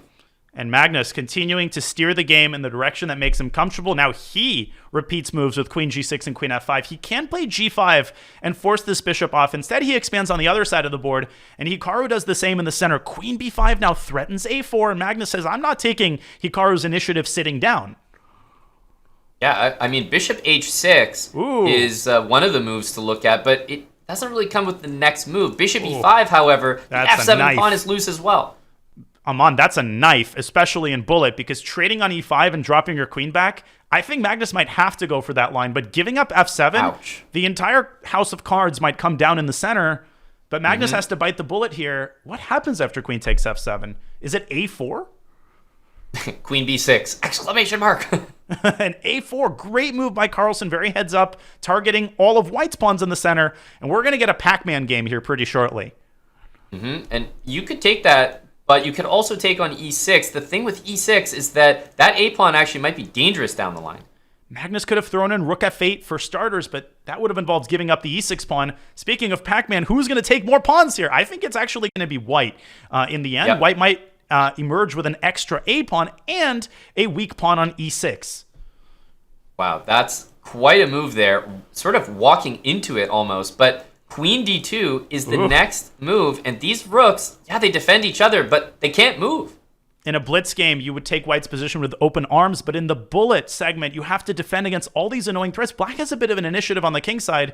He can also drive his e-pawn up to e4 potentially, and Magnus does a... Whoa! He mouse slipped! What was that? What did he mouse slip? No, it wasn't a mouse slip. He was expecting queen takes c6, and he was hovering over that square. What are you doing? You've got 15 seconds. Yeah, that's such a classic type of bullet blunder. Not a mouse slip, as you said, but just you expect the queen to show up there, and when any piece shows up on e6, you're ready to take it. Yeah, you can't prevent your animal brain from executing the move. The problem isn't that, it's that Magnus was hovering over that square, trying to do a little bit too much that time, and after an amazing job navigating a dubious position, Magnus drops his queen, and he drops the first bullet game, and man, oh man, does he need to strike back in this one. He does. That's quite literally the worst way to start this segment. However, I do like his position here. I think in bullet, for the white pieces, especially looking at that f5 square, I think he's got a pretty good practical position. Very promising as he heads back to e1 with his other knight, and Hikaru there with b5, trying to prevent the d2 knight from getting to the e3 square. That is ideal real estate because you're accessing both f5 and d5, and I think we are going to see knight c2 by Magnus, but look at what Hikaru is doing, Aman. He is trying to play really, really actively to compensate for his lack of control in the center, and he's doing an amazing job of it so far. Yeah, even though I like what Hikaru has done here, I still think that Magnus is kind of executing this long-term positional plan. And that bishop, if it gets left over with some pawns on the same color, I actually really like the way this is going for Magnus. God, he's faked us out so many times, but finally we see knight c2. e3 is not the only transit point. You can also fly through the b4 International Airport, and he actually recaptures with the pawn. Yeah, I agree, Amon. b3 might be coming soon. But rook d6, and he's blundered, because if you trade, you blunder the fork on d2. Yeah, and it turns and around d2 again. Is happening anyway. Oh my gosh, it's just lost. Pawn takes, and the knight's hit and knight d2. And the decision to take back with the pawn was a really bad one. Here comes the other knight. Bang, bang, bang, and Hikaru is crushing Magnus in the endgame. I think, the secret's out. It was not the shirt. It was it was a blitz shirt. I think he needed to put his bullet shirt on. Maybe the original shirt. And now Magnus is dropping everything. Knight takes g2 and knight to d2. Yeah. And c takes b4 was when the wheels came off. Magnus outsmarting himself there, Amon. A little bit, yeah. That almost looked like too cute, too fancy. Whoa. BC. Huh? BC, and Hikaru wants to go c3. He's taken with the bishop. What's going on here? Bishop back now, and then c2, rook a1. Rook c1, seems like though, unnecessary by both sides there. Something very strange is going on in this game. Hikaru goes for this endgame. He's going to go a3, I think. But bishop d2 is an amazing move because after a2, king b2, you drop the a pawn, and Magnus finds the most complicated move of all instantly. It's incredible. He had it all planned. It's a draw. How did he save that? He's going to play h4, king e6, I would have said first. But yes, just going to be a draw here. Oh, that's a huge, huge save. Hikaru might extend this game, though, as long as possible. You're not really... you can milk the clock. You're only up a point, but this would be consistent with his strategy. Yeah, I would say here, don't really know if that's his strategy, because he's confident in bullet, right? He's not trying to shy away from anything. No. But he is showing a desire to extend this game as long as possible. I think if you're Hikaru, you do want this to go down to the wire. You thrive in these high-pressure situations, and so he's going to get another 30 seconds, 45 seconds off the clock. Also, Magnus is the one who has to remain on his toes, because the knight is the more dangerous piece in these situations. Or will Magnus make me eat my words? You said what? Yeah, nothing. You heard something. Maybe you need to replace your headphones. F5 by Hikaru, still trying. Yeah, he can extend this game. He's going to be able to play knight f4 or e4 if he wants. So match strategy clearly revealed. Well, 8 minutes have already been lopped off the match clock. Hikaru wins the first bullet game I thought we were on like game 1 or 2 here. What's going on? No, we were still on break a second ago, and now there's 22 minutes left. This is what Hikaru's going for. And is he trying to lose this game? King D5? Yeah, he has to be a little careful here. Girl. Oh, nice. Yeah, he's barely surviving this. He's down to like having to find only moves now, but he is finding them. Yeah, that. He does that. You know? Sometimes, once in a while. Come on, Aman. Don't overstate the case here. This isn't the SEC finals or anything. Oh! Wow, so clever. He's won a pawn. How? I don't know. King E4, the knight heading C2, to F4. bishop C5, bishop to D8. Got it.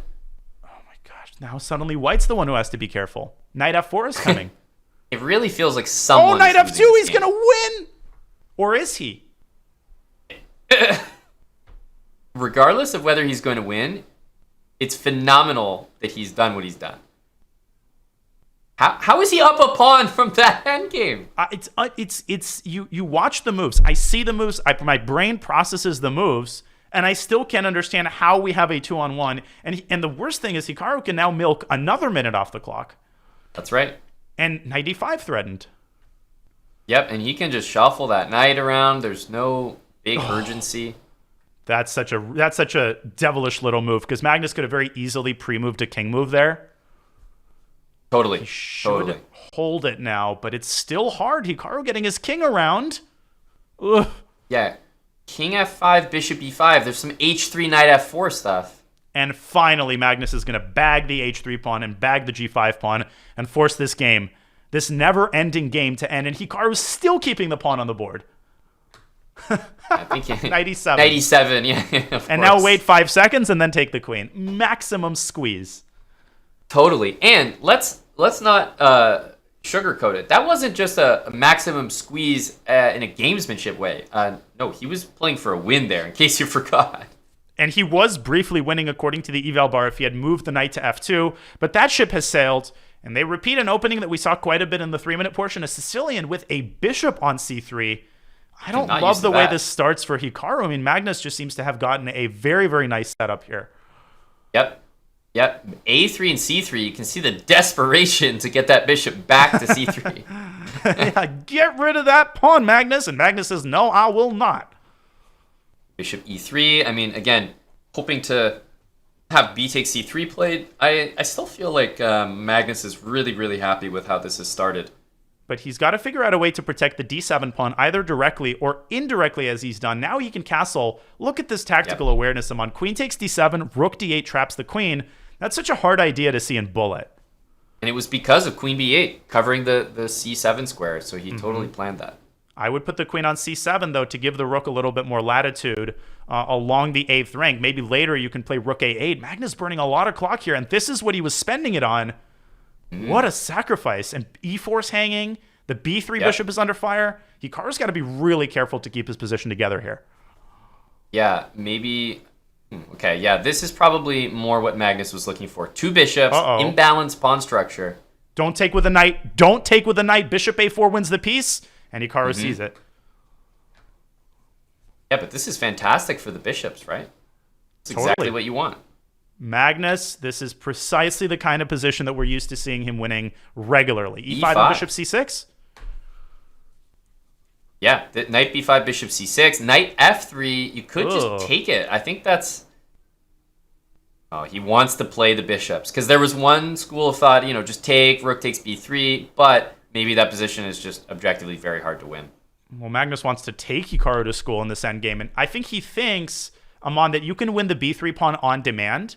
So he wants to extract more out of the position. Maybe milk white's clock down, but he's milking his own clock down as a result. F5, F4. Okay, he's going to just defend for now, but going very aggressive. Now, Magnus has overpressed before. And he's overpressed again, or has he? Because bishop F2 runs into rook A1, but there's the move B4, and Hikaru missed it. B4 would have kept the C5 pawn defended. Now it should be technically winning for Carlsen. He keeps the rooks on. I don't know whether that was a chance to trade it off. I think Hikaru made the right choice, though. D5 now is going to come with devastating effect. Look at Black's pawn phalanx. Not over yet, though. Hikaru's rook is very, very active. And if you push your pawns prematurely, bishop D4... Wow. G4. Is he just going to try to like stay in this position? Okay, he's giving H7. And rook A6, there's rook B6, and that spells trouble. But is this winning? It is. That was quick. It is. But not easy. Look at Hikaru using every last resource, but he's just not fast enough. King C2 now. Ooh. Yeah, bishop E3 and bishop G3. Remember, there's like this H-pawn bishop configuration on the H1 square. Oh, D2. Apparently that was wrong. E5. Oh my gosh, this is so close to a draw all of a sudden. H6. Amazing. Wow. But how do you win this? Do you get your king back to G4? Yeah, you get you your leave king bishop back. C3, and now you just walk. And eventually you'll have to play G7, and then you're playing what? These two pawns against the bishop? How does that work? Aman, I don't think I would have found H6 in a classical game. That is inhuman to leave the protected passer on G3. G7. And now it's finally completely winning. Or is it? But yeah, you really have to work again here, though. This is very specific. Wrong color pawn, but he's going to get the bishop off. I mean, that win was truly insane. We are looking at a match between two of the best players in the world, and one of them happens to be Magnus Carlsen, who's a wizard in the endgame. You talk about Hikaru's bullet prowess. How about Magnus's endgames? Considering that they had 10 seconds on their clock, no, it wasn't flawless. Yes, Hikaru almost got back in the game, which is incredible on its own merits. But the way that Magnus found H6 and walked on hot coals there is amazing. And we have another Ruy Lopez and another King's Indian-like structure with a very early C5 push by Magnus. Yeah, and another tied match. 10.5, 10.5. Talk about it going down to the wire. We're halfway through this match, and guess what? It has the makings of that, photo finish. Oh, it absolutely does. You know this is going to be a photo finish. Halfway through the 1-minute portion, and Carlsen sacking the pawn there. Hikaru could have advanced it to F4 and taken on C5, but in the King's Indian, Aman, this is a very standard way to sack in order to open up the queen side. Now, with White's control over the E4 square, I think Magnus has the upper hand. Yeah, and this bishop on E3, I mean, it makes sense to take, but as soon as you do, the knight will return to the D4 square that you once had covered. Yeah, it's like playing, knockout basketball. You knock someone's ball out, they get angry, and they're like, I'm going to come back and knock your ball out. But knight D4 doesn't tell the whole story because White also controls the C file. There is, Aman, the idea of an exchange sacrifice on D4. Potentially, you could go rook C4, rook takes D4. So I still think Hikaru has the shorter end of the stick, and he's given up H6. Ooh, yeah, and it looks like knight D4 takes. There's knight E2, but a lot of pawns fall in that position. I actually think practically this is a very hard position for Magnus to handle, and he's handling it incredibly. Didn't even realize it was hanging there. What a move, queen H4. Hikaru spotted that in like a nanosecond. But he couldn't take on G6 there because of rook G3. Magnus secures the pawn, and can he go down the C file with queen C3, queen C7? True. Yeah, going with the queen makes more sense. You actually have some threats like queen H7 there, but you're also giving away the F2 pawn in the process. G7, Hikaru allowing queen C1. I think that might win. Yeah, if the rook goes to C8, it's over, but he decides to take. However, what do you do about this pawn? This is a serious problem. Hikaru has to keep the D6 pawn protected. Magnus helping himself to another pawn. Queen takes A6. Hikaru doing everything he can to open up White's king. But I think Magnus has enough here. Back. Queen F1 and Queen E1. Queen F1. That's the move. Yeah. And it's totally winning. Too many extra pawns here. Now the queen has to go back, and you can basically serve up a distraction on the A file. Black's two pieces need to be near the king. Sloppy there by Magnus. Queen to E6 would have been an easier win. He plays it now. Hikaru could have actually snagged the pawn on G7, but it was lost anyway. And Magnus is back on top.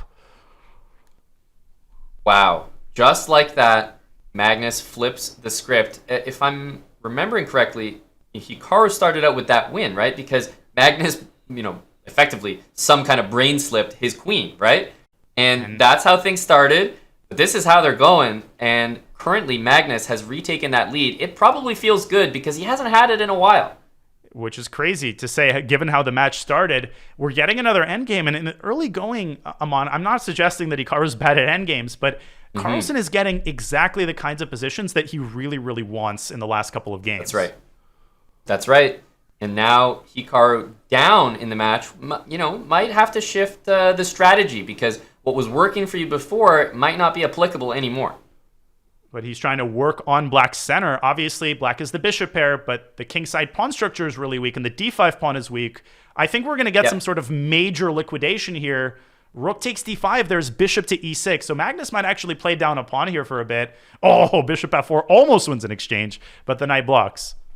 Yeah, and you have to be careful of bishop e3, pawn e3. It looks like you're shattering white's pawn structure, but the bishop against the knight is not favorable for Black. So if white can liquidate these pawns over here, I think b3 is not crazy, just to make sure you get that nasty a-pawn off the board. Oh, absolutely, and that's precisely what Hikaru will focus on. I think a draw here is likely, although I keep saying that, and then crazy stuff keeps happening in the endgame. We're going to see the trade on e3. No, Magnus is playing for a win here. He's keeping both of his bishops on the board. I think, Aman, you called it. I would take and go b3 if I'm Hikaru. Yep. Same idea. b3 now. And, okay, this is what I'm wondering. Is Magnus now not going to acquiesce to the draw? Because, okay, maybe I prefer the knight, but do I prefer the knight when I'm down in the match? Like, playing this on for any reason? So, Aman, I think as long as both rooks are on the board, I actually prefer Black because his rooks are more active. I think White is the one who has to exercise caution. Now, if the knight lands on h5, then the script flips, as you said earlier. But right now, I think Magnus is still playing this on the merits of the position. Right. Yep, makes sense. Or it needs to keep those rooks on the board, and he goes back to a1, and he can just move the king, like king g6 or something, and continue. Oh my goodness, 11 minutes left in the bullet segment. Hikaru down by 1. First of all, he needs to hold this position. He cannot afford a loss here. And I think he's doing an excellent job of defending this essentially from a position of strength. I think it's time to repeat moves. Or is Hikaru going for it now? I don't think Hikaru's going for it. I think Magnus is saying, hey, you want to play positions out? Let's play positions out. I'm happy to do it now that I have the edge in the match. And now he trades rooks. This obviously increases the likelihood of a draw. Hikaru preventing f5 and fixing Black's pawns on weak squares. But that king on g6 is ideally placed to keep everything under lock and key. This one is going to liquidate. Yeah, I immediately saw e4 and I was like, I'm not sure if I like that move. But if the idea is to liquidate and just get out of this game as fast as possible, it makes total sense. It does indeed. Hikaru's still making threats there. Oh, and he can take e6 and take f6 and take g6, but that is a drawn rook endgame. And it's almost like if you get into that endgame, Magnus is down a pawn, but he's happy because the game will go for a while. Totally. And look, we're under 10 minutes in the match. Now a draw is all but guaranteed, and Hikaru trying to keep pieces on the board. This move, e5, tells me that Hikaru is still entertaining hopes of some sort of knight fork, but it's unrealistic. Yeah, how? I mean, if you move the knight, there's rook e4 always, so it feels like there's just no progress to be made, and not to mention the h-pawn is just loose. And Hikaru keeps trying to find ways to keep the game going, but it's finally a draw, and Magnus maintains his 1-point lead and has the white pieces, with which he's been able to put major pressure in the last segment of this match. And it goes without saying that with less than 10 minutes to go, don't think of these bullet games, Dania, as like, oh, 2 minutes for that game, 2 minutes for that game. No, these bullet games with plus 1 second, they can go 5-6 minutes. Remember, we had a game that looked like it was taking like 6+ minutes, and we were like, wait a minute, did this segment just start? Yeah, this is not like the bullet brawl where you can get 10 games in the last 5 minutes. And look at Hikaru. I think he, of all people, senses the urgency, and he says, I'm going to go for Magnus's throat. And I think he's doing a great job of it. Magnus has misplayed the opening. Queen e8, queen h5. It's an easy position to play, and that is the main thing, which makes white have a difficulty here. Totally, and look at this. Bishop takes c6. Hikaru doesn't care. He says, go ahead and win that pawn. I mean, at this point, I may consider c5, but yeah, he was happy to give it up and play on what I was expecting to be the king side, but Magnus is trying to say, hey, focus over here. Don't forget about my king. Magnus is doing an amazing job of deflecting Hikaru from the king side to the queen side, which he's opened up. And look at Magnus making strides and trying to infiltrate. Rook c7 would threaten a potential mate on h7, and Hikaru has to shoo the queen away, but down goes the pawn. And rook takes d6, just as a practical bullet move, is right around the corner, so don't forget about that. Rook f6. That's a sad necessity for Nakamura. I think you're exactly right. Keeping his center protected, but giving Magnus an important tempo that he uses to bring his rook back to the 7th rank. Maybe d5, although there is a rook c6 move. Yeah, he gets out of the way of that. The rook needs to move. Watch out. Rook takes a2. I would throw that in if I'm Hikaru. Just get rid of that passed pawn. And now any endgame is going to be more defensible for black. I think he's making strides to take over this game once again. Bishop h3, knight h4 is a nice shot. And he plays it anyway and gets the other knight to f3. The f5 square. Watch out for that square if you're Hikaru. Ooh. This is really well played by Magnus right now. Even though he might not be maximizing his advantage, he just wants to neutralize what Hikaru is trying to drum up on the king side. He definitely has the initiative, but bishop e7 is such a cagey move. Look at that knight on h4. It's kind of stranded, and you're not playing g3 anytime soon because that loosens up the other knight. It's very much a 3-result game. Absolutely. This is unclear to the max. Queen rook d5. Rook f8. Rook takes e7. I would take and just take d6. It's bullet. Just get things off the board. That was winning him on because of the fork threat on g6. Instead, he puts piggies on the 7th, and this is still very difficult for Nakamura. Oh, that's a depressing move to play. Rook e8, sort of admitting that the tactics aren't working for black. But rook g7 is exquisite defensive play. The rook on e8 is now guarded by the queen. Well, what do you do? Everything is barely holding on. Unbelievable. Rook takes e7. There goes a minor piece. That's hanging. But is there rook takes g2? Oh my gosh. There's rook h7 there as a result. Hikaru going all in, sacking the piece. Wow. But queen d3 is going to stabilize. Amazing. Queen d3 holds absolutely everything. Rook g3 there was again rook h7. Queen h6 threatened. Hikaru defends. The queen can shuttle, trampolining back and forth, threatening mates galore. Rook f7, trading rooks, winning. And he's going to resign immediately. Yep. He knows he needs to resign. He needs the next game to get underway. It's not full panic mode yet, but this game is super important. If it's a long, drawn-out game, especially if it's a draw, this might be it for Hikaru Nakamura. I think he's now officially thinking of this as a must-win game. And it's interesting to me that he keeps repeating this weird bishop c4 line in the Sicilian. Now it makes sense, though, because at the very least, you're guaranteeing an unbalanced game. Yep, and this is an improvement from last time. Remember bishop c3, those positions weren't working out. Instead, he's going back to what has worked. Queen h5, he might be trying to really drum up an attack, and Magnus says no. And it goes without saying that Nakamura keeps his queens on the board. I like this setup a lot more with his pawn on c3 and more space than he did in the previous Sicilian game. But Magnus, classic Sicilian maneuver, and now we have a more standard type of Scheveningen structure. Yeah, and there it is. h4. It needs to happen. We might see knight h2, rook d3, rook g3. I like it from Nakamura. He can turn it on when he needs a result. And look, the attacking games have worked for him against Magnus so far. Oh my goodness, pandemonium on the board. We keep seeing Magnus advance that d-pawn, but from a practical perspective, I think rook g3 is an excellent move. There's a lot of threats to deal with, and Aman, don't sleep on the c2 bishop. White could play e takes d5 and queen d3, and if the black king sidesteps to h8, I think that might be a huge issue. So he goes the other way. Yep. I wonder if it's time to remove this bishop with bishop g5, because you could also just bring the bishop all the way back. You're not worried about bishop d4. h6 is your next idea. You're opening things up and bringing the black king to the center of the board where it's going to be exposed. And the best news yet is that Hikaru has 50 seconds on his clock as Magnus with some crazy tactics. What is this move all about? Bishop takes b2. He wants bishop takes d4, and the c2 bishop is going to hang. But what I don't like about this move is that Hikaru can ignore everything, go h6, and tear black to shreds on the king side. This looks scary, and this is exactly where Nakamura has found success, attacking Magnus's king. h7, h7. Wow, he's winning, h7, but it's the only move.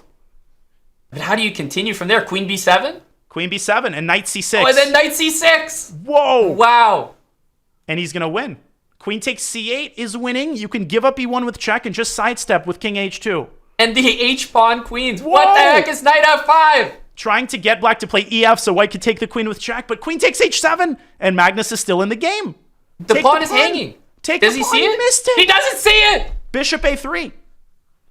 Where's he going? He's going for a jog. Nerves. That was pure nerve. Lost. And Hikaru's laughing because Aman, after queen takes h7, it was winning, but it was still a game. And Hikaru wins the first game on demand. And I think maybe it is a wry smile because he's like, okay, we got exactly what the people want. We got one more game, and I think it's still possible that it could be a draw and we get another game, but highly unlikely. Very good chance that this is the final game of the match and a must-win for Hikaru Nakamura. And he unbalances the game immediately. He plays e4, e5, but he puts his knight on e7. He tries to get opposite side castling, but he's already in trouble because you can't castle short. You're going to drop the h6 pawn. So I don't like what he's gotten here early on. The knight can land on d5. This is a Carlsen type of position. It is, but you know what? You got to cut Hikaru some slack here because he needs an imbalanced position, and sometimes you have to just take a bad position straight up and then turn it into a good one later. So at the very least, it's not some sort of equal game that's going to be a draw. And I like what he's doing. He's gotten his king to relative safety. He could strike with f5 and create tension in the center. That's a very thematic idea in these types of positions, Aman. Instead, he's playing this more defensively, though, with rook c8. Knight d4, Yeah, and I think Magnus is also, he's looking like he wants to go for some trades here. Bishop a2, and queen e6 is going to pick up the pawn. What a shot. No way. And now Hikaru with a clearly better position, up a full pawn, and White's king has been breached. Yeah, and now with the time getting as low on the match clock, this is it, guys. This game needs to be a win for Hikaru, and he set himself up to do it. But he's got the hardest task still ahead of him, because if he goes for the queen trade, try winning that opposite colored bishop endgame against Magnus Carlsen. Hikaru says, out of the question. I'm keeping the kings on the board, but Magnus keeps improving his position. Whoa! H5. What a move! He wants rook a1 eventually. Yep. Oh, I thought he should have played f5 there. That would have been very interesting. But instead, he's just looking to simplify. Okay, a5, rook a1, b6. The pawns are going to go in dark squares. King is going to go to b7.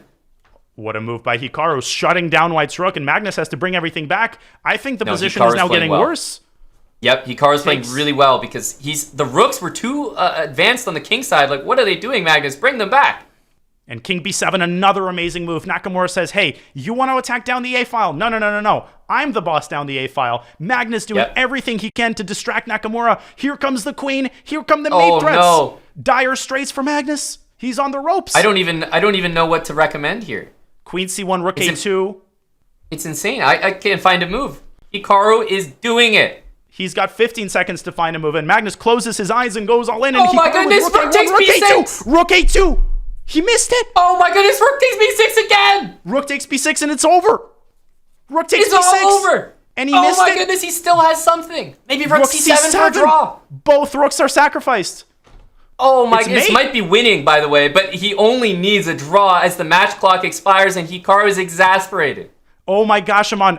Hikaru had forced mate. And it's a draw by agreement.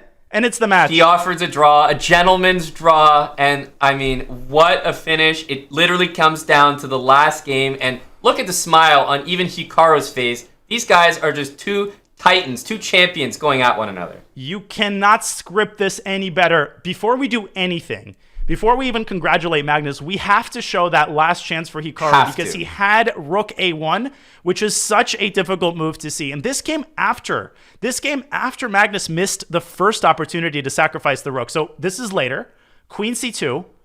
Yeah. And if we could pull up the board here, rook e8 is what lost the SCC final. Aman, take it away. What would have been the win? Truly incredible fashion here. Queen c2 gets a double question mark, and fittingly, rook to a2, I'm going to have to award a brilliancy. King takes a2, rook a8, and you clear the way for the queen to use the a1 square. That was what Hikaru Nakamura needed to find. That was the difference between us being in a tiebreaker right now and Magnus Carlsen being the SCC champion. What an incredible finish. I mean, you cannot script this any better. I'm speechless, but we got more talking to do. And the savvy move of the game will come in this last game. So keep it pulled up, Aman. But here is the final score. Last year, it was a 1-point victory for Nakamura. This year, it's a 1-point victory for Magnus Carlsen. Aman, is there any way then that stat to symbolize how incredible these players are? Every time they play, the same thing happens. It's insane action from the first minute to the last. It is. Like, it honestly feels right for this match to be decided by 1 point. It doesn't even matter in which direction, because it has been, Hikaru's match before. It's been Magnus's match, and these two are at the top of chess for a reason, certainly at the top of online speed chess. They always meet in the finals, and I mean, Hikaru Nakamura only loses to one person, and that's Magnus Carlsen. My gosh, there is no Netflix show. There is no activity I'm on that I would have rather been doing the last couple of hours than watch this insane match. We congratulate Magnus Carlsen on his victory. And for our Coinbase savvy move of the day, Aman, let me know if you disagree, but I think we need to go right back to our last game. And I think the savvy move, or shall I say the savvy moves, have to be Magnus's rook sacrifices, because that is ultimately what won him the match. Totally. I mean, this game right here was the entire match, just encapsulated into one game. Rook d7 was played by Magnus. He's chasing the king. He knows that, he's about to lose the game with rook a2 coming. But instead, he comes up with a very savvy set of moves. Not only one sacrifice, rook takes c5, seemingly giving away the rook for nothing, but rook to c7 check. How's that for a savvy move to secure an SCC title, Daniel? Using one rook to break apart Black's protective pawn cover, the other rook to deflect the king, and Magnus, realizing that mate is inevitable, offered a draw. Hikaru had no choice but to accept, because the king is cornered, and that, folks, is how Magnus Carlsen won one of the most epic matches I've ever seen. The Speed Chess Championship 2023 belongs to Magnus Carlsen, but how many hoops did he have to jump through to get the crown? Not just Hikaru, but everybody else whom he had to defeat. Amazing stuff. I mean, I obviously can't wait to hear from these players, but this was the match that, it was hyped up to be. It always lives up to the hype. I mean, I was just most intrigued by that final shot of both players kind of giving that champion smile, as I think they're just realizing that they're the best competitors for one another, and it's such an amazing rivalry to watch. It really is, and it seems like every one of their matches has so many twists and turns. It's never wire to wire. It's never a blowout. It's always one person has the momentum out of the gates, and then another person. And the fact that we had so many different openings, Amon, we had the Rui Lopez stage. The fact that this match can even be divided into stages tells us how epic it is. And you know what else is epic? It's the interview that we will have with Magnus Carlsen. We will hear the winner's thoughts on this amazing, unforgettable match, and we will set Magnus up. Folks, do not go anywhere. The interview with Magnus in the Speed Chess Championship presented by Coinbase, coming right up. Hold on to your toques. Beginning December 9th, the Champions Chess Tour Finals are coming to Toronto, Canada. Magnus Carlsen, Hikaru Nakamura, and Norbek Abdusattorov have already secured their spots in the finals, thanks to their beauty victories on the tour so far. Super GMs Fabiano Caruana, Wesley So, and Alireza Firouzja have secured enough points to clinch spots, as well as young prodigy Denis Lazovic. Only one spot remains up for grabs. Levon Aronian currently holds the last qualifying spot on the leaderboard, but nothing is for sure, as several players remain in contention, including Division 1 participants Ian Nepomniachtchi, Anish Giri, Maxime Vachier-Lagrave, and Shakhriyar Mamedyarov. The players will have to give her in the knockout rounds of the final event, the AI Cup, beginning on September 25th.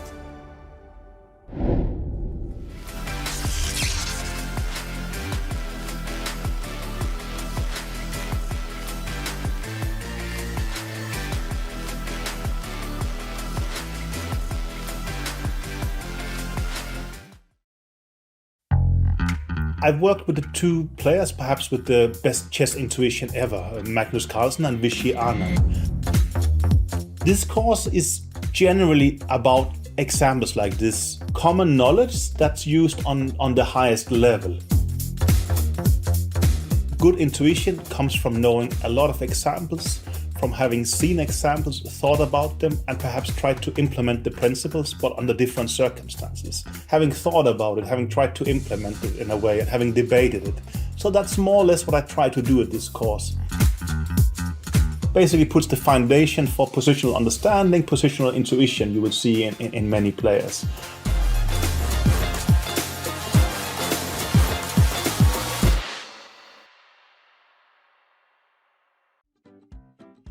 Everyone loves playing chess, and everyone loves Chess Club. But there's also a time and a place for playing all your favorite games. Hey, we're trying to have a lesson here. You need to get out of here. Recently, more kids have been playing chess than ever in school. But sadly, we've learned that they may not always be playing chess at the most appropriate time.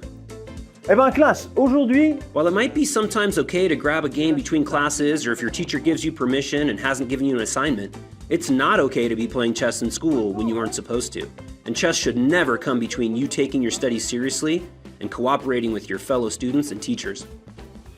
Chess over the board or on the phone is a great way to spend time with friends. But let's make sure that this school year we don't let too much chess happen in the classroom. Focus on your school, because chess.com will always be there when class is over. Chess is cool! Respect your school! All right, that was awesome, everybody. Great job. Look what I did. Danny, did you spell that? Yeah. Can we get some other letters, please? What's wrong with it?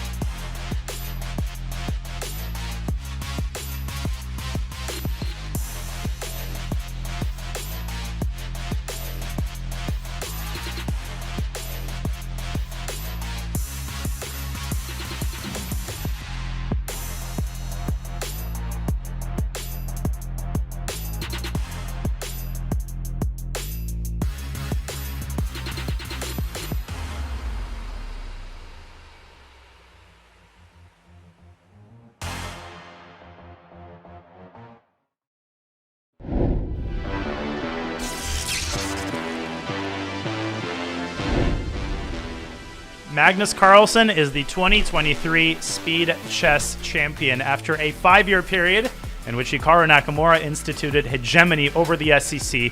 Magnus reprises his victory from 2016 and 2017, and he is the SEC champion once more. Magnus joins us in the studio for an interview. First question, Magnus. When that final game ended, I guess 2 questions. Were you aware that that was going to be the final game of the match? And second, how would you characterize the emotions that flow through your mind when the match ended? Yeah, I was just I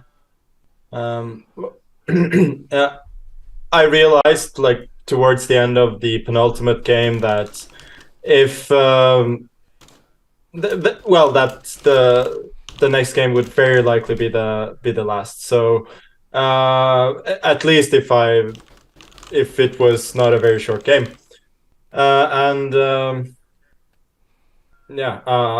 mean, after I blundered the pawn on a2, after that I couldn't keep control at all. And I mean, I thought I was lost for sure. And then I just gave a check. And I realized only like after giving the check that it looks like I have a perpetual now, or at least a perpetual. So yeah, that was a bit lucky. Like mentally, a few moves before, I was thinking that this is gonna be we're gonna be here for another half an hour. Yeah, I was just so happy, so relieved that that I found that shot and that I managed to finish the match off eventually. Well, Magnus, I mean, congratulations from me as well. What a match. I think a theme that we were noticing throughout the match, I don't know if you felt this way as well, but when Hikaru was just kind of throwing caution to the wind and just attacking your king straight up, those were the games that he was finding a lot of success. Is that something that you noticed over the match, that when he just sort of went all out for these crazy attacks, that they were just working? Yeah, I actually think he sort of could have done that even earlier, because I was not in good shape today. I mean, I could feel it.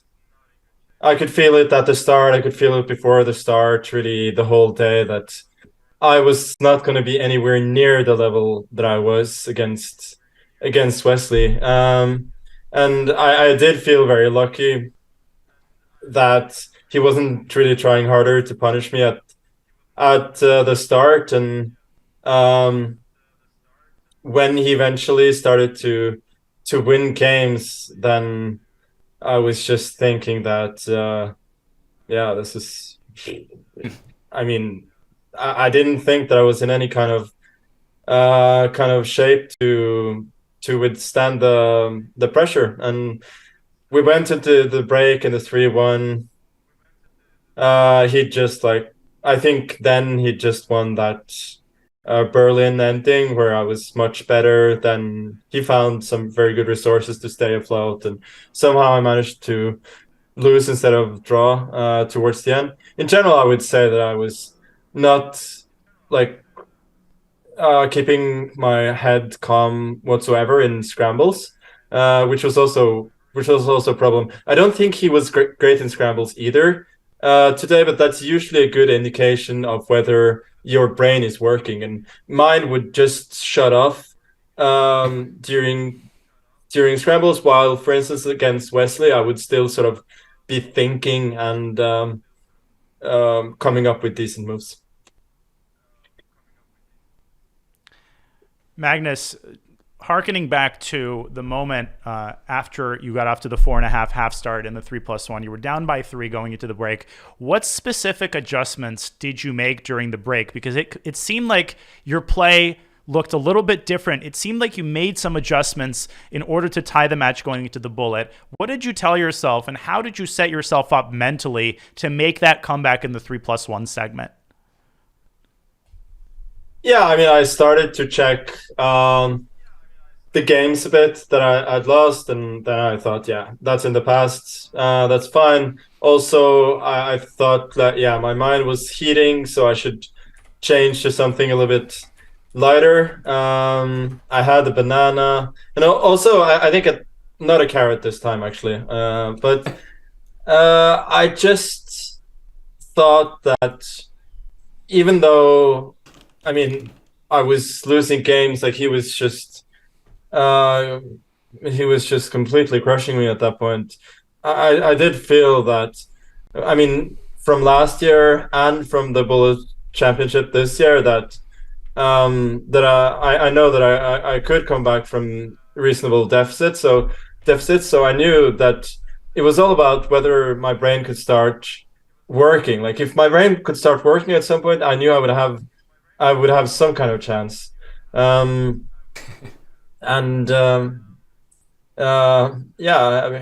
I got a much needed win with Black the next game. I mean, in terms of whether I changed anything, I was messing around with both Sicilians and E5, and I thought I was getting decent positions in general. So it was just matter of taste, really. Well, Magnus, taking a step back and just thinking about what this result means overall, I mean, can you speak about what it means to you, winning the SEC and, of course, doing it against Hikaru? You guys have had such a rivalry. It's literally only been you two that win the SEC. So, I mean, what does it mean to you to win the event again and reclaim that, and also against Hikaru, who's such a competitor for you?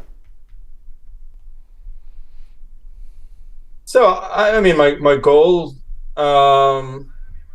for this season, also for the last 2 seasons, has been very clear. To sort of, in a major way, sort of reestablish the pecking order when it comes to speed chess, and to be honest, I failed miserably in that. Losing to very even matches against Hikaru and Maxim, and winning one by 1 point. So as I said, I didn't feel good going into today, but still I'm not at all satisfied with my performance. I feel that I can do I can do a lot better, and I do feel that if I'd played the way that I played against Wesley, then this wouldn't have been close. So in that sense, I'm happy to get the win, but winning should be like, I should win most of the time. So so yeah, obviously, like when you played such a match, it feels so much better to win than to lose. So I'm happy and relieved about that, but I still haven't managed to achieve my goal really in the Speed Chess Championship, which I did the first two years. So I think there's still definite history to be written there. Well, that history will continue next year. Magnus, speaking of history, I think this is a great segue to a few chat questions before we let you take your well-deserved rest. A question from Bobin TV. Which young player, Magnus, do you see becoming as good as your Hikaru in the SCC in the future? Keeping in mind the blitz time controls and keeping in mind all of the young talents who are terrorizing the classical field these days. I think it's. I mean, the answer is pretty obvious that it's Alireza Firouzja. He has clearly the highest potential, and to be honest, I thought at this point that he would be, if not quite at the same level, then very, very close. And actually, when you mentioned these young players and I mentioned Alireza, my feelings like today remind me a little bit of 2020 when I lost the Banter Blitz Cup final to Alireza, also in a very even match. I did play him like a few weeks later in the Magnus Invitational in Rapid, and I won a very, very close match there, and that didn't satisfy me at all. I had some of the same feelings still, that the only thing that would sort of count as revenge for me was a decisive victory, and I couldn't get that. But no, I think Alireza clearly has the highest potential. Nihal is very strong. I'm sure he can improve as well. As for the other kids, would be interesting to see in a couple of years if Prague could be a contender in this format. Abdusatorov as well. Who knows? But for the moment, Alireza is a little bit away, and the others are far away. Well, continuing with the chat questions, Magnus, and bringing us back to the match a little bit, I admit I wanted to know the answer to this as well, but we have a chat question from Robert Balaji who says, Magnus, was it the change of shirts that brought you back in the game? Because, you know, whether or not it was intentional, you changed your shirt, you came in and won a bunch of games in a row and got right back in the match.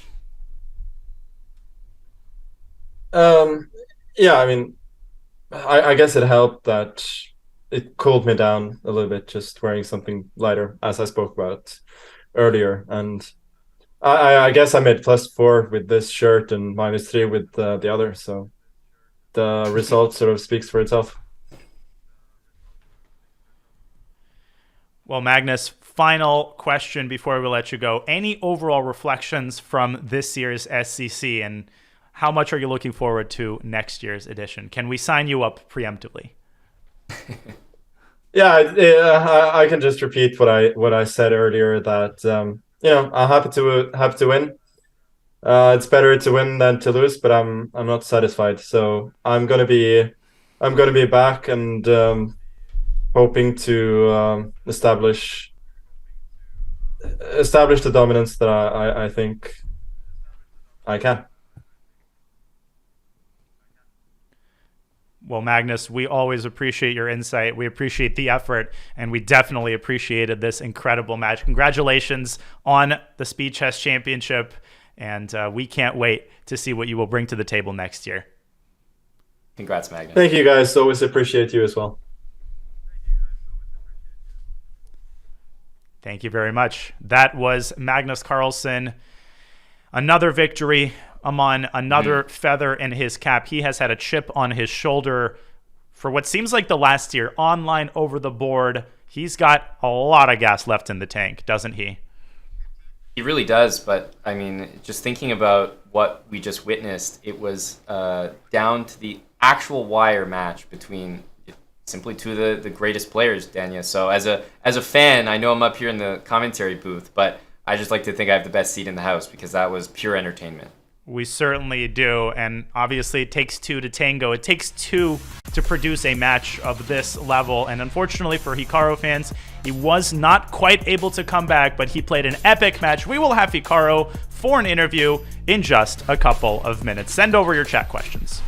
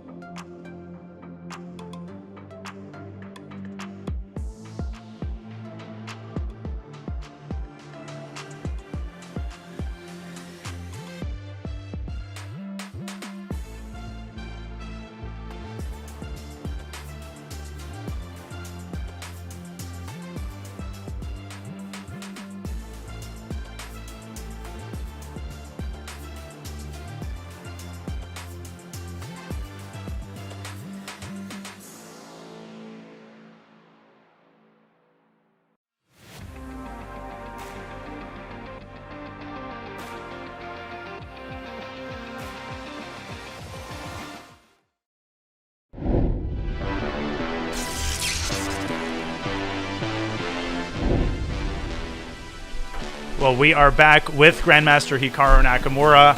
Fortunately, he came up short in the SCC final, but it was an amazing performance nonetheless in this match, as well as in the SCC overall. Hikaru, we really appreciate you joining us for an interview. We won't keep you too long. Could you start by sharing your overall reflections on that final segment of the match? You mean the 1+1 or the final game? The one, well, perhaps both. Oh, okay, yeah. So I mean, first things first. You know, I think in the bullet portion, it started off quite well for me. I won the first game, but you know, in the next couple of games, I didn't really get positions where I felt like the flow, the moves didn't seem super easy for me. And Magnus used his time extremely well. So I mean, he built this advantage. Then you know, at the end, I was able to win the second to last game. And this last game, unfortunately, I didn't use my time. I had like 30 seconds, I guess, at the end. But you know, we were both moving so fast there that I wasn't able to stop myself. And Magnus found this great double rook sacrifice, you know, to save the game. And it's what it is. But it was extremely close. And I think considering the start, I'm pretty happy with the match overall. And Hikaru, I mean, I'm sure that most of us know the answer to this, but this is obviously just not another match for you. I mean, the chance to compete against Magnus in the SCC finals, I think everyone basically predicted that would be the case. But when you go up against Magnus in the final like this, I mean, what does it mean to you competing against him, and obviously a chance to change the lifetime score. Magnus was speaking about that. Not sure if you were listening to the interview as well. Yeah, I mean, I think, I think to look at the match as a whole, it was very close. There were probably two moments when the match probably could have gone either way. I mean, in a big direction. I would say that at the start, I don't think either of us were super great. Definitely in scrambles, we weren't playing well. But Magnus did start off very fast. And there was this critical game. I don't remember which game it was, but he was up by 2 or 3, and then he had this mouse slip. Then I didn't take the piece, and then we ended up in this very long rook and bishop versus rook game. And, I think if Magnus had saved this game, there's a very good chance it could have gone completely in his direction. And then the other moment was when I was up by 3 after the break. I basically just had a sort of I don't know if you want to call it a brain slip or a hand slip, where I put the bishop on b5 instead of going to c4 like I'd been doing the whole match after he played knight 6 on move 2. And I wasn't really able to reel it back in that game. And I think if in that game I had just played bishop c4 and what I was playing throughout the match, I think there's a very good chance I could have run away with it. But those are really the only 2 moments when I think it could have gone bigly in either direction. After that, I think it was a dogfight, and I mean, it was very close. So I think Magnus said he wasn't happy with his play. I actually wasn't super happy with my play throughout the match either, but it is what it is. Hikaru, your rivalry with Magnus Carlsen is now extended to the better part of a decade. If you had to compare the sort of stereotypical Nakamura-Carlsen match from 2016 and take one from 2022 or 2023, how do you feel that your and Magnus's styles and approach, particularly to blitz and bullet, have changed over the years? Well, I mean, first things first, for all the morons in chat who are busy saying stupid things, they'll be happy to hear me say this. But what I would say first and foremost is that, frankly, it was not a rivalry until probably the pandemic, if I'm being completely honest. I mean, Magnus had a great score against me. He won pretty much every match, I would say, that we played. Like, he won the SEC in 2016 and 2017.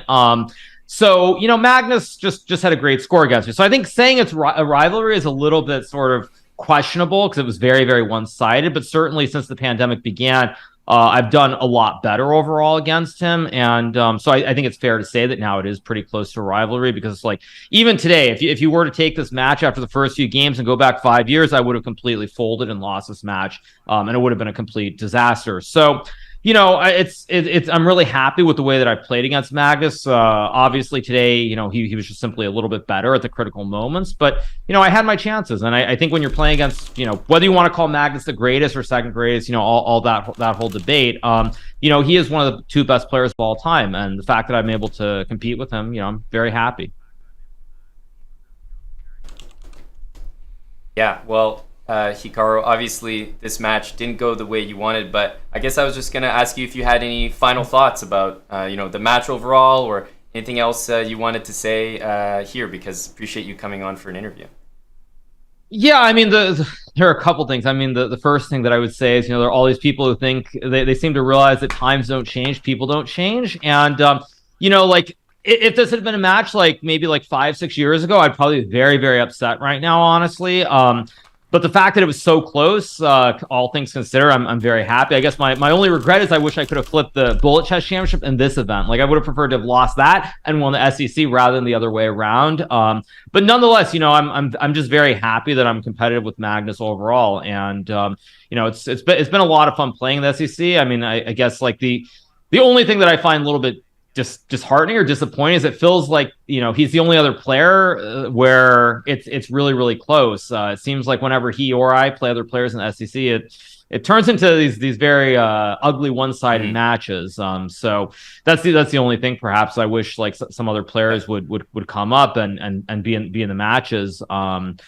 But overall, again, for the match to be so close, I mean, literally one game to be the differential, I could have gone either way. And I mean, I suspect when we have some fun matchups coming up in the near future, it'll be pretty hype as well.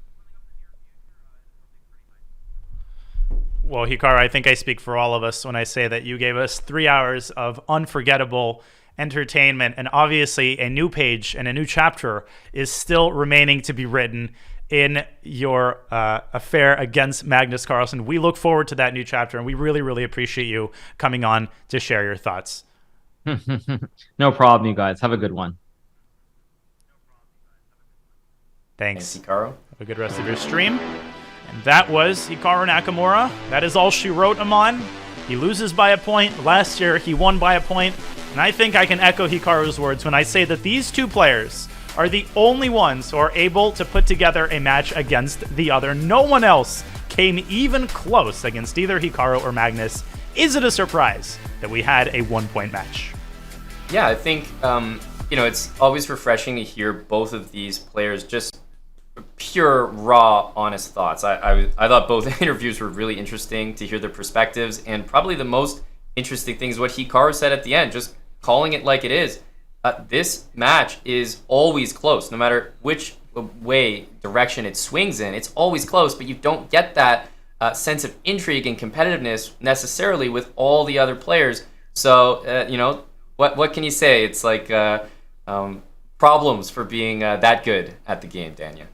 I can't even imagine the nerves and the pressure that these players feel. And Magnus Carlsen was world champion for 10 years. Neither of these players is a stranger to high-pressure situations, but we've talked about it. Players have all talked about it.